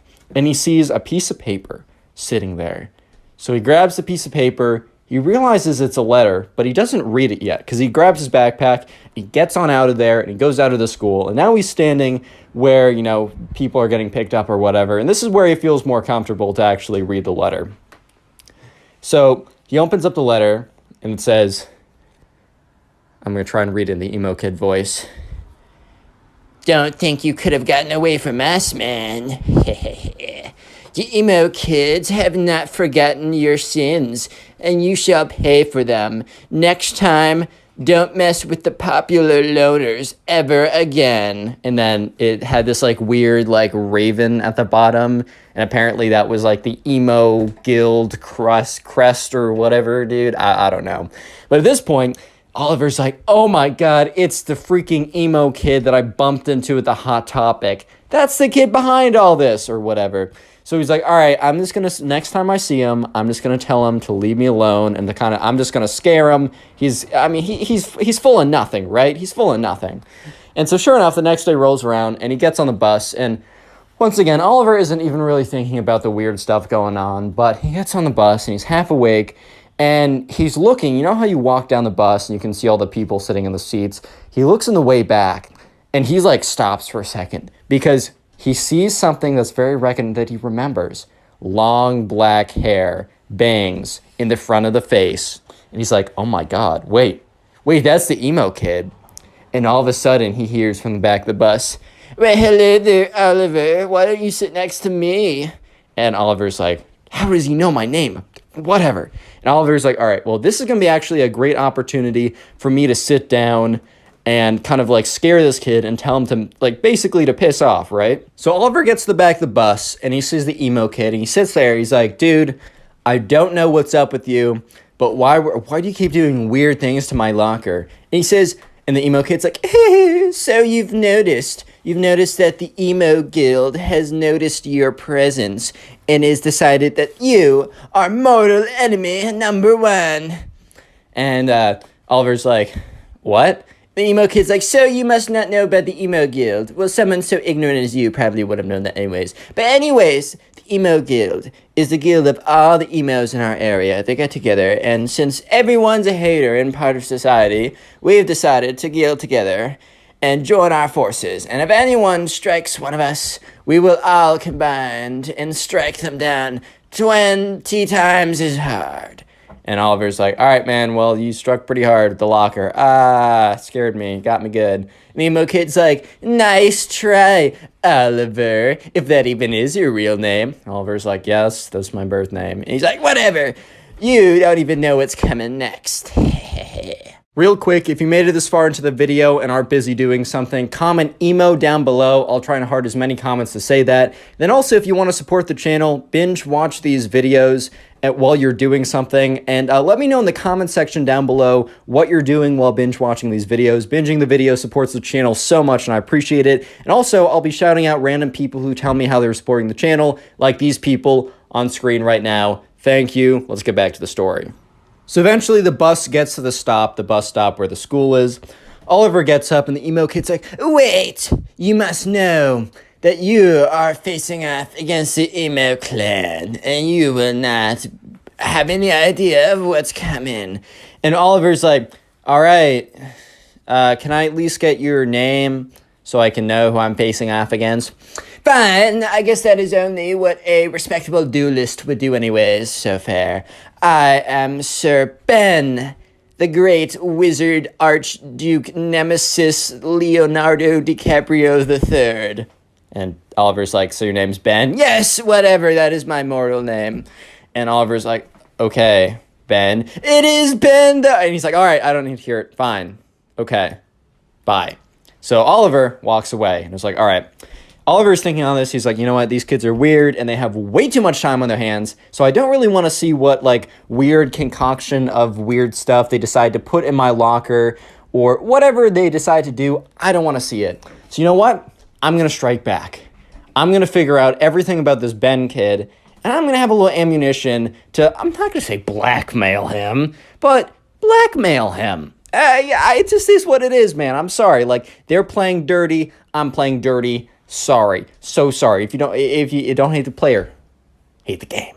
Right? So anyways, Oliver immediately starts hitting up all of his friends. He's like, do you know this Ben kid? They're like, no, I don't know this Ben kid. One kid's like, yeah, he's the weird emo kid. He's like, all right, what do you know about him? He's like, he's weird and emo or something. And Oliver's like, you're no help. So anyways, Oliver eventually talks to his friend Stormy, who's a girl. And, Oliver's like, hey, sorry, I'm trying to find, this weird kid is like trying to like beef with me. I just want to find dirt on him. Do you know this kid, Ben? Stormy's like, oh, do I know Ben? And Oliver's like, yes, you know something, let's go. And he's like, please tell me whatever. Stormy's like, well, you know Kate, right? And Ben's like, no, not Ben, sorry. Oliver's like, yeah, I know Kate. So Ben, the emo kid guy that's like being weird with you, is what Stormy's saying, has a massive crush on Kate. And Kate knows it. And, Kate hasn't necessarily said no to him yet because he hasn't made any advances. And Oliver's like, thank you. That's all I need. Can I talk to Kate for a second? And, Stormy's like, yeah, sure, like whatever. So eventually, Stormy sets Kate and Oliver up. And Oliver's like, hey, please. He explains the entire situation. And Kate's like, look, Ben, the emo kid, has been weird to me for a very long time. Like, I used to think it was this funny, but he's weird. He keeps looking at me. He keeps professing his love to me. You know what? I'll team up with you. We'll take him down. Oliver's ecstatic at this point. So basically, they come up with a plan. If next time the emo kids strike, Oliver is going to find the emo kid and ask for, like, mercy. And if the emo kid doesn't give him mercy, and, Oliver doesn't actually expect him to give him mercy, basically, assuming the emo kid doesn't give him mercy, Oliver is going to say, well, I'm going to give you one more chance to give me mercy. And the emo kid's going to be like, what do you mean? Like, I have the upper ground. And then all of a sudden, Oliver is going to, like, pull out, like, basically text message conversation with Kate, which is going to be fabricated, about how, like, he knows someone perfect for her, and how, like, Oliver's friend, who we'll just call Bob. No, we're going to call him, what should we call him? Oliver's friend Ryan is like perfect for Kate. And the truth is Kate has like a crush on Ryan. And Oliver's basically going to say, hey, if you do anything else, I'm going to set up Ryan and Kate. And Kate already thinks Ryan is super attractive and Ryan is down to get with her. And I have all the power to connect them. And you will never be able to date Kate. You'll never be able to date Kate ever again. And this will destroy the emo kid. So anyways, after this plan is done, Once again, Oliver is walking back to his locker. And sure enough, once again, like, and he reported last time all the, like, the X's and stuff, and the janitor came and cleaned it up. And he goes to the locker, and sure enough, there is this, like, crudely drawn black raven, and then it says emo guild underneath it. And so, Oliver's like, all right, they struck again. Let's see if this kid's on the bus. So the next day, Oliver is really hoping that the emo kid takes the bus again, because this would be kind of difficult to go and find him. But sure enough, the emo kid is sitting in the back with his, like, weird, super long hair that's, like, covering his entire face. He's wearing, like, he has this, like, robe today, this, like, black cape or whatever or something. He's sitting there, and he's like, Oliver, do you want to sit next to me and... because I don't know if you've seen your locker yesterday, but it has a little, I don't know, it has a little something on it. And Oliver's like, yes, Ben, I know. I was wondering if we could talk about, maybe a surrender, my surrender. And the emo kid's like, I knew it. I knew you were weak. I knew you were sad. But no, I will not show you mercy. I will just not do it. It's not in the way of the emo guild. Because you're a part of society. Freak society, bruh. And Oliver's like, look, Ben, I'm going to give you one more chance to reconsider. And the emo kid's like, what? Give me a chance to reconsider? You're asking me for my forgiveness. I will not reconsider anything. And Oliver's like, fine. I know about Kate. The emo kid's like, what? You know about my love? I can barely keep a straight face doing this. Anyways, emo kid's like, you know about my love? And Oliver's like, yes. In fact, I know more than that. You know Kate, right? Well, I have a friend, Ryan. He's a good-looking man. And I was talking to Kate, and I was talking to her about Ryan. And I just asked her, what she thought. And Kate confessed to me that she really thinks Ryan is so attractive. And you know who's my best friend? Ryan. You know who Ryan finds attractive? Kate. And with a snap of my fingers, Mr. Emo Man, I could set the two of them up. And you will never have a chance to date her for the rest of high school or middle school. Or I don't care, right? For the rest of high school. And I mean, it's not like that Ben, the emo kid, was going to date her anyways. But the emo kid was like, no! What do you want, you cruel beast? You cruel monster. I don't know why you put my love up like that. You can have whatever you want. You can have my riches. You can have my gold. You can have my Twilight limited edition series book signed by the author himself. You can have anything of mine. And Oliver's like, dude, I just want you and your weirdo friends to stop. Emo kid's like, the emo guild is not gonna like this. They'll know that I have a weakness. I might be kicked out of the emo guild. No. And Oliver's like, all right, well, if they're not going to stop, if your buddies aren't going to stop, you and your weirdos aren't going to stop harassing me, well, then, you know what? Kate and my friend Ryan are going to be sitting in a tree. Emo kid's like, no, don't say it. Don't say it. K-I-S. No. S-I-N. No. G. No. Fine. Oliver, you cruel monster. You can have whatever you want then. Fine. Well, fine. We'll do it. No, nothing more will happen. I'll tell the emo guild that you surrendered to me and I was merciful because that's part of the emo guild. And Oliver's like, didn't you say that was the opposite? It doesn't matter, Oliver. I'm trying to work with you, idiot. And Oliver's like, okay. You know what? If this is true, Kate and Ryan, they're not going to be like that. But just so you know, if you or one of your little emo friends do anything to me, anything, Kate and Ryan are a thing. Emo kid's like, fine, you drive a hard bargain. I'll call off the attacks. And from that point on, Oliver has never received another emo style, I don't even know if you could call it an attack, but he never received weird stuff in his locker or weird carvings of the emo guild or anything like that. And he lived happily ever after. Yeah. Click on the video on screen right now. I know you'll enjoy it. Just click it. Do it. Today I got a story time for you guys about probably one of the weirdest, strangest emo kids to ever exist. So yeah, I don't know, get something to eat, get comfortable, subscribe if you're new, and let's call today's subscriber who submitted the story, let's call her Claire. So this takes place during Claire's class, right? During school, she was in class, and there's this boy that Claire was talking to, and she kind of liked him, right? Hey man, it happens, life happens. Let's call this guy Ben, because I'm not creative, man. There's also another girl in Claire's class, and we're just gonna call her the emo girl. And Claire didn't know this at the time, but she really did know this. She really got to know this pretty soon, but at the time, she didn't know that the emo girl had a massive crush on Ben, right? And part of me feels for the emo girl a little bit. Like, I've definitely been in situations where in middle school I had a crush on this girl, and she was obviously talking to another guy that, like, would have definitely gotten her. Like, I was not the one for her, some other guy was. It sucks, man. It really does. I'm not going to say it doesn't. However, it doesn't justify the actions that you'll see in this video, which are pretty crazy.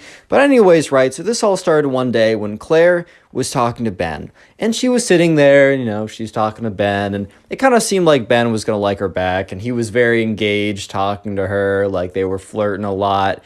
And this is when, Claire, like, kind of like spaced out a little bit. When you're like looking at someone and then you kind of space out a little bit and you look at all the stuff behind them when your like focus of vision kind of changes and shifts. So she kind of like spaced out a little bit and looked behind Ben, and she very briefly made eye contact with this emo girl in her class. If you dress emo, this video is not against you. I think the style is totally fine, and I like you either way. As long as you don't act like this emo girl, then you're totally fine. So basically, right, this girl had super long, dyed black hair. She was like a natural, like a brunette, like a year ago, but then she dyed it all black. She wears all these like goth skull rings or whatever, and it's kind of the style, you know what I mean.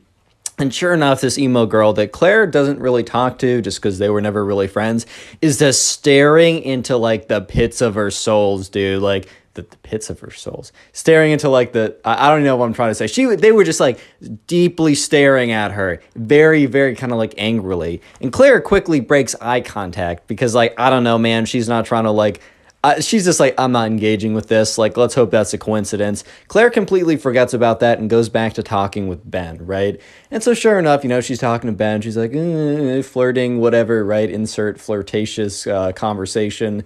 And by the end of the conversation, the bell rings or whatever, and Claire leaves to go to either recess, lunch, another class.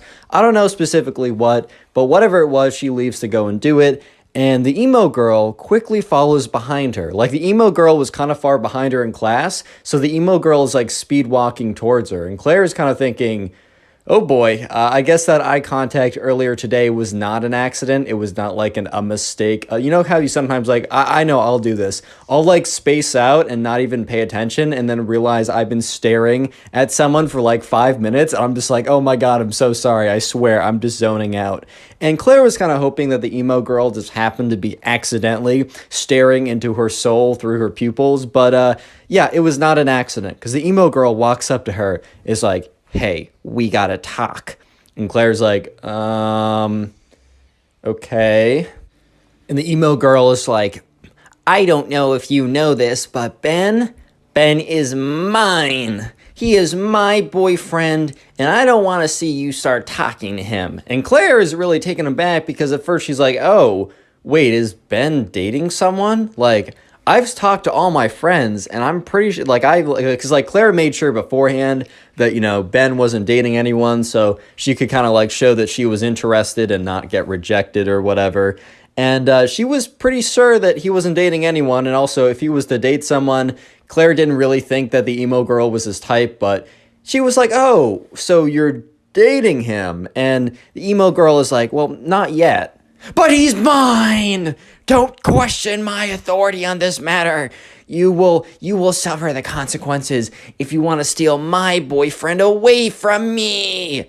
And Claire's just like, what do you mean, your boyfriend? So you guys are dating or aren't dating? She's like, well, not yet, but like super soon. Like, it's totally happening. And the thing is, Claire, you're just getting in the way of this. You're getting in the way of what is meant to be.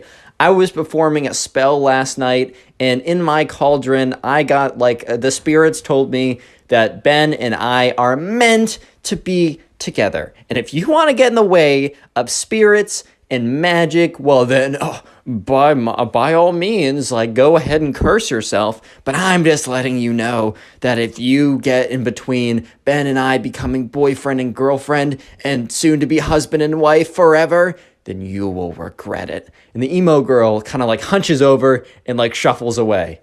And Claire was just stunned, to say the least. She was kind of just at a loss for words at this point, because it's not every day that, you're walking around and, the emo girl in your class, if you have one, comes up to you and says that, yeah, by the way, the gods of magic literally said that, that guy that you're talking to, that he and I are meant to be together and that we are actually boyfriend and girlfriend, even though we aren't. So stay away, bro. And then shuffle away. That's just not a day-to-day occurrence. I don't know, but maybe it is. Maybe I'm wrong. I don't know. But sure enough, Claire kind of was like, okay, well, I'm not going to be bullied out of talking to this guy that I like. Like, I'm not going to be bullied out of it, man. Like, that's just not going to happen. You know what I mean?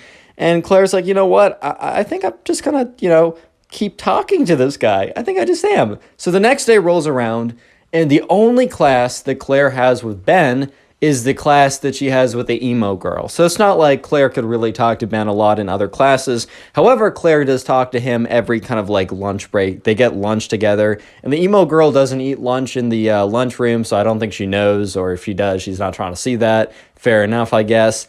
But sure enough, Claire, Ben comes over to Claire because they kind of were talking every single day. I don't think the emo girl's ever spoken to Ben before, but they're about to be boyfriend and girlfriend, guys. Stop hating.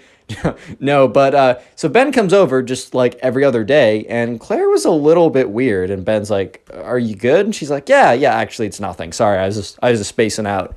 In reality, Claire was like, "Okay, this will be interesting," because she notices the emo girl is intensely staring at her, right? Just looking at her so angrily. And as Ben walks over, and when Ben sits down, her brow furrows, and she lifts up her hand and like crunches it into a fist of rage, like that Arthur meme where it's like his fist is all balled up. Like so Claire was distracted by that, obviously, and she was like, "Oh no, I'm just spacing out." So Claire and Ben, they continue to talk, and they flirt a lot as always. Claire's kind of getting a feeling that Ben's gonna try and make a move at some point kind of soon, just by kind of the natural progression over the last couple weeks.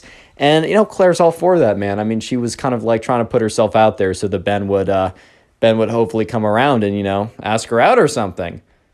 Sure enough, the bell rings again, and Claire is kind of like power walks out of there. She grabs her bag quickly. She's like, "Aha, Ben, I'll see you in the next one," because Ben and her go to totally different directions, so it's not like she can walk with Ben. And so Claire is like power walking out of there because she's like, "All right, emo girl is coming for me, man." Like because Claire wasn't looking at the emo girl, but she could just feel it. Like she had kind of like the raid boss music going on. She's like, "Oh man, I gotta get out of here, dude. Final boss encroaching, man. Like I gotta get out of here." So she grabs her backpack, quickly like puts it on her shoulder, and starts to like not sprint out of the classroom, man. Her teacher would have been like, "Stop running, stop it, stop." But sure enough, right now, the emo girl was just as fast and just as intent to be talking to Claire. And she comes up to Claire, and she's like, "You didn't heed my warning.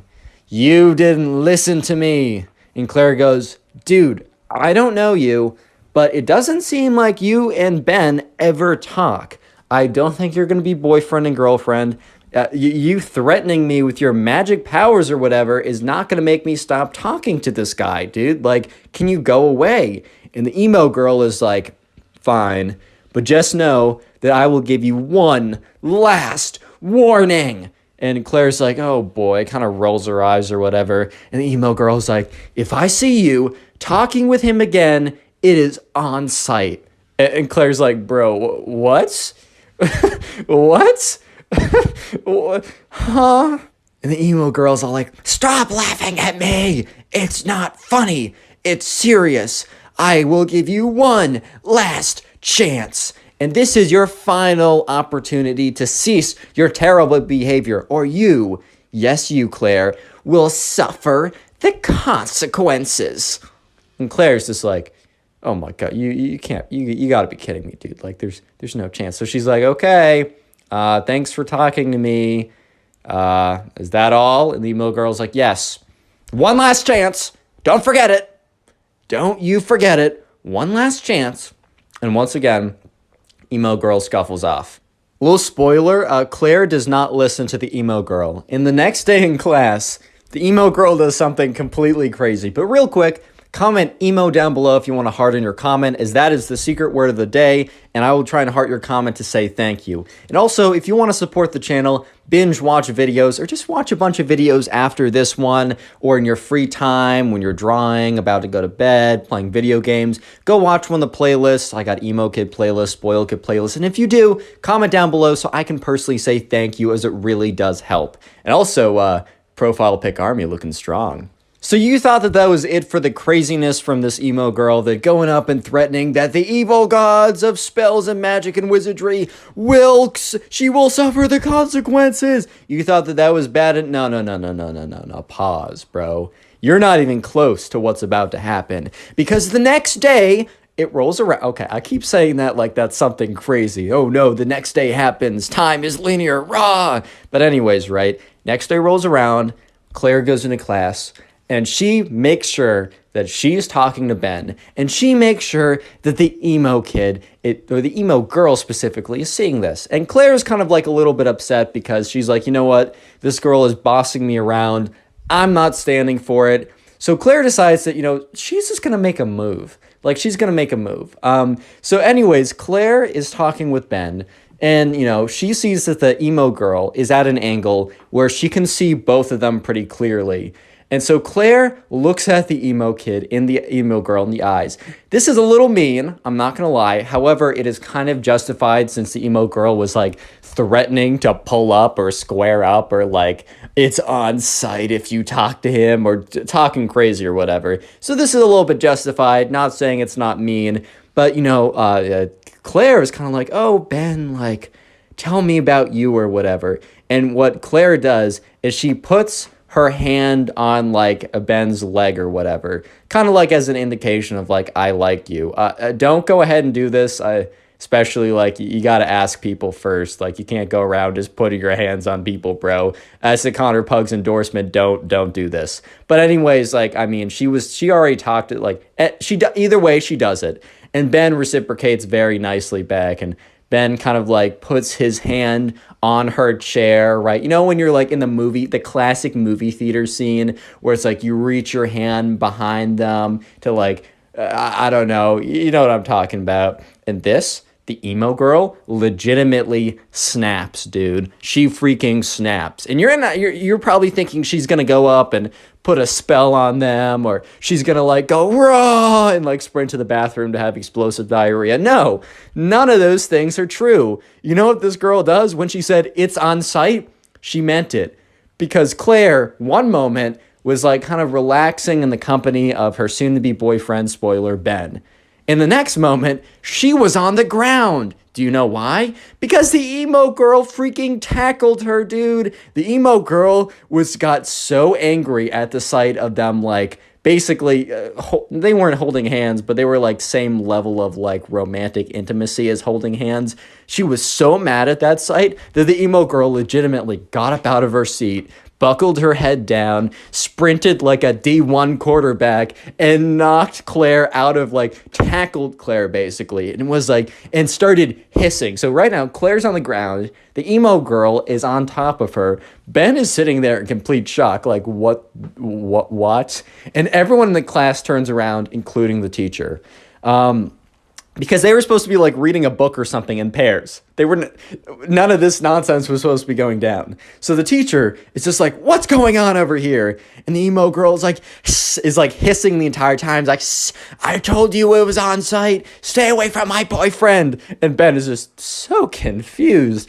And Claire's like covering her face because the emo girl is like very faintly, but still trying to like claw at her. It's like, don't, like with their big, like, kind of like in Pokemon, like Meowth, or I forgot the cat Pokemon that like Team Rocket has. You know how that like it has scratch attack that does like -1 damage? That was kind of the equivalent of what like the emo girl was doing to Claire. So no damage was done, but it was very strange.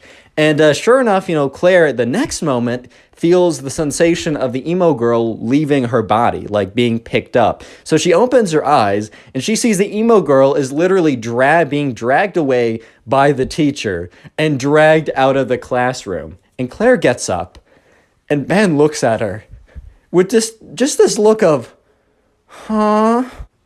And at this point, Claire's like, Ben, I got some explaining to you. I got some explaining to do. And Claire explains everything that I just told you. Click on the video on screen right now. I know you'll enjoy it. Just click it. Do it. Today I got a story probably one of the craziest emo kids of all time, and I've told a lot of crazy stories, so strap in, subscribe if you like stories, and let's call today's subscriber, let's call her Luna. So Luna was a tennis player and was pretty good at tennis, and over the summer, her mom sent Luna to a tennis camp, and this story starts pretty far through the tennis camp. So the tennis camp lasted about 1 week long, and on the last day, which was Friday, all the parents would come and they would watch kind of like a tennis tournament of all the kids who were playing and learning how to play and getting better during the week. There would be a big tournament. They would have like, I don't know, a fake little trophy thing. But the main important thing was that there was a big tournament at the end of the week and all the parents came to watch.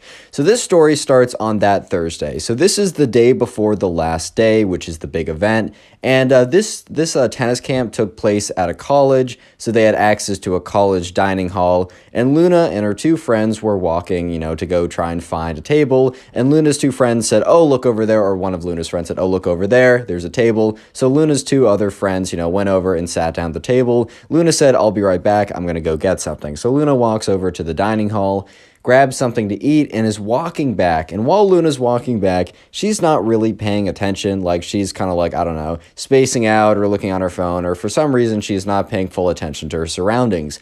So unfortunately, she bumps into this guy. And, the guy had a tray of food, and the food, honestly, it wasn't even that bad. Like, the food, sure, like a little bit got on his shirt, but it wasn't like the entire tray exploded all over his shirt and his clothes were soiled and ruined beyond repair. Like, yeah, dude, you got sprayed a little bit. That sucks, but it's time to move on. And Luna was like, oh my God, I'm so sorry. That's so embarrassing. And like, she's like, I'm so sorry. Like, I wasn't paying attention. And this kid, Luna's looking at this kid, and this kid is very clearly like an emo kid. And by the way, there's nothing wrong if you dress like goth or emo or whatever. It's a style, and I think a lot of my viewers have the style, and I don't personally do it myself. That isn't my style, but I rock with you if you do that. No hard feelings. However, if you're like this emo kid, bro, you got to change some things in your life. That's all I'm saying. Because this emo kid looks at Luna, looks her dead in the eyes, and then takes out a book. And Luna's like, what? And the emo kid, so he has this book in his hand, and Luna notices that there's like ancient hieroglyphics. Dude, my brain is not working right now. There's like ancient like letters and all these like symbols on the book. Basically, it looks like a wizard or witch book or something. And Luna's thinking to herself, all right, there's no shot that like that's actually like a wizard book or something. And the emo kid reaches into his back pocket and takes out a wand. So he opens up the spell book and he's waving his wand around. He's like, you have made a great enemy. You have made a great mistake bumping into me on purpose. And Luna's like, it wasn't on purpose, man. Like, I swear to you, like, I wasn't paying attention and I apologize for that. I should have been paying attention. You're right. Like, that's on me. However, like, come on now. It was an accident. I don't know what you're doing. I don't know what kind of nonsense doobly-doop you're doing right now. But he's like, silence, mortal. And he's like waving his wand around. He's like, hibbity-bibbity-bobbity-boo. I put something like super goofy, but like supposedly like I don't know, wizard tongue or something. He's like, beepity boop, boppity bee. I'm like, okay, bro, like, let's calm down now. And he's like, there, you've been cursed. And he slams the book shut with one hand, puts the wand back in his pocket, puts the book back into his backpack, which he was carrying around. Or I guess not a backpack, I guess it was like a tennis bag with a racket in it. And the emo kid walks off. And Luna is just standing there, just kind of like, what? What just happened?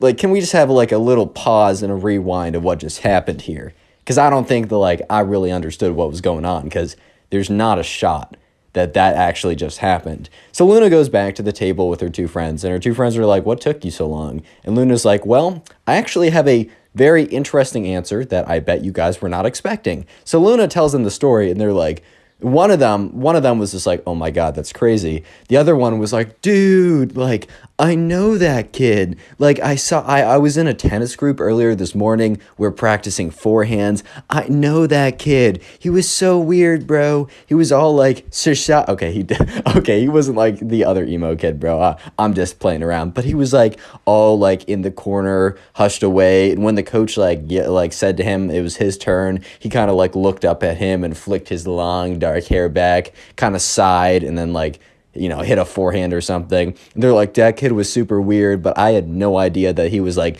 that weird. Because there's a difference between being kind of weird and putting spells on people randomly. Like, that's just two different ballparks, bro. Quick comment emo down below if you want to heart in your comment. That is the secret word of the day, and I will do my best to heart as many comments as possible. I'm still getting over some complications with the wisdom teeth, and that might take a couple days, so please don't take it personally if I don't heart your comment. Do know I still really appreciate it. And also, shout out to all the people who've been binge watching my videos, like going through and watching a ton of them, either via the playlist or just through the recommended. Please let me know in the comment section when you're doing this so I can heart it and say thank you, and just know that you're supporting the channel more than you can even imagine at this point. I really appreciate it. Back to the story. It gets crazy. Anyways, right, so the next day rolls around, and remember that, you know, Luna was at a tennis camp, and on the last day, which was the next day, because this whole spell incident happened on a Thursday, and the last day was on a Friday. So it was Friday, it was the last day, and it was only like a half day because the parents would come and pick you up by the end of it. But anyways, right, there was a big tennis tournament, and all the parents came to watch. So it was a pretty big deal. And so everyone was sitting around on the tennis court, and like the coach was standing at the very front. Everyone was sitting on the tennis court, and he was reading off his list of like, all right, guys, like, thank you for all your hard work this week. And finally, it pays off. Just know that, you know, win or lose, like, you know, we just want to make sure you have a fun time, and that, you know, I mean, there can only be one winner, so you can't take it that personally if you don't win. The most important thing is to, like, good sportsmanship and have a fun time. And anyways, let me read off the pairings. So the pairings were read off, and Luna had a first round match where she played against some random guy or something, and she was better. She was probably one of the top 10 people at the camp. She didn't expect to win the tournament. I mean, the other people, were some people that were much better than her, and maybe they're having a bad day or whatever, but Luna just wanted to, you know, go out there, have some fun. So Luna's first round match went down really well. She won 6-2, 6-3, which is pretty solid win. If you guys know tennis, I used to play tennis a lot back in the day. That's why I can tell this story so well, at least the tennis parts. But anyways, things get really interesting when Luna goes into her second round match. The second round match is against a familiar character that you guys may or may not remember from earlier in the story. Yes, Luna is playing the emo kid, and let me just say that Luna did not forget the emo kid, but very well the converse is true too, because the emo kid had not forgotten about Luna either. Which means, yes, Luna versus the emo kid are about to play after the emo kid put a spell on her. And Luna's just looking at her opponent like, there's no way. There's no way, man. There's no way. So anyways, right, you know, Luna, so when you play tennis, you normally, like, you will warm up with your partner and then you'll get into playing. But basically, you both stand on two sides of a net, just very quickly for people who don't know. And so Luna was standing on one side of the net, and the emo kid was, like, sulking over and kind of, like, was all hunched over and kind of, like, wandered over to the other side of the net. And so Luna walks up to kind of, like, the net in between, and the emo kid walks up as well. And Luna's like, all right, like, do you want to warm up? And the emo kid is like, Insert maniacal laugh. I can't do a maniacal laugh right now. I just can't do it. So insert like the most evil maniacal laugh from like TV shows and movies you can think of. And dude, out of all the responses Luna was expecting, okay, Luna was either expecting like yes or no. It was a yes or no question. But out of all the responses that Luna was expecting, let me just say that a maniacal laugh was not on the list, dude. Like, it just was not on the list. And so Luna's kind of just thinking like, okay. And then the emo kid goes on to say, like finishes up his maniacal laugh and is like, why would I need to warm up when I have the curse on my side? And Luna was just like, oh, so we're still going with that. We're not just going to like, because Luna was kind of thinking, all right, well, let's just put yesterday behind us because that was very weird. You know what? Luna gave this guy, the privilege of allowing, just to put that behind them. Because normally that's not a thing you just put behind, right? The fact that, like, you got a spell put on you, normally you don't just forget about that. But Luna was like, oh, okay, so no warm-up? And the emo kid said, yeah. Well, I mean, I have the curse on my side, so why would I need to warm up anyways? And Luna was like, all right, fine, I really got to smack this kid.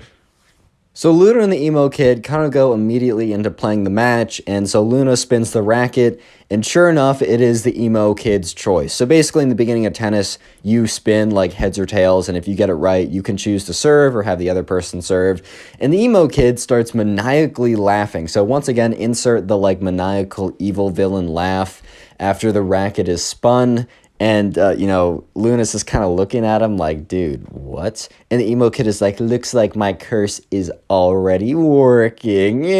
Insert again another maniacal laugh. And Luna's just thinking to herself, all right, bro, like, let's not jump to conclusions. There's a 50-50 chance that you were going to get that. Like, come on now.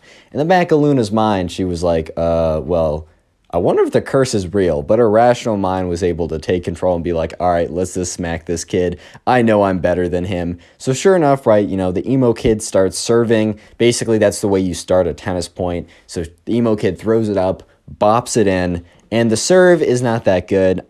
Serve is the hardest part of tennis, in my opinion, but the serve is not that good. And Luna, really wanting to have a good impression to kind of quote-unquote break the curse, winds up a massive forehand, completely crunches it, and obliterates the emo kid in the first point.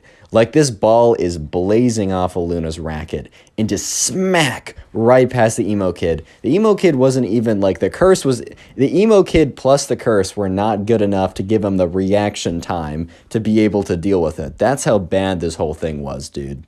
So Luna looks up at the emo kid, giving her the dirtiest look ever, because I don't think the emo kid realized that Luna was one of the top players at the tennis camp, but he now realized that, he was probably not going to win this. I think he walked in with a lot of confidence, also trying to scare her off because of, like, he remembered, oh, this is the girl I put the curse on. Odds are he would have, like, if this was a different person, he would have put a curse on them beforehand. Like, he would have walked up to the tennis net, whipped out his magic wand, and been like, you're now cursed or something, just to mess with their head. But since he's already done that, right, he was trying to use that as leverage. But anyways, the match continues, and the emo kid is getting destroyed. So at this point, the emo kid is down about 3-0, and they're only playing one set. Basically, in tennis, you play to 6 games. Whoever gets to 6 games first win by 2 wins, and if you get to 6-6, you play a tiebreaker. But anyways, right, Luna's up 3-0, so absolutely smoking the emo kid. And it's Luna's serve, and she serves it in, and it is very clearly a winning shot. However, it was close, right? It wasn't like, it was clearly in, but it wasn't like in by so far that like you'd have to be like crazy to say that it was out, right? And the emo kid was like out, because if you don't know, you make your own calls when you play tennis. There's no umpire unless you're really good. And this was a lower level. I think in the final match, like the final match of their big tournament, they might have like someone like officiating it. But the emo kid was like out. And Luna kind of looked at him like, no, dude, that wasn't. But, like, she can't really do anything. So they keep playing, right? And Luna continues to crush this kid, continues to crush this fool, bro. Like, and the emo kid continues to cheat. However, the emo kid is really only cheating when it's like, I don't know, kind of close. So if like Luna hits a really good shot, but it's kind of close, the emo kid will just call it out. And this is super frustrating to Luna because she's losing a lot more points than she needs to, but she's still winning. It's currently 5-1. So if Luna wins one more game, then it's over, right? She wins the match and like it's done with the emo kid. And at this point, right, I think other matches were kind of like getting on with, and like there were like more people were finishing, so parents were kind of like coming over and they were watching, and like more of the staff officials decided to watch this game just because less matches were being played because more people were winning and losing and kind of less matches were going on. So at this point, right, it was like 5-1 Luna, and there were a bunch of people watching at this point. And so Luna hits a shot that is very clearly a forehand winner. She hits it, smacks it. It's not even like the other ones that is kind of close. This one was so clearly in. It was in by like 2 or 3 feet. And the emo kid is like, that was out, by the way. And Luna's like, dude, like, I've been letting you have some really close calls recently, but that was so clearly in, I don't know how else to say it. Like, I give you the benefit of the doubt of all the other stuff, but that one was so clearly in, I can't let it stand. Luna basically slips and she's like, nah, I'm done, bro. And the emo kid starts getting mad and he's like, hey, like, you must respect my authority for point calling. And I guess technically you do, but then again, like, one of the camp people was watching the whole thing go down, and he started to pay more attention. So he's watching the emo kid, and the emo kid is getting so angry. So once again, they start another point. The emo kid takes that point, even though he's obviously losing, right? And Luna hits another shot, and the emo kid, it's not even that Luna's shot was good. The emo kid just shanks it into the net, like he completely misses it. And the emo kid was like, oh, by the way, your shot was so out. And it was so clearly in. And Luna's like, dude, you can't just call everything out when you lose. And at this point, the emo kid said, like, I'm going to do what I want because it's my authority and you have to deal with it.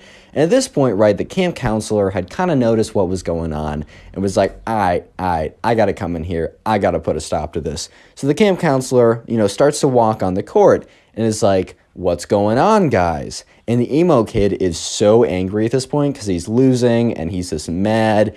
And oh my God, this is where the emo kid snaps. So the camp counselor is walking over to the emo kid and is like, all right, can you explain what's going on here? Like, it looked like that point was very clearly in. Why did you call it out? And when the camp counselor says to the emo kid that it was clearly in and asked him, kind of questioned his call, the emo kid, already super salty and already molding super hard, being super angry already, just completely loses it. And he takes his racket and he goes, rah, and he whips around and he smashes it into the camp counselor. And like the camp counselor stumbles back and it's like, oh my God. Because like the racket had hit his arm. It had like broken the skin a little bit. So it was a little bloody and it wasn't that bad. He didn't break anything. He didn't like hit a major artery or something. But the racket smashed into the camp counselor and like kind of like broke into his skin. So the camp counselor starts yelling like, are you crazy? Like, why would you do that? I was literally asking about a call and you attacked me. And there was another camp counselor watching the whole thing and he starts walking in. But before they could do anything, you see this woman with kind of like a side part, like it kind of like the Karen haircut. Maybe she was a nice woman, but I'm just describing what I was told. By the way, the story was sent into my Instagram. Go ahead and follow me there. It's in the description. Even if you don't want to send in the story, just follow me there. It makes me feel good. But anyways, this woman walks on the court. She kind of looks like a Karen. Maybe she's super nice. I'm just saying it how it is, right? Walks on, grabs the emo kid by the back of by like the scruff of his shirt and drags him away. And he's like, ma'am. He's like, ma'am, I was winning. The emo kid literally had the audacity, as he was being dragged off court for attacking one of the camp counselors, to say that he was winning. What? Yeah, so the other camp counselor, I mean, the one that got hit with the rackets, like, I got to get this checked up. Like, I think I'm fine, but, like, I just want to make sure that, like, it didn't break anything farther because his skin was kind of bloodied up. And the other camp counselor, the one that was not attacked by the emo kid, walked up and said, hey, Luna, like, sorry you had to deal with that. We're giving you the win, obviously. And so sure enough, Luna went on. Luna didn't win the tournament, but, did pretty well. And the emo kid was nowhere to be seen after he's dragged off by his mom. Presumably, his mom was like, all right, like, we're done. Grabbed him and just dragged him off. Click on the video on screen right now. I know you'll enjoy it. Just click it. Do it. Today we get a story time of this emo kid who thinks that he's like legitimately a god, like he has godlike powers and can put spells on people, and the people must cower in fear before him and do exactly what he says because he thinks he's legitimately a god. I'm not even kidding. Strap in, subscribe if you like stories, and let's call today's subscriber who sent in this story, let's call him Drew. So this all happened one day when Drew and his mom decided to get dinner with his cousin and his cousin's mom, because it had been a long time since Drew and his mom had seen his cousin and his cousin's mom, and at this point, right, they just want to have a little bit of a reunion. It had actually been so long that it had probably been about 3 to 4 years since Drew has seen his cousin, and, while they're driving over there, because they were driving to some kind of, like, local restaurant or whatever, because Drew's cousin and Drew's cousin's mom happened to be in the area for some reason, Drew's mom was like, hey, Drew, by the way, I just want to let you know that your cousin, he's going through a little bit of a phase. And, Drew's like, what do you mean? And she's like, oh, he's kind of going through like a little emo phase right now. So be nice to him. He's being extra emotional nowadays. By the way, I've seen a lot of people in my comments say that they kind of dress emo or whatever. Dude, I literally don't care. Do what you want to do. You got my love and respect either way. As long as you don't act like this kid, then we're cool. But anyways, right, his mom's like, yeah, he's kind of going through a bit of an emo phase right now. And Drew was like, all right, like, that's cool, whatever. I'll, like, not be mean to him about that. Drew's mom did not say that he was also going through his Greek god arc or whatever, dude. Like, it's the funniest thing ever. But anyways, so they sit down, and Drew and his mom are looking in, and Drew sees Drew's cousin's mom, and she's like, oh my god, how's it going? Wait, Drew's cousin's mom would be Drew's mom's sister. Okay, that's much easier. So Drew's mom sees her sister, and it's like, oh my god, it's been so long, how's it going? They run up, and they, like, hug each other. At this point, right, Drew is kind of curious to see what his cousin is looking like, and, sure enough, right, he looks over, and Drew's cousin is, like, full, like, super long, dark black hair, has like a black hoodie from Hot Topic, has, like, black socks, and has, like, a spiky chain thing, dog collar thing, and has like long, like, black painted nails, and has in his mouth, like, he has like a lip ring or something, and he's like, he comes up and he's kind of like shrugged over, hands in pockets, he's like, what's up? And Drew's like, hey, man, how's it going? Last time, like, he was in his Minecraft arc, so completely different, man. So Drew was a little taken aback. But anyways, they all decide to go and sit down, and they're just talking about stuff. And it seems super normal at first. But here's the first interaction that Drew kind of realized was the beginning of, wow, this is going to be a lot weirder than I ever expected. Drew's cousin, like the emo kid, and I'm just going to call him the emo kid, just realized the emo kid and Drew's cousin are the same person from here on out. So anyways, right, the emo kid is sitting there, and the first kind of really weird thing he says is he refers to Drew, right, as a mere mortal. Like, it was like a totally normal conversation, and I think, like, the emo kid was like, looks at Drew and it says, how's a mere mortal like you faring in, like, school? And Drew was like, okay, that's, like, kind of funny. Drew thought he was just trolling. He thought he was joking around. Drew really thought that, like, the emo kid had a pretty good sense of humor, and, Drew was all for it. He thought it was pretty funny. So Drew kind of responded as normal. But the thing that was kind of weird, and which kind of, like, this was kind of the thing that made Drew think, oh my god, like, wait, this is actually something, is when the emo kid's mom, his aunt, I don't know why in the beginning I kept saying Drew's cousin's mom, his aunt. I'm kind of an idiot. I'm sorry, guys. Anyways, right, his aunt made this face, like a bit of a grimace, but also a smile. And Drew's like, why is she acting so weird? Like, the kid made a joke about me being a mere mortal. Little did Drew know the emo kid was in his god era or whatever, right? So, I mean, he meant it, bro. He legitimately meant that he was a mere mortal. But anyways, right, weird things just kept going on like that. Because all of a sudden, right, the emo kid was like, yeah, like, when I was at school, it's going well for me because since, and he looks at them when he says, and has a bit of a smirk. And Drew in his head is like, yeah, I don't know, but he doesn't question any further. The emo kid's like, yeah, because, all my friends are, they're bowing down because, they don't want to, they don't want to deal with my wrath, which I totally understand.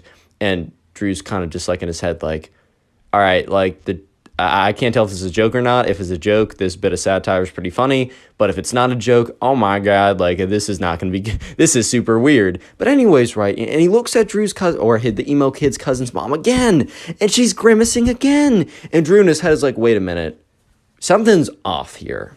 So the emo kid is like, I gotta go to the bathroom. He stands up and he like Sonic dashes away, or just like does the Sonic dash away, and like, the thing is, right, Drew didn't notice this before, but he has, like, a black cloak. Like, the dude has a Superman cape, but it's, like, all black and, like, emo and whatever.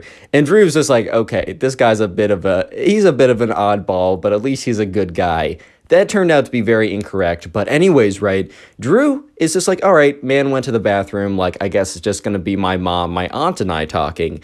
And the aunt, her face was like a forced smile for the entire conversation until Drew left and her face completely dropped. And she's like, guys, I'm so sorry. Like, I got to let you know something. And they were all just like, what are you talking about? And she was like, guys, like, I don't know how to explain this, but I guess the best way I can explain this is that, your cousin, and looks at Drew, is like, Drew, your cousin, he's in his God arc right now. And Drew's like, huh? What is a God arc? He's like, huh? Well, what do you mean a God arc? Like, what does that even mean, bro? And she's like, yeah, so basically, he thinks that he's a legitimate god and that his friends bow down because they know that he can smite them and put spells on him. And, he's been in his emo phase for a while, but it's evolved into an emo god phase. And Drew's just, like, looking at her like, wait, is the emo kid and my aunt, are they both on the same comedy bit? Is this like a sketch or something and he left to make it seem more believable? Because if that's the case, bravo, they're getting 5-star rating from me. But if this is legit, and it's seeming like it's legit, oh my God, I'm actually gonna like flip out, dude. This is the craziest thing ever.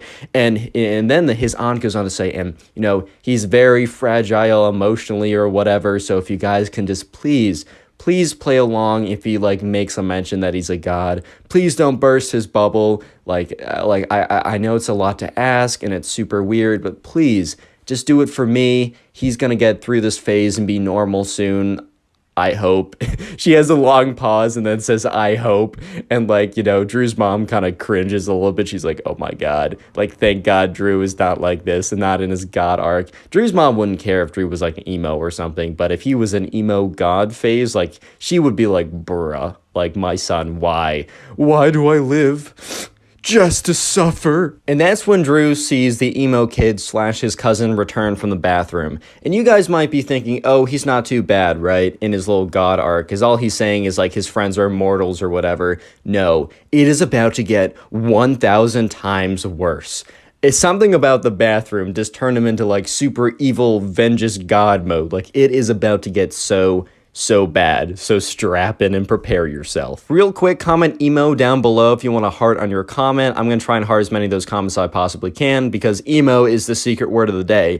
And by the way, the channel's actually been doing really well because you guys have been binge watching the videos. And I tell you, best way to support the channel is to watch a bunch of my videos in a row and then comment about it. And you guys have been going like really above and beyond. Like, here's just some people on screen who've been like legitimately watching like a ton of videos and like legitimately watching me and letting me know, just so you guys know this is the best way to support me, and it's actually really shown, and it's crazy, and I just want to say thank you. So let me know if you're binge watching these videos in the comments. I'll try and heart them, I'll try and respond or something, and just know I really do appreciate it. And yeah, thank you for the watch time. The channel's going kaboom, and it's all because of you guys. Anyways, back to the story.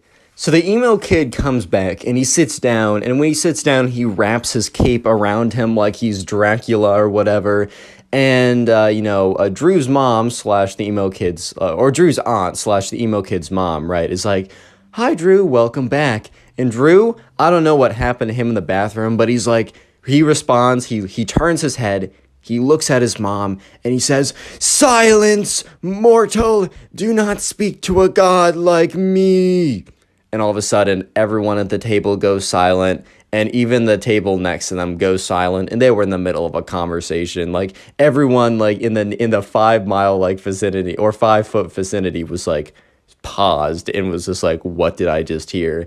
And the emo kid's mom gets like very like nervous, and she's very thankful that like she was able to tell Drew and his mom like what's going on, but she was like, oh my liege, I am so sorry, please forgive me. And the emo kid is like, fine, I'll consider it, your punishment will be less than because of your repents, is that the word? Yes, because you're slightly forgiven, but your punishment will still happen. And he like whips up his cape again and like hides his face behind it. It's like, meh, meh, meh, meh, meh, meh. At this point, Red Drew's like, oh my god, my cousin's gone off the deep end, bro. What? So anyways, right, the emo kid's mom starts having a conversation with Drew's mom, kind of just trying to like move past that super awkward moment of like her son saying, silence, mortal, you will be punished, like something just very strange like that. And she just tries to have a normal conversation, and she was doing pretty successfully as the emo kid was like evilly staring at them like through his black mascara, looking at them, and like I don't know, like Drew like looked at his cousin, and like briefly, very briefly, Drew looked at his cousin, and the emo kid looks at him, makes eye contact, and goes, hiss! And Drew's just thinking to himself, what did I do? I looked at you, like, why are you so much less normal right now? Because the emo kid was kind of weird before, as he was calling people his mortals, but for some reason he just went off the deep end by the time he came back. Anyways, right, the waiter comes around and brings their food, and things are looking pretty good because, like, I don't know, Drew's like, all right, I don't need to interact with my cousin anymore. He's kind of weird. I can just focus on my food, and he can focus on his food, and then we can just get out of here. Life is good.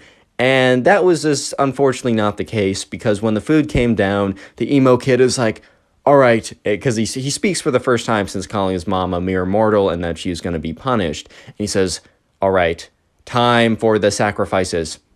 And his mom is kind of like, oh boy. And Drew is just thinking in his head, like, what's going on here? And sure enough, the emo kid's mom is like, oh yes, my lord. And she takes like half of her food and scrapes it onto his plate. And he's like, all right, who else?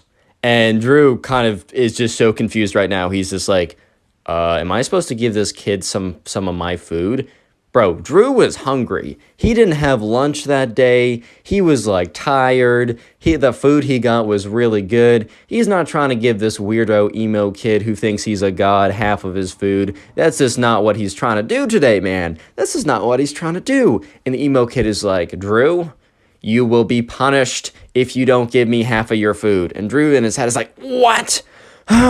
No, well, I'm just not doing that. Like, at the end of the day, I hate to say it. Or actually, I don't hate to say it. I love to say it. I relish in the fact that I'm saying it. I'm not giving him half my food. That's crazy.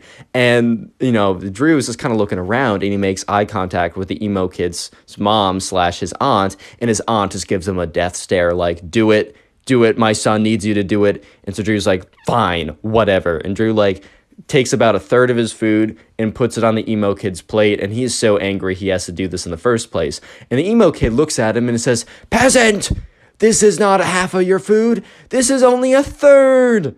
And Drew in his mind is like, wait, he's going to actually nitpick me on this? I gave him basically half my food. Yeah, I actually gave him like a third. It's same thing, right? And the emo kid is like, you will be smited if you don't give me half of your food. And Drew is just thinking to himself, my God, what is wrong with my cousin? And Drew's mom's like, all right, honey, here you go, and scrapes off half of her food into the emo kid's plate. And he's like, does this like weird, like cringe laugh or whatever. And Drew's just like, you know what? Fine. And so Drew scrapes the rest of his food, or the other half, or at least up to half of his food, onto his plate. And he's thinking, whatever, like, I'm going to be hungry. I'll just grab food at home. I'm just trying to get out of this very weird meal. And the emo kid is like, smart move, peasant, smart move. You will not be smited now. And the emo kid starts like, he eats like literally one bite on his plate and it is done. He just doesn't eat the rest of it. And Drew is just like so angry at this point for everything that's happened, but now the emo kid demanded all of this food from everyone at the table, and he doesn't even eat any of it. So eventually, right, the waiter comes around and is like, "Oh, are you done?" and points to everyone else who has finished their food because they're all very hungry with empty plates. And he points to the emo kid. He's like, "Oh, do you want me to box that up?" And the emo kid says, "No, I'm done," and hands him the plate. And Drew in his head is like, "What? What? You didn't even eat it? Why?" So Drew really just wants to get out of there. He's not trying to deal with this nonsense anymore. But the emo kid, like the waiter comes around and says, "Hey guys, do you want any dessert?" And the emo kid is like, "Yes, I demand it." And the waiter's like, okay, I'll get the menus." And Drew in his head is just thinking to himself, "Bro, I'm trying to get out of here. This weirdo, but like I'm just trying to get away from the weirdo, right?" But he demands the food, so I guess I'll get some ice cream, whatever, as long as he doesn't take all my ice cream or something. And so sure enough, they get the dessert menus, and they all order their ice cream. And the thing is, right, the parents don't end up ordering any of the ice cream, so it's just Drew and the emo kid that both get like 3 scoops of whatever flavor they like. And so sure enough, right, it is very quiet and awkward. Even the parents at this point have given up trying to make the situation less awkward, and they're just dead silent. And the whole table is dead silent. And it's just so weird and strange. And Drew just wants to go home, and he doesn't want to be here. But finally, right, a little light at the end of the tunnel, the ice cream comes, and Drew's already prepared that he probably has to give the emo kid half of his ice cream. He's like, "Whatever, man, like, this dinner sucks. I never want to see this guy again if he's in his god arc or whatever, right? I'm not trying to see this kid anymore, but fine, if this gets me home, and at least I'll have half a bowl of ice cream. 1.5 scoops is pretty good.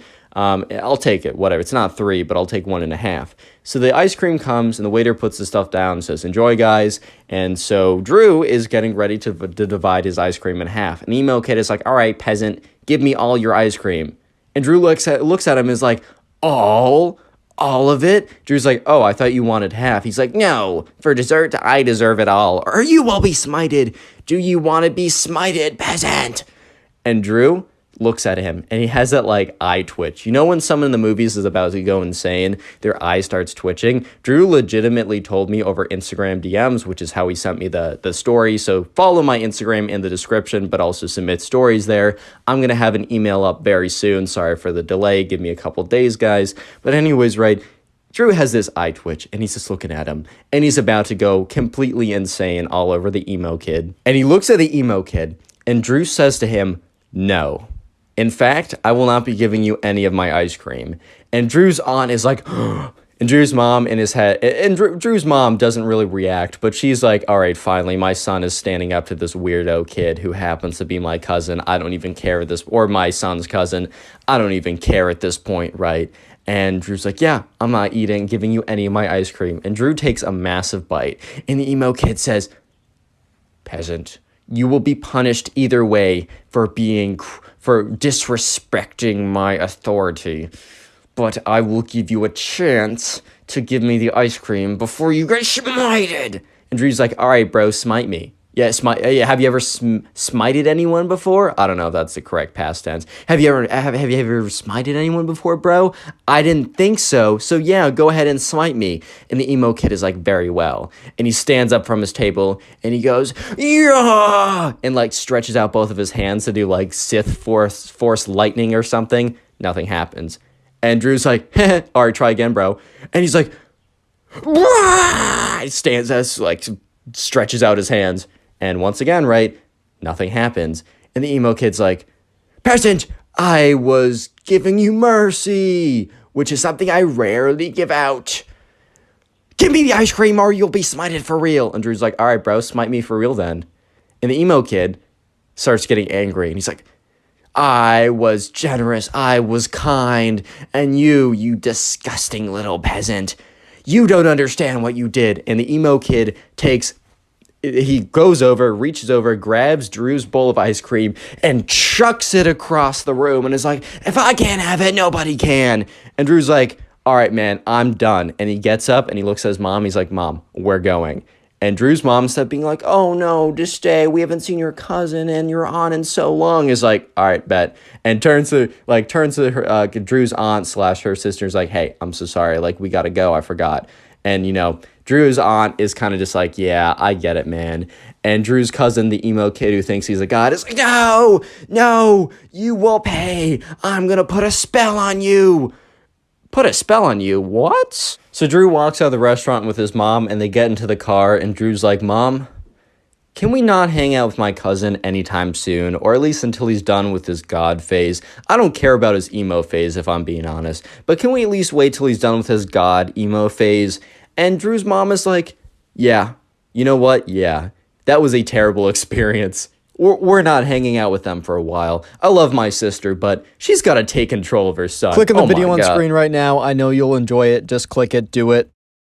How's it going, everyone? Welcome back to the channel. Today, I have a story time for you guys that I really think you'll enjoy because I think most of you guys enjoy games, at least to a little bit. I know at least I enjoy Minecraft, as you're seeing in the background. And today's story takes place back when I was in 5th grade and I went to a summer camp. And one of my friends at the camp really liked this girl, and this girl basically said no to him and said that I said no to you because you play games and I hate gamers and gamers are disgusting. That's basically what she told him. But at the end of the story, there's a pretty crazy twist that really does make the whole thing worth listening to, so I do hope you guys enjoy. And if you don't want to be called disgusting by your crush, subscribe to the channel with notifications on because you won't see my stories otherwise. And also leave a like on the video as I'm feeling generous today and will give you nothing in return if you do so. And yeah, let's hop right into the story. So as I said a little bit in the beginning of the video, I went to this summer camp for 2 weeks when I was in 5th grade. And so I got there and I didn't really know anyone there. And in the very beginning of the summer camp, there was a lot of icebreaker activities. At this time in 5th grade, as you guys might know from some of my other story times, I was a big fan of Minecraft. I kind of didn't really play it that much in like the beginning of high school, but definitely like 5th grade, 6th grade, I was a big fan of it. And a lot of my school friends and I would spend a lot of time talking about it. We would play it. It was really just a really good time, just a fun time. Also, my friend was a big fan of Mega Walls at the time, if you remember that game. That has a lot of memories to me.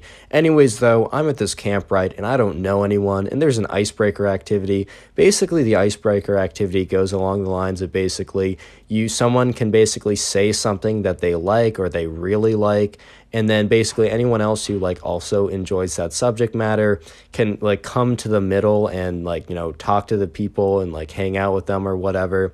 So the game was played a little bit, and there was some kind of like generic stuff like, I like ice cream, I like dogs, and it's like, yeah, I like ice cream, I like dogs, and I went to the center for those, but because it was so like broad and generic, like half the, like if not more than half the people went to the center, so it wasn't super helpful. Basically, then this one guy comes to the center, and he basically says that he really likes Minecraft, and now this one was a bit more specific, and while Minecraft was super popular at the time, it was really only like 4 to 5 guys who went to the center, and I was one of the 4 to 5 guys. And because this was kind of a smaller group of people, the thing is, those actually became my friends during the 2 weeks at camp. I'm actually still somewhat in contact with like a few of them, but basically those 4 to 5 guys are the kind of the main friends I have at the camp, and one of them is one of the main protagonists at the camp as well, and his name is Will. So my other, like, the other 4, or I think it was like, yeah, the other 3 friends at that time, because there was like 5 people in the center. One of them was me, one of them was Will. The other 3 friends, they still play a role in the story, but like not big enough that I should give them a name and then get confused. So if they say something, I'll just say one of my friends said, and this assume it's not me or Will who said that. So we kind of form a little friend group, and it's not like a clique or anything. If anyone wanted to be friends with us, they could, but we kind of like, we start talking about Minecraft. We start talking about like our favorite things to do, if there are any servers we like to play on, like basically our thoughts of what they should add, all that. Is Hero Brian real? All that good stuff, man. But anyways, right, so the day goes on, and like there's a nighttime activity, and we're just still sticking together. And right, so we've kind of formed a friend group, and we really like Minecraft, but we're also kind of known as like the group of kids that went to the center who said that they really liked Minecraft. I'm not saying that like everyone else like didn't like it, but we were like the five of us. We were like the 5 kids that were like known to be the kids who liked Minecraft, because we all went to the center, and then afterwards everyone always saw us together. So that was kind of a reputation, which was very fair, if I'm going to be honest, because that's like all we talked about, man. That's kind of all we talked about. Anyways, so a couple days into the 2-week long camp, my friend Will comes back to us and tells us about this girl who he met at one of these kind of like camp activities. And this girl's name, let's just call her Sarah, right? So, Will basically was like, he was at one of these activities and we weren't there because during the day, they kind of choose what you do half the time, like for the activities. Some activities you just kind of can go to with your friends, but a lot of these activities, right, you kind of have to go to with like, you're assigned them and it's kind of whoever you meet, which is good because if you don't really have like a group of friends there, it's always an opportunity to meet people. So it makes a lot of sense, right? But anyways, while he was there was this new girl there. Her name was Sarah. And he was like, yo, I really like this girl.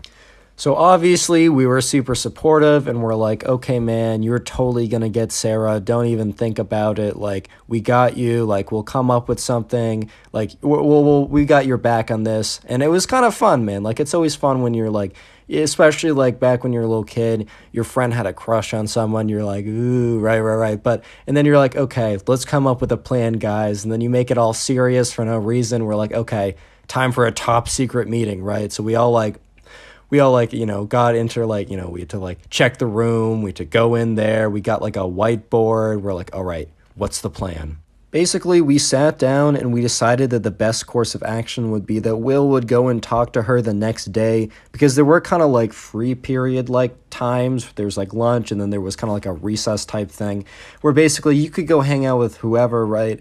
And so even if he didn't get her in another one of these activities, because that was kind of like randomly selected and we didn't want to play the odds game, especially since we had such limited time at this point and we just didn't have enough time to like really like, we couldn't bet on that, basically. We wanted him to go up and talk to her one more time, and then after that, basically admit how he feels and ask if she wants to do something after camp, because this camp was kind of held locally. It wasn't an overnight camp, it wasn't a sleepaway camp, and basically at the end of the day, like, you went home, so maybe they could go see a movie or something. But basically, we wanted him to talk to her one more time, and then kind of, pull the trigger and see what we can do, right? So the next day, Will eventually gets the courage to talk to her, and it's recess period, so we don't all go up to talk to her with him, but we're like far enough away that we're obviously like, well, we didn't think was obvious. In retrospect, we were kind of looking, laughing, and maybe we were pointing, so maybe it was a little obvious, right? But but at the time, we thought we were far enough away that like she wouldn't notice that we were watching, and we were basically looking at what was happening, and from our perspective, it looked like it was going really well because Will was talking to her and she didn't like, I don't know, run away. I guess the fact that she responded was like a win enough for us, which I don't know what that says, but that definitely hey, she responded to him. That was good enough for us. We were like, okay, he's got this in the bag. So the next day rolls around and we're like, okay, bro, okay, Will, it's finally the day. All you got to do is ask her out on a date to the movies. Like, how could it go wrong? You guys spoke once. That has to be good enough. Of course, 5th grade logic, but whatever, man. It was what it was. So anyways, right, so we're outside at recess, and we don't want to, like, crowd him. So we do the same thing. We stand away far enough that, like, we can kind of see what's going on, but we can't actually hear what's going on. And we see Will go up to her. We see him get her attention. We see him say something. And then we see Sarah's face, and it looks kind of amused. And I was like, okay, amused is better than angry or crying, but amused isn't exactly what we're looking for here. You know what I mean? So Will looks a little defeated, and we're like, okay, this can't be good. So he comes back, and basically we're like, okay, dude, what happened? And he just looks at us all defeated like, I don't really want to talk about it. So you already knew, like, right away that it wasn't going to be good. So basically, we didn't ask Will about it for a second. But by the end of the day, before we left, he was like, guys, okay, let's talk about what happened. I think you guys at least deserve to know. Just TLDR, didn't go well, so just be heads up for that. So we're like, oh man, we're sorry about that. But then he told us the details, bro. Goes on to explain that Sarah said, no, I will not go on a date with you. I don't want to go on a date with someone who's a gamer like you. You're known as one of the Minecraft kids, and I would never be caught going out with someone who is one of the Minecraft kids, so no. Basically being extra rude about it, basically saying that, like, because he played Minecraft, because he played games, she would never go out with him, basically. This sounds a little cruel and petty, but remember, this was 5th grade. Even for 5th grade, to be fair, this was cruel and petty, but remember, kind of not expected, but like this isn't like high school or college. This is still middle school. But at the same time, man, even we thought this was a little mean back in the day. You might be thinking, wow, this is kind of a sad story. Let me just say that, it gets a lot better. There's a pretty big twist. But before I get into the twist, if you made it this far into the video, comment door down below, like the thing that you enter a building with, like a door. I just want to see how many people made it this far into the video, as I really do appreciate people watching my videos all the way. So basically, the next day rolls around, and somehow we figure out that Sarah has a thing for this other guy at this camp named PJ. I think I was telling one of my other friends there who was like friends with Sarah about the whole thing that went down, and she basically explained, she said, oh, that's so tough, like, I don't know why she was mean about it. Then she also said something about how Sarah had a thing for PJ so that Will shouldn't feel bad because, she probably wasn't going to go out with them, video games or not. And I was like, okay, that's good to know. And funny enough, so the day goes on and we're actually in a group. And this is one of those kind of like group activities where you're assigned. And we got pretty lucky. All my friends and I were in the same group. And then also PJ was in the same group. So we're talking to PJ, and he's actually a pretty cool guy. And I don't really explain to Will that, Sarah has a thing for him since, like, I just learned it, and we just met the guy, and I was like, he seems cool enough, right? Like, and I didn't want to open, like, old wounds or anything.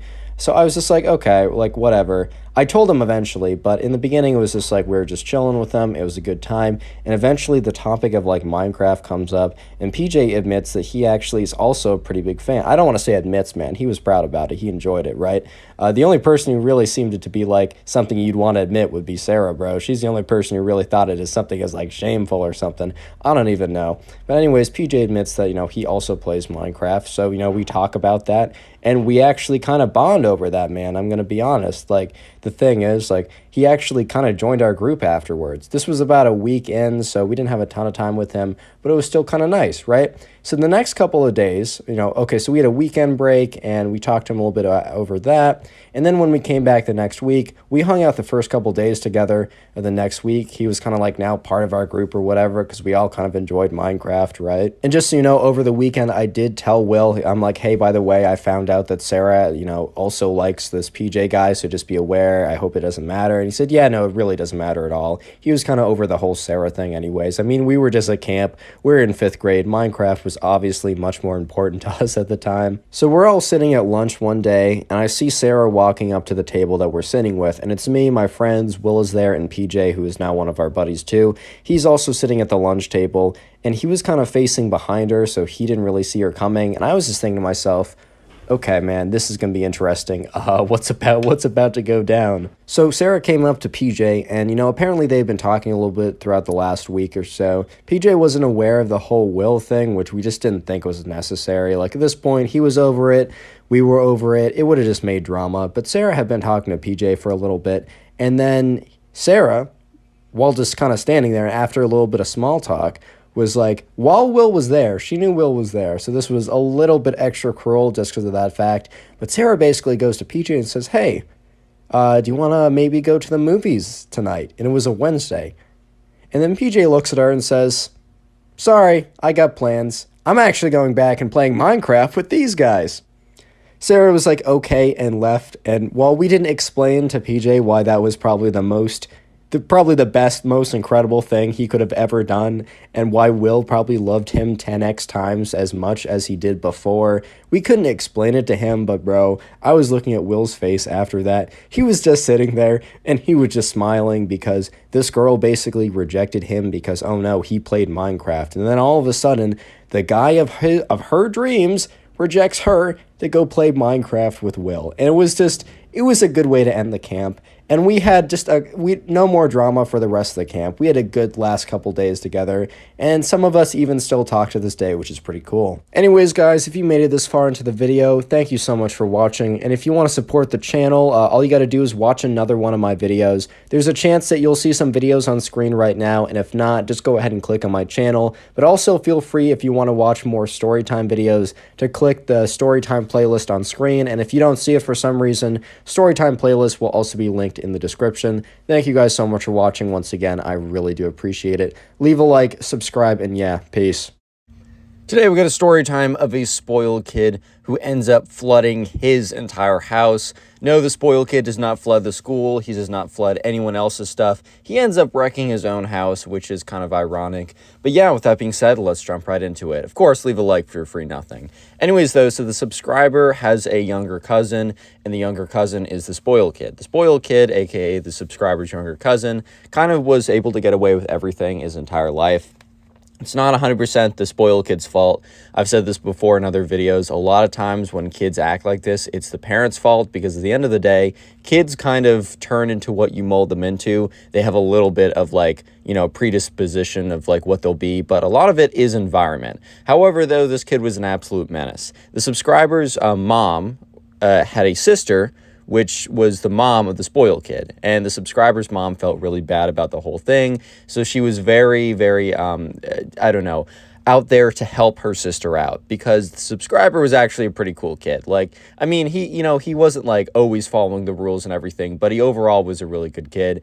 And his mom felt bad because her sister, aka the subscriber's aunt, gave birth and raised the spoiled kid, which is just kind of a tough life to live. Yeah. So one of these days, the subscriber is he's getting back home and his mom's like, hey, you're going to go babysit your cousin tonight. And the subscriber was just like, are you serious right now? Because look, it was a Friday night. He was just getting back from a long day of school.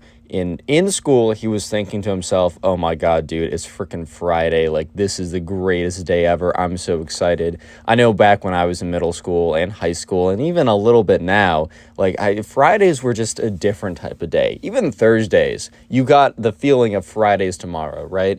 But to go back home and to be immediately have sprung upon you that, oh yeah, by the way, this Friday night, the thing you've been waiting for probably all week, you need to babysit your spoiled brat cousin instead. Probably not a great way to start the weekend, especially because you're using up probably the best night out of the weekend. I don't know about you guys, but I always personally feel that Friday is OP and then Saturday is all right, because on Saturday, especially towards the end of Saturday night, you're thinking, dang, it's Sunday tomorrow, and arguably Sunday is worse than Monday, even though Sunday is only bad because the next day is Monday. It's kind of funny like that. Anyways, though, so the subscriber can't really protest because his mom is like, oh yeah, well, you need to do what I say, because I don't know, he's 15, and I mean, that's kind of true. You do need to do what your parents say for the most part, right? I know I wasn't talking back to my mom like that. If you get one thing from the Pugs YouTube channel experience, just be good to your parents. They probably know a thing or two that you don't.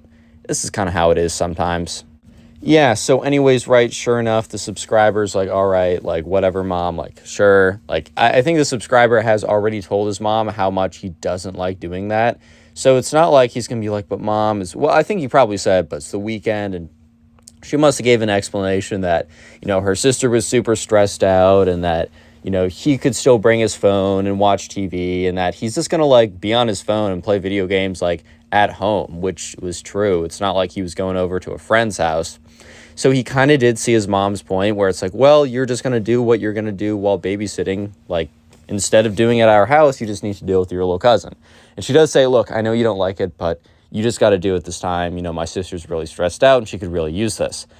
So yeah, sure enough, the subscriber isn't going to fight with his mom anymore because he kind of sees where she's coming from, and he also doesn't want to seem like a massive jerk. So he's fine, whatever. But he's I don't want this to be a weekly occurrence. And the subscriber's mom's yeah, I totally get it. So yeah, sure enough, the mom drives the subscriber over to the little cousin's house, drops him off. I think the subscriber's mom goes and talks to her sister a little bit, who's stressed out about something. Probably the derivative of the stress is coming from the spoiled kid, but it do be like that sometimes. Anyways, though, so the subscriber's aunt leaves as well with the subscriber's mom. I'm not sure if they went out somewhere together, but that's not super important. And sure enough, it was just the subscriber and the spoiled kid. So the subscriber had babysat the spoiled kid once or twice before, but the thing was, it was it was almost different because it was a year or two ago, and the spoiled kid's spoiledness has only increased with age, even though it seems normally it's the other way around. As the kid gets older, he gets a better sense of I don't know, you can do this and you really shouldn't be doing this. It's kind of a sense of I don't want to say duty, but kind of this like more social awareness in that sense. But in the spoiled kid's case, it apparently went the other way. Yeah. Anyways, though, yeah, sure enough, the spoiled kid was almost immediately off the bat. The subscriber's like, hey, like, all right, so I'm babysitting you tonight. We can have a really good time. I was thinking, like, you know, I'd order us like a pizza or something, and just let me know what movie you want to watch. I think that could be pretty easy for us. And at first, the spoiled kid seems super cool about it. It seems like the spoiled kid is going to happily go along with this. So the subscriber's kind of thinking to himself, wow, this is actually going better than expected, which was the subscriber spoke too soon, to say the least. Like, to say the least, the subscriber spoke way too soon. Because, yeah, sure enough, the spoiled kid, after, like, so the subscriber orders some pizza, and the subscriber asks the spoiled kid, okay, man, like, what do you want on the pizza? And the spoiled kid said, like, cheese pizza. And the subscriber's like, okay, you just want cheese on your pizza? And he's like, yes. So the subscriber orders the pizza, and about 5 minutes after ordering it, the spoiled kid's like, well, I actually want pepperoni now. And the subscriber's like, dude, I ordered the pizza like 5 minutes ago. I can't change it. And the spoiled kid's like, yes, you can. Like, I'm not going to eat that crappy cheese pizza. And the subscriber's like, I asked you again and again, what did you want? And you said cheese. And I said, are you sure you just want cheese? You don't want anything else? And you said, I just want cheese. Like, shut up and get the pizza. And the spoiled kid's like, well, you should have asked one more time. I would have said what I really wanted. And the subscriber's like, dude, I'm not canceling this order and getting pizza. Like, by the way, like, yeah, I'm getting paid to babysit you, but I'm not getting covered for the pizza. Like, this is coming out of my own wallet. The least you can do, like, is cheese pizza really even that bad as opposed to, like, pepperoni? And the spoiled kid's like, whatever. I guess I'll choke it down. And the subscriber's like, you just can't be serious right now. Yeah. So anyways, sure enough, the pizza comes and the spoiled kid is like almost at the verge of tears. And the subscriber's like, no way that this kid is crying okay, he doesn't actually cry, but he's on the verge of tears. You know, when little kids are like, right. He's on the verge of tears. And, you know, the subscriber's like, no way this kid is actually about to cry just because, like I said, like, I gave him the option, and then he changed his mind. I said, you can't change your mind when the pizza guy's literally coming over here. Anyways, though, so after that, the subscriber's like, all right, well, what movie do you want?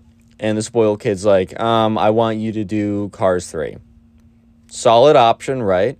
And the subscriber's like, okay, let me see what streaming service that's on. I don't know if Cars 3 has been on a streaming service or is on one. Maybe he found a more sketchy way to find it. I don't endorse that, but either way, the subscriber was busy trying to set up find Cars 3 and then set up like AirPlay from his like computer to the TV. But while he's doing that, he hears like this clanging and banging noises coming from like another room. So the subscriber is pretty busy trying to get the TV set up. And he's kind of just ignoring the noises for now, because he's probably thinking, okay, well, I don't know what the spoiled kid's doing, but it's probably not that bad, right? He's like, I'm just focusing on getting this ready, and I'll go and find him once it's all set. So anyways, right, sure enough, the subscriber is, he gets everything ready, and he's like, all right, spoiled kid, like, I got Cars 3 ready. Do you want to come in? Like, I got the TV ready if you want to come in. And no response. So he starts walking around a little bit, and he's like, hey, spoiled kid. And he says, like, his actual name. He's like, spoiled kid, like, where you at, bud? I got your movie. You sure you don't want to come? Like, are you sure?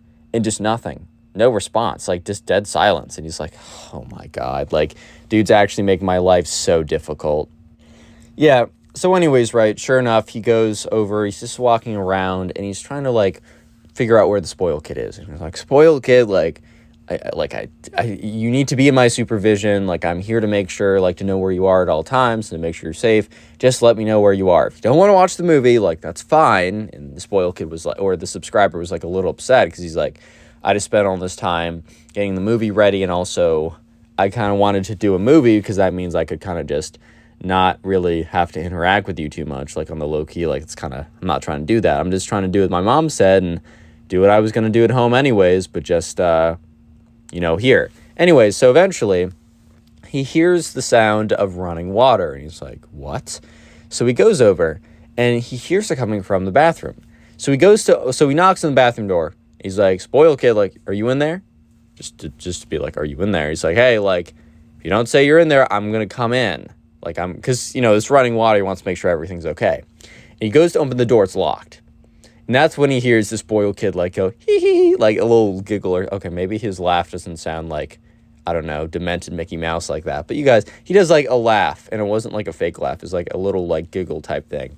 And, the subscriber's like, hey, man, like, you can't lock yourself in there. And, like, what are you even doing right now? Because it's really weird. It's just the sound of, like, running water. And the spoiled kid, laughing, is like, I'm going to flood the house and then blame it on you.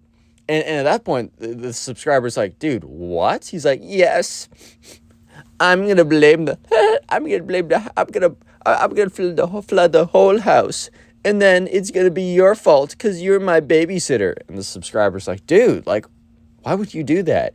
He's like, you should have gotten pepperoni. And the subscriber's like, no way you're going to flood your house because I didn't get you pepperoni? What? Real quick, if you made it this far into the video, the secret word of the day will be flood. So comment flood down below. I'll try and heart some of the comments, but it's really just to see how many people made it this far into the video. Also, if you don't want to re-listen to us on Spotify, these stories are in Spotify. And finally, I just want to let you know that, I had a Storytime animated channel. I think I'll link it in the description. If not, it's in my channel boxes. It's called Harvey, or Harvey Animations. I kind of forgot. I think it's called Harvey. And I do Storytime animated on there. And I was planning to do it once a week, but my schedule got really busy. But some time actually recently freed up, and I'm planning to go 100% on Harvey. There should be a new animation up at 5:05 p.m. Eastern Standard Time, so I think a little bit before this video goes up. So after watching this video, make sure to go check out that animation, because I'm going to try and do once a week on there. And since it's a much smaller channel, subscribing and then watching that video actually will help a ton, and I really would appreciate it. Anyways, let's get back to the story as the spoiled kid is trying to frame the subscriber. So anyways, right, the subscriber at this point is kind of at a loss for words, because he knew that the spoiled kid was like a spoiled kid and pretty annoying in that regard. But at the same time, he didn't expect this spoiled kid to be this bad. Like, come on, man. Like, you're really going to try and frame me because I didn't get you frickin' pepperoni on your pizza? Like, I understand that you're big mad right now, but come on, man. Like, you got to be, are you serious right now? So sure enough, the subscriber's like, dude, like, can you not, like, first of all, he doesn't even know what the spoiled kid means by I'm going to, like, flood the house and blame it on you. And he's like, dude, can you, like, not, like, no, like, look, I'm not going to, if you stop now, I'm not going to tell your mom. Was this a little bit of a lie? Yes. The subscriber was totally going to tell on the spoiled kid, which, I mean, he's the babysitter, he's got to do what he's got to do. I can't blame him too much. But the spoiled kid didn't take the bait, which honestly, like, I think if I was a spoiled kid, I low-key would have maybe taken it, because at the end of the day, how am I really going to convince, like, the mom that I wasn't the one who flooded the house and it was the subscriber who flooded the house? I feel like the mom would have definitely believed the subscriber over the spoiled kid. However, the spoiled kid decided to stick to his guns and is like, I know, I'm not going anywhere. So at this point, the subscriber kind of realized that the spoiled kid was going to be extremely, like, very difficult. The subscriber was hoping that the kid would be like, oh, okay, fine, whatever, and leave. And then the subscriber would have a reason to send him to bed early. And he could just be on his phone, no interruptions or anything like that. And that's when the spoiled kid says, I'm not leaving until you get a pepperoni pizza. And the subscriber's like, oh my God. Because he just bought a pizza. And he's like, okay, if I get the pepperoni pizza, will you, like, leave the bathroom? And the spoiled kid's like, yes. So the subscriber's like, okay. And he calls up on the phone. He's like, I'm putting this on speakerphone so you can hear it. He's like, yes, Domino's, can we have one pepperoni pizza, like, small size? And you hear the spoiled kid scream, medium! And the subscriber's like, can we actually make that a medium? Yep, 20 minutes, cool. Puts down the phone. He's like, all right, I got the pizza, time to come out. The spoiled kid's like, I'm not coming out until the pizza arrives here. I need to make sure that you did it for real. And the subscriber's like, okay, sure, whatever, I guess. So he's kind of waiting there. And during the whole time, during that time, he hears like the water turn off, which is good because he doesn't know exactly how the spoil kid's going to flood the house, but he has a few ideas. The first idea is that he is going to, clog the sink, or there's something with some sinks where you can like press it down so it fills up. I have an old-timey sink, so like that works for me, but I haven't seen that with all the places. But somehow plunge up the sink, turn the water on and leave, or just let it sit. Or the bathtub, somehow like stop that or I guess like they had a bathtub in the house, and for the bathtub to fill up you need to like press down the lever to clog up the drain thing, and then to get rid of all the bath water you unclog the drain. Dude, on a little side tangent, I used to take baths as a kid, but bro, what was I doing? I was sitting in my filth. That's so gross. If you take baths, you're fine. I used to really enjoy them. Just now I just can't fathom taking a bath. Anyways, so the subscriber's kind of waiting around. And eventually someone comes to the door. So the subscriber goes down and he like gets the pepperoni. He's a little mad because now he just had to buy 2 pizzas, right? 2 pizzas. The first one isn't even done. It's like half eaten on the table. And he just feels like so mad about the whole thing, right? So he walks back upstairs. He's like, all right, I got the pepperoni pizza. And at this point, he hears the water running again. He's like, oh, geez. So he starts knocking on the door and he's like, I got the pepperoni pizza. It's downstairs. Like the pepperoni pizza's downstairs. Like, can you come out now? And he hears nothing. All he hears is the water, right? And he said this, so the subscriber goes up to the door and starts slamming on it, kind of angrily, like, I got you your, like, pepperoni pizza. You better open up this door right now or there's going to be serious consequences. Kind of a bluff. I mean, there's going to be serious consequences either way, but I don't know. The subscriber is kind of at a loss for what to do because he already did what the spoiled kid said, which probably was part of the problem, but never mind, right? So the subscriber's just like, oh my God, this kid is actually going to drive me insane. So yeah, sure enough, he's just kind of slamming on the door. He's really confused too, because like before the spoiled kid was at least talking to him, but now it was completely silent, which was really weird. And the thing is though, he starts hearing spilling noises. And he realizes that either the sink or the bathtub, whatever's being filled up, because one of the two is definitely being filled up, has now reached the point at which it is spilling over. So the subscriber's like, you better turn that off right now. Like, I know I didn't do this. And the subscriber takes out his phone and like records the whole situation going on. And he says, I just got video proof. If you think you're going to convince your mom before, now you're 100% not going to. Cut your losses now, and I may consider giving you the pepperoni pizza. Once again, no response. Just so you guys know, there's a little bit of a trick happening right now. There's a reason why the spoiled kid is not responding to anything. It's not that the spoiled kid has some perfect poker face and is just not responding to anything. I think the spoiled kid would have been too tempted to taunt him, right? There's another reason why the spoiled kid is not responding to anything, as you guys will see. Yeah, so anyways, right, eventually the subscriber is starting to get worried because he sees water coming out from underneath the door. That means that, like, the whole bathroom has started to flood and it's seeping from underneath the door. At this point, he's worried for, like, the spoiled kid's safety. He's like, dude, you need to get out of there. Like, you're not even, I won't get you in trouble. Lie, but whatever. I won't get you in trouble. I just need to make sure you're safe, right? That's not really safe for you to be in there, especially since it's flooding or whatever. And the subscriber's starting to get really worried. So he just, like, quickly, like, walks around. Like, he just goes downstairs. He runs downstairs, actually, to go grab the phone, either to call the spoiled kid's mom, which he probably should have done earlier, or maybe even the police, or his own mom. He doesn't really know what to do. He just needs to get in contact with someone. And he left the pepperoni pizza down there.